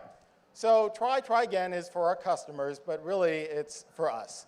Because one thing that we know is we don't know what we're doing. So I come up with concepts, and then I think, I can kind of imagine how we might do this. And then we set to work. And we don't get it right the first time, or the second time, or the third time necessarily. So, when things don't work, we redesign them. When a game isn't fun, we tweak it. And things break constantly because we don't know what we're doing. And so then when we have to fix them, we try to make, Gen 2 or Gen 5 or whatever Gen we're up to a little bit stronger and more robust if possible. And sort of a theme of our discussion here. We go into it knowing this. I mean, it stinks when something doesn't work, but we also have a mindset of that's the way it's going to be, and you're never going to get to perfect. You keep iterating. Okay, so we're going to spend a little time looking at some of our many failures. So this is maybe my favorite failure because I put so much time into it and no one has ever played it because it doesn't work. All right, so this game, the idea was to move the ping pong ball around the maze and have all sorts of wacky sorts of elements and like that. And you can see that there are these wheels and things to make the objects move. In order for those wheels to sort of be in place and be rigid and robust, the axle is affixed to the plexiglass in front as well as into the pegboard, right? So that it's held in two places and doesn't want to wiggle around, and you can't have the little monkeys yank everything off so easily. Well, that was a great idea until you want to get the plexiglass off. And then it's not so great. And one thing we know is we are constantly fixing things and tweaking them. So if it takes all day to wrestle the plexiglass off because you foolishly used an aluminum shaft which got deformed when you put the set screw in and now it really doesn't want to come out of the axle, then you have an untenable situation. So anyway, we kind of just had this thing sitting there for years. And then this last summer, we had this really great high school intern, Joaquin, and he was like, so what's going on with that game? And I said, well, we're kind of stuck because it's not maintainable and we haven't prioritized circling back and doing something with it. And he said, why don't you just use magnetic couplers? Yeah, and I thought about this for a minute, and I said, yeah, why don't we just use magnetic couplers? So anyway, I said, okay, so let's make some magnetic couplers. So where'd it go? So I set to work with the 3D printer and made myself the magnetic coupler to solve the problem. So here, the idea is that one side of this would be attached on the outside of the plexiglass, and the other side would be on the inside, and as soon as you put them together, they just wanted to mate and have a nice, strong join, but when you want to pull the plexiglass off, you didn't have to take everything apart. Show them the Lego action. So you can see they have these nice grooves here. And so this is 3D printed, right? And it took it's a major design challenge. You can imagine somebody on this side cranking, and then the wiener dog on this side of the elephant flinging around. So now it's maintainable. So maybe in this year or next year, we'll actually get this game working. The year after that, maybe. Yeah, okay. If anyone wants to volunteer to come and get all these things working for us, we have a lot of opportunities for people to do that. Okay. Yeah, that's yours. You can talk about that one. Yeah, I was very proud of myself over this room. This is our ropes room. Those of you guys who played, you've seen you're swinging on ropes, and there's light up buttons with lots of LED animations. Just another kudos to Deborah. She's an inspiration. I love that bag. And we use the LED strips for this, and we have all these animations that go on it. One of the problems you have is that if you stick your computer controller, your Arduino, or your Raspberry Pi that controls the LEDs at a distance, you run into trouble. So my brilliant idea was to use Cat6, which is a great idea. You can run the power and the clock and data over that. So then I'm thinking, well, let's double down on the modular part. And if you look at the picture in the center there, you can see an RJ45, an Ethernet connector that connects into this little block there, which has a screw down block. Now I'm awesome. I've made it such that if the light breaks, I can unplug it, takes the whole thing, put it to the shop. I don't have to fix in place, right? The problem is that, I won't swear, that screw down block breaks all the time. So the very thing that's strong. So, my genius that I spent so much time on, turns out that the right thing to do, which I didn't know, is get a handheld solder device. And just solder the sucker, right? And maybe you guys know this. I was thinking like, hey, make it. So if our theme here is modularity over fixed, this is a violation of the rule. I followed that the first time. But of course, if you have a little slack on your wire, you're good. By the way, +1 for this device here, and then standardizing over DeWalt batteries. Yeah, Eric got this little $5 soldering gun thing, and I looked at it and I said, what a piece of crap. I hate this thing already. It doesn't say Weller on it. I can't use this thing. I use this thing every day. It is amazing what a battery-powered soldering iron that you can just get into all the little tight spaces, because it's not like we're disassembling a lot of stuff and bringing it back to the bench. We're kind of contorting around and being like, I hope I don't drip solder on my head. Watching Joaquin, our 16-year-old volunteer, on a ladder with a soldering going bam, bam, bam, is a thing of joy. All right, so you saw that we were working on this pinball game. So the pinball game, the idea is that the flippers are human-powered. So the idea is that you push in on a pool cue, and it makes the flipper flip. So, you know, we need to, how do we do that mechanism of translating the linear motion of pushing the thing in into making the flipper thing? And this was a very naive first try. This was not going to last past the first 15-year-old who came in. So anyway, but you know, you start somewhere. Oh, all right, so now let's see what this looks like today. So today, this is 30 millimeters of steel with a rack and pinion gear. Everything's welded up. I've captured the spring, so it's all sort of one unit. Nothing can go anywhere. If it's not clear, over on the far side is where the pool cue goes. You can see there's kind of a screw that is the retainer for the end of the pool cue. And when someone pushes in there, it flips the flipper. All right, here's another nightmare scenario for us. So you saw that rolling ball thing.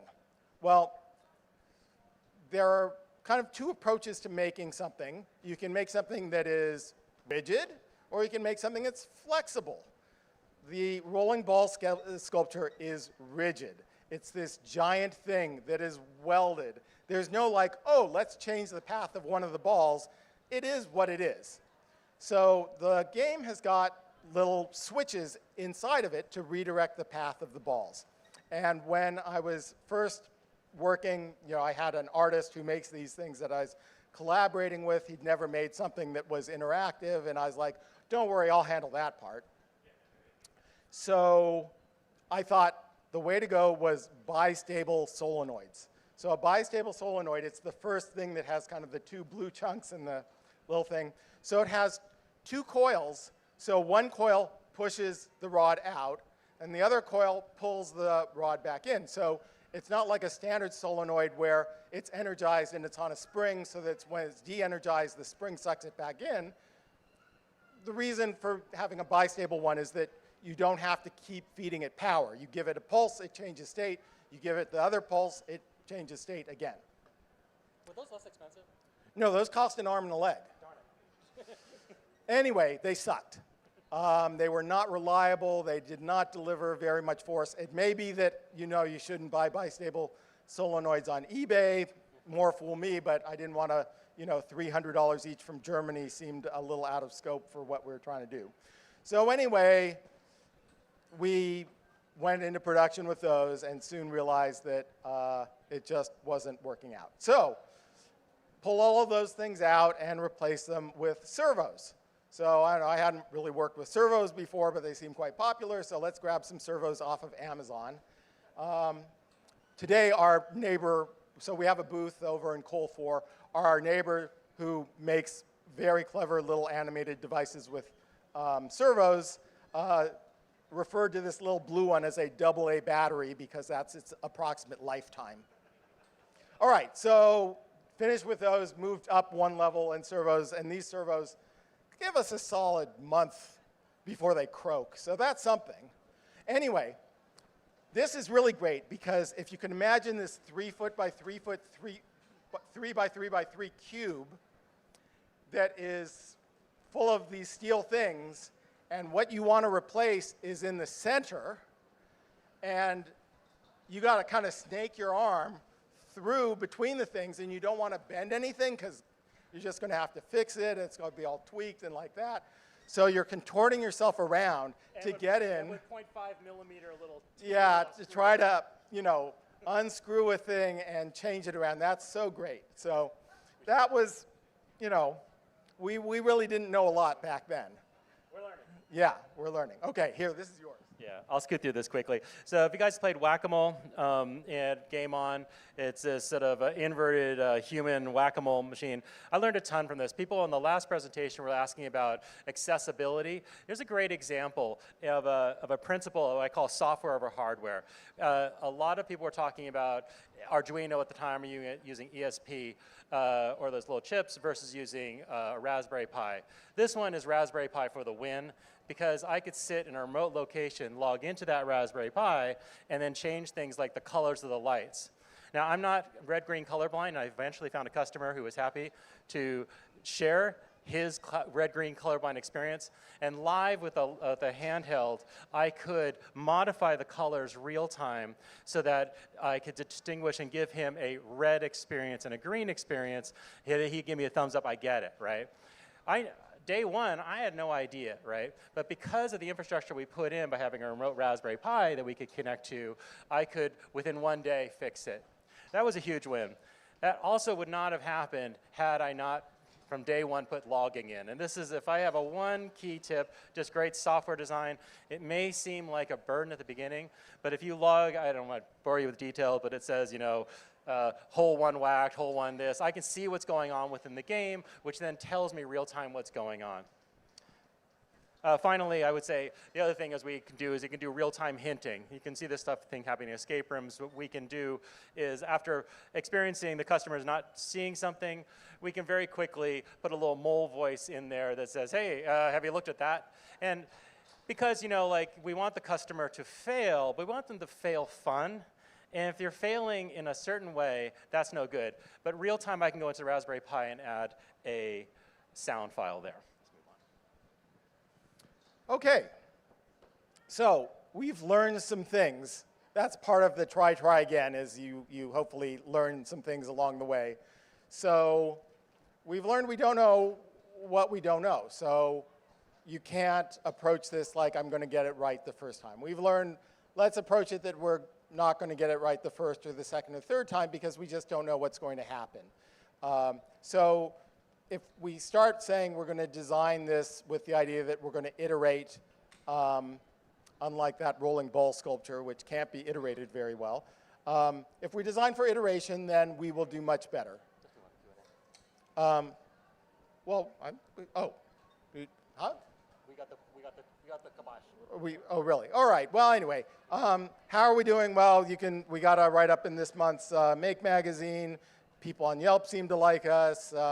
Anyway, so I think try again certainly seems to be working pretty well for us. Yeah. All right. And we have a booth, so if we don't get your question answered, come and see us and play our little sample game and ask us whatever questions you want. All right. So I guess Q&A time. All right, if you have a question, raise your hand and I'll bring you the microphone. Thank you. Hey, can you talk a little bit about how you design for iteration right off, like what your mindset is and how you approach that? Yeah, so for us, what we would ideally like to do with the next game is to create, to build in a lot of flexibility, which means maybe we don't know exactly how the game's going to work, but we're going to design, here's a menu of interaction points in a room, and then test it out, and then say, let's try a game that uses this interaction point, and then there's this story point, and then you go and do this, and then you win, or whatever. So if that doesn't work, we can say, oh, let's try remixing this in a different way. Or let's try adding another thing where we haven't sort of boxed ourselves in that we only have 3 things, and we got to make those 3 things work. At Game On, one of our principles is rooms are not games. Rooms are platforms. So within a given room, there can be 3, 6, 8, potentially infinite number of games. So one element that's common that we do is we try to make them difficult as you level up. When you win a game, you get to the next one. But we're constantly, and this is where I come back to logging, I'll look back at something, and the customers will tell you, that was hard, ha ha ha, or that was hard, I don't understand, right? So there's 2 types of fail. And so we try to take that, I go back to the logs and I adjust, right? So a good example of that in Whack-A-Mole was we adjusted the timing, or in other cases we add hinting to it. But the main thing is we try to get things out to the customer as fast as possible. If you're sitting back in the back room guessing, you're almost always wrong. And that's what James was pointing out. We know we're almost always wrong, and of course the customer's right. So you get in front of them, then we tweak it. And of course, once you have the room as a platform, that also informs the next game that we develop in the exact same room. Yeah, and I think also making sure that a lot of the game is being software driven means we can iterate software really quickly and painlessly. You know, rolling ball sculpture is not software driven. Yeah. Well, but it kind of is. Also, that's a huge customer advantage for us compared to like escape room. If you come back to Game On, hopefully in 6 months or so, you could see the same room and have a different experience, right? And so people get that. Also, the number of players. We have time for 1 or 2 more questions. If you raise your hand, I can bring the microphone to you. All right, well, let's give James and Eric a round of applause. Thank you.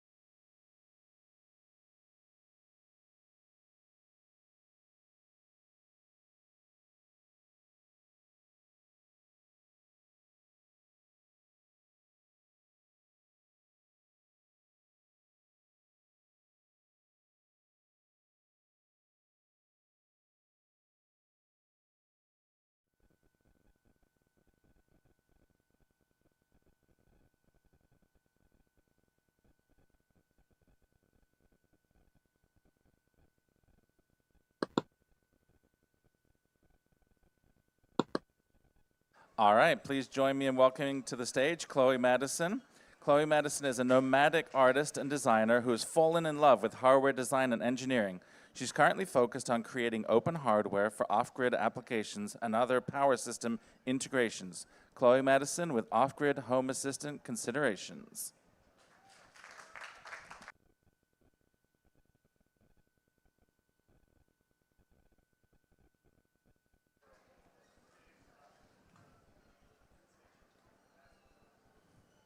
There you go. Great. Hi, everybody. I'm Chloe Madison. I do open hardware for this very topic. You can find me at these locations online. And I kind of just want to go over how I got to making open hardware for this topic. And that kind of starts with my home for the past 5 years, Gary Bussey. I got her in 2020. I've mostly spent my time in the East Bay just because I've been living here for about 5 years previous to that. I spent some time in Oregon, New Mexico, and more recently I've moved to Joshua Tree. Gary Bussey is very much a prototyping platform. I've gone through the process of installing solar, reclaiming lithium batteries from EVs for my home storage, obviously 4G internet, and with Home Assistant we have remote monitoring. But when we talk about off-grid, what are we really talking about? I think the thing that ties everything together is battery voltage. That's 12, 24, 48 volts. We kind of skip over 36. We do this weird thing in electronics where we like to double things. So we skip 36. 48, this voltage range just isn't for vans, buses, RVs. Home energy storage is actually really popular with a 48 volt architecture. And then this can also cover 12 or 24 volt automotive, 48 volt e-bikes or last mile vehicles, and networking industrial stuff along with your 3D printer. And I'm sure some of you have a drawer full of power supplies that you haven't touched in years. That also applies as well. I'd say the range, 48 volt batteries actually get up to about 58 volts when fully charged. So I think the range, a comfortable range is 60 volts. Anything over one cell, 2 cells or more in terms of lithium power. Now, we could run an inverter and then make our life a lot easier, especially when we're talking about home automation and software defining our systems. There's tons of devices out there. You can almost buy a smart bulb at the gas station these days. On the DC side, it's a little harder to find a lot of this stuff, and we kind of have to make a lot of custom stuff for ourselves. I think that's really seen in actually how we wire systems.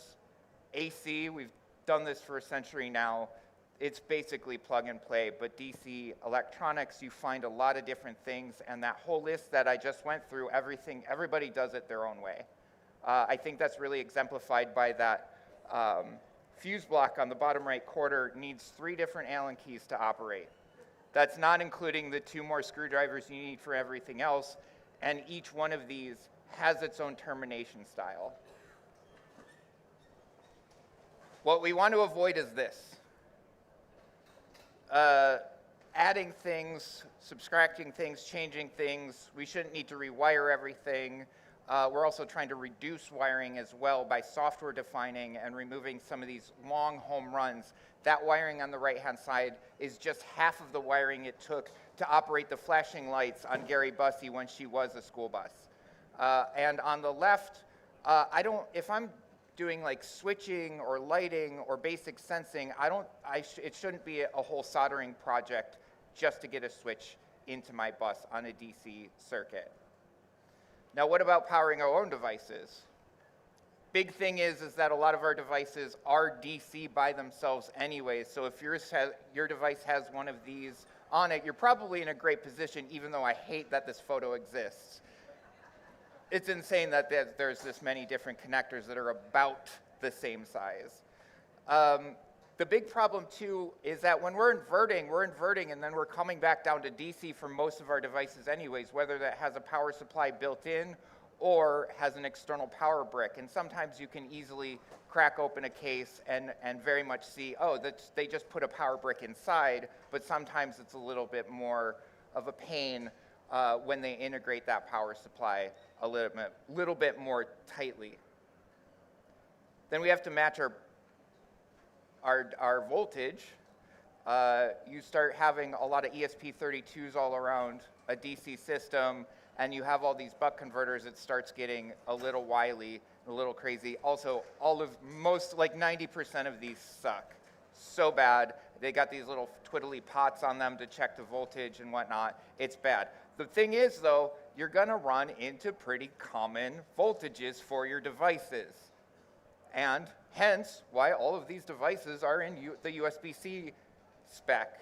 And you can start, probably you all should, might even recognize the thing on the left, which is a USB-C PD trigger. You set the dip switches to the voltage that you want, and that's what you get out of it.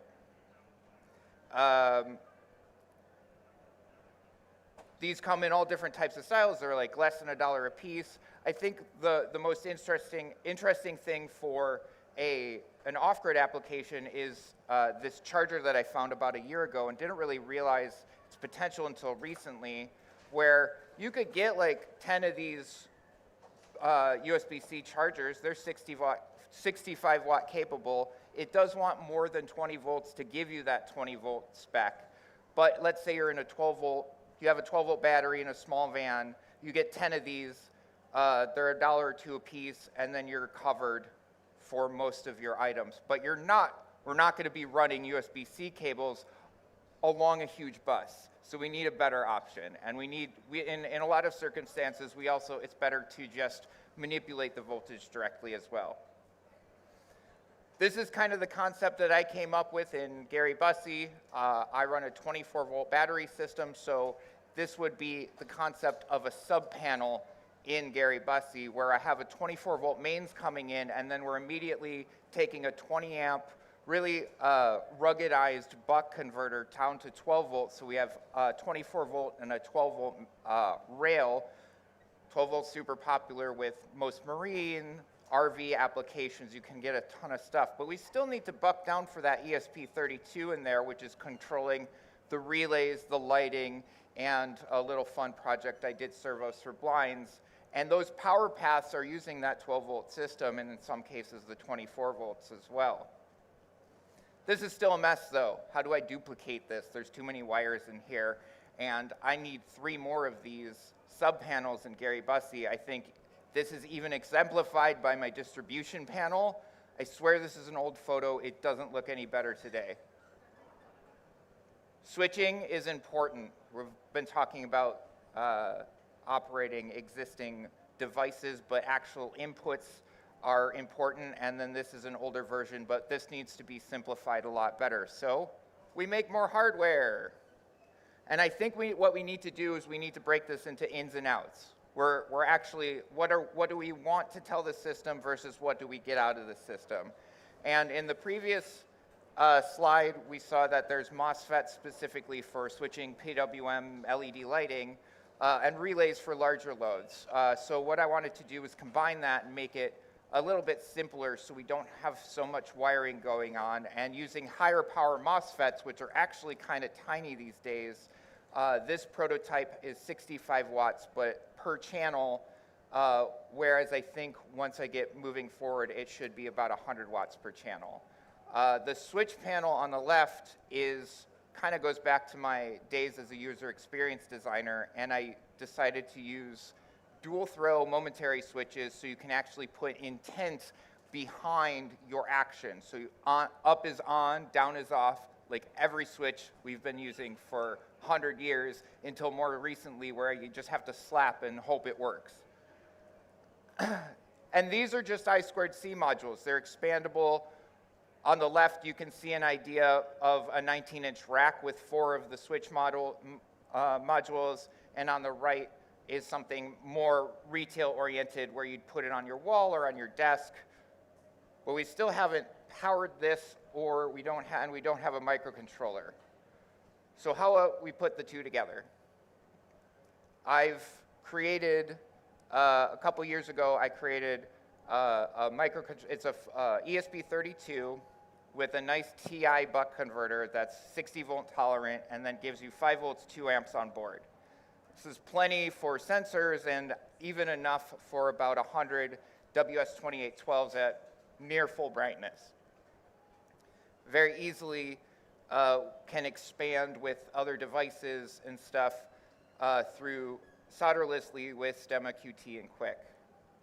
And it's meant to pop on to each board as well. Funny story is when I first started designing the Flip C3, I did match it to this $10 Ethernet controller that you can find anywhere. Loosely matched it, forgot about it for 2 years, checked it more recently, works great actually both directions. I just need to document it. But from there, with the buck converter on there, it should be pretty trivial to make a PoE version of the same thing. On the right, we're not going to get into it. That's a whole nother talk, but let's just say the transmission on Gary Bussey now runs ESP Home. All of you can talk to me about that later if you're interested. And of course, sensing. We need to know what's going on in our system to take actions on them or run automations. If you've ever been into van life or had an RV, this may actually look very familiar to you. It's actually not anything new, but it's a power monitor up to 500 amps.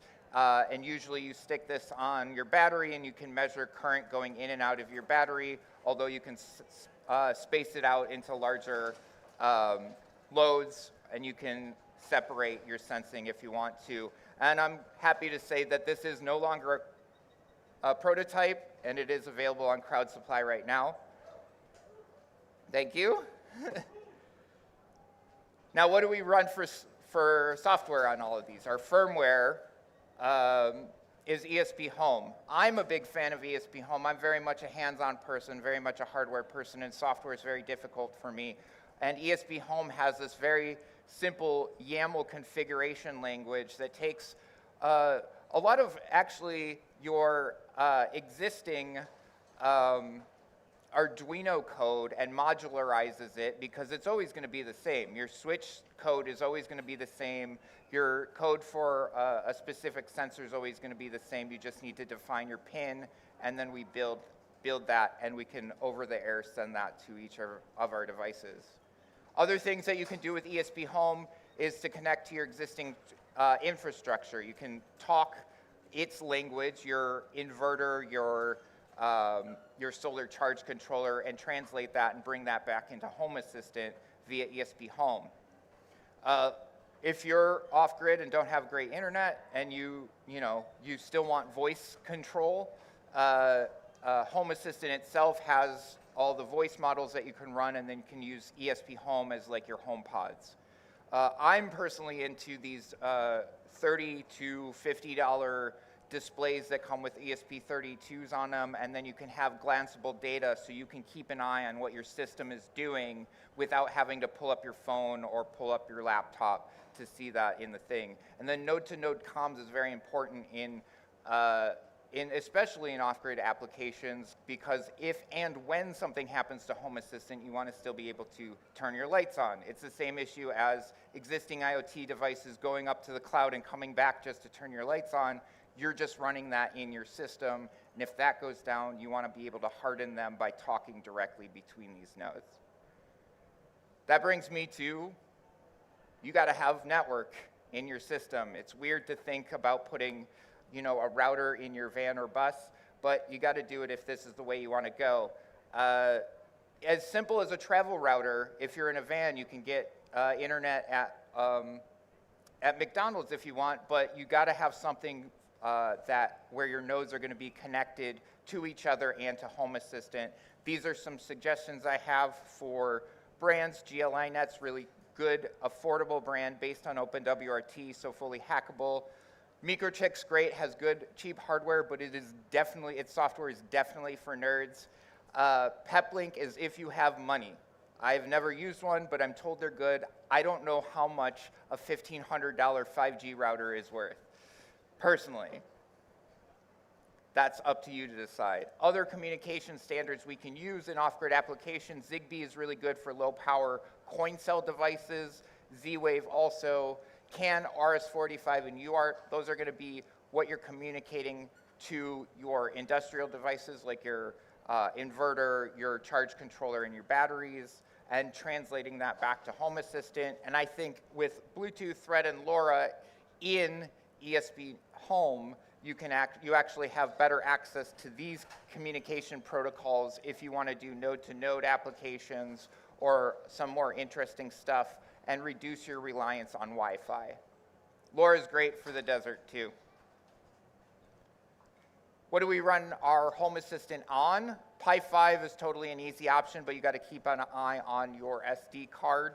The Home Assistant green on the right is a rock chip board with eMMC. It's super low power, probably the lowest power of all of these, but super basic. And if you want more out of your system, I'd say Home Assistant yellow, which has a CM4, CM5, and an SSD slot, and some of those other protocols, wireless protocols. But at that point, you're pushing mini PC or what we call NUC territory in terms of pricing, and Intel's been doing a really great job in their N series chips, and all of these usually come with replaceable RAM and an SSD anyway, so you don't have to do all these add-ons to a Pi. And it's all dependent on what you want to run. Do you need a Plex server in your van or bus? I do. I also want to run Nextcloud instead of Dropbox. And also, how do you run it too? Home Assistant has its own operating system, so these would run as add-ons in the operating system. But Home Assistant can also run in a Docker container, at which point you'd run all these yourself aside from Home Assistant as well.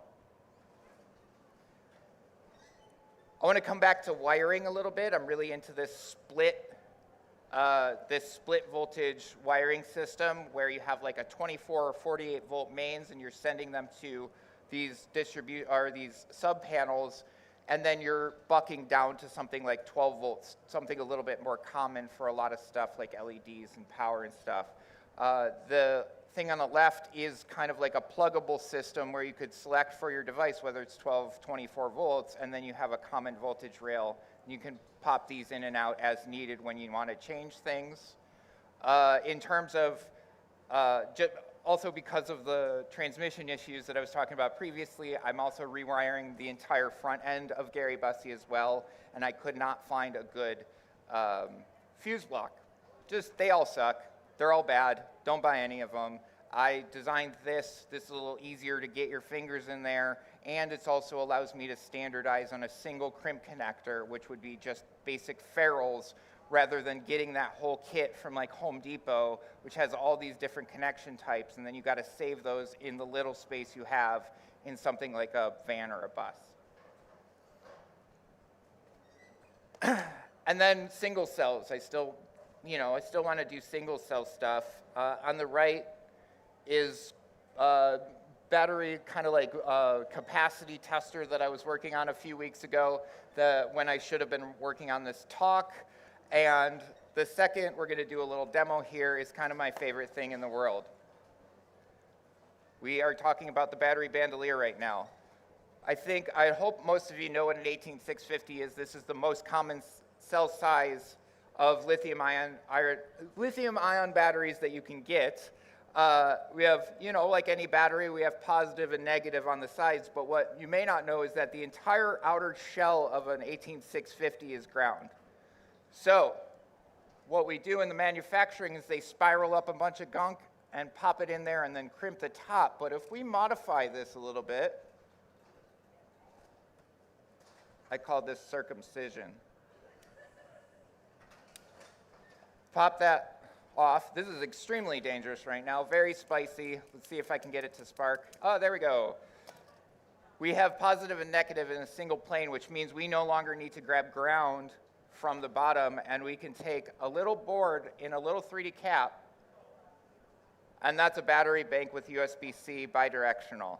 I made these specifically for wearables. Thank you, thank you, thank you. Here's an example of it. Thanks from Deborah, Geek Mom Projects, showing a hat with a full LED matrix. And it just tucks in there, and that's literally the smallest battery you can get for something like that. Before I go, I'd love to show you the ad for my power tool, which is now on Crowd Supply.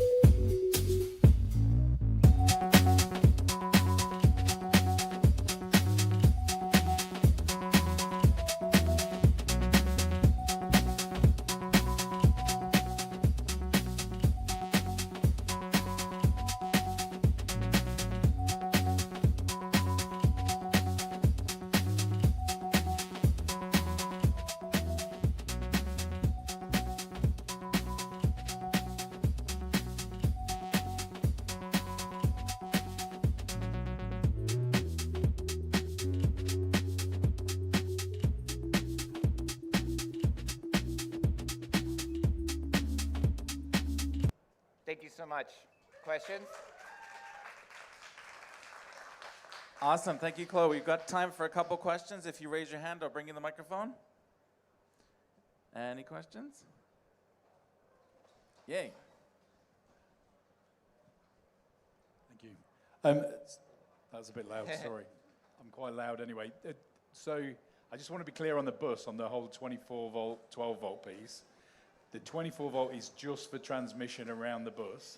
You're not using that for anything, and then it's dropping down to 12 for use. Is that right? I can use some of that. I mean, if you find 24 volt devices, you can use that 24 volt devices. You just need to be careful because that's going to vary between, through the charge cycle, that's going to be as high as 29 and as low as 22, depending on your chemistry. And but in a lot of circumstances, I am just distributing whatever my battery voltage is throughout the bus, and then dropping to what I need and converting from there. Sorry, one quick question as well. Those little battery add-on adapter things, are they available somewhere? I have a few of them with me right now. They're still in beta. I haven't brought them to retail yet. There's still V3 coming. Hopefully, I'm actually working on trying to get the next version to be self-tapping, so no more circumcision necessary. I think it's a little safer to give them out without having to do the circumcision. But I do have a few that I am giving away, and I can do the demo right in front of you if you want to. Cool. Yeah. Thanks. Okay, so if I want the power tool, when is that crowdfunding ending? The end of the crowd supply, I think, is in a couple weeks, and I should be shipping early to mid next year. And that's the best place to get it? Probably, yeah, for Great. sure. Any last questions? We've got time for one more. All right, well then, thank you, Chloe. Thank you.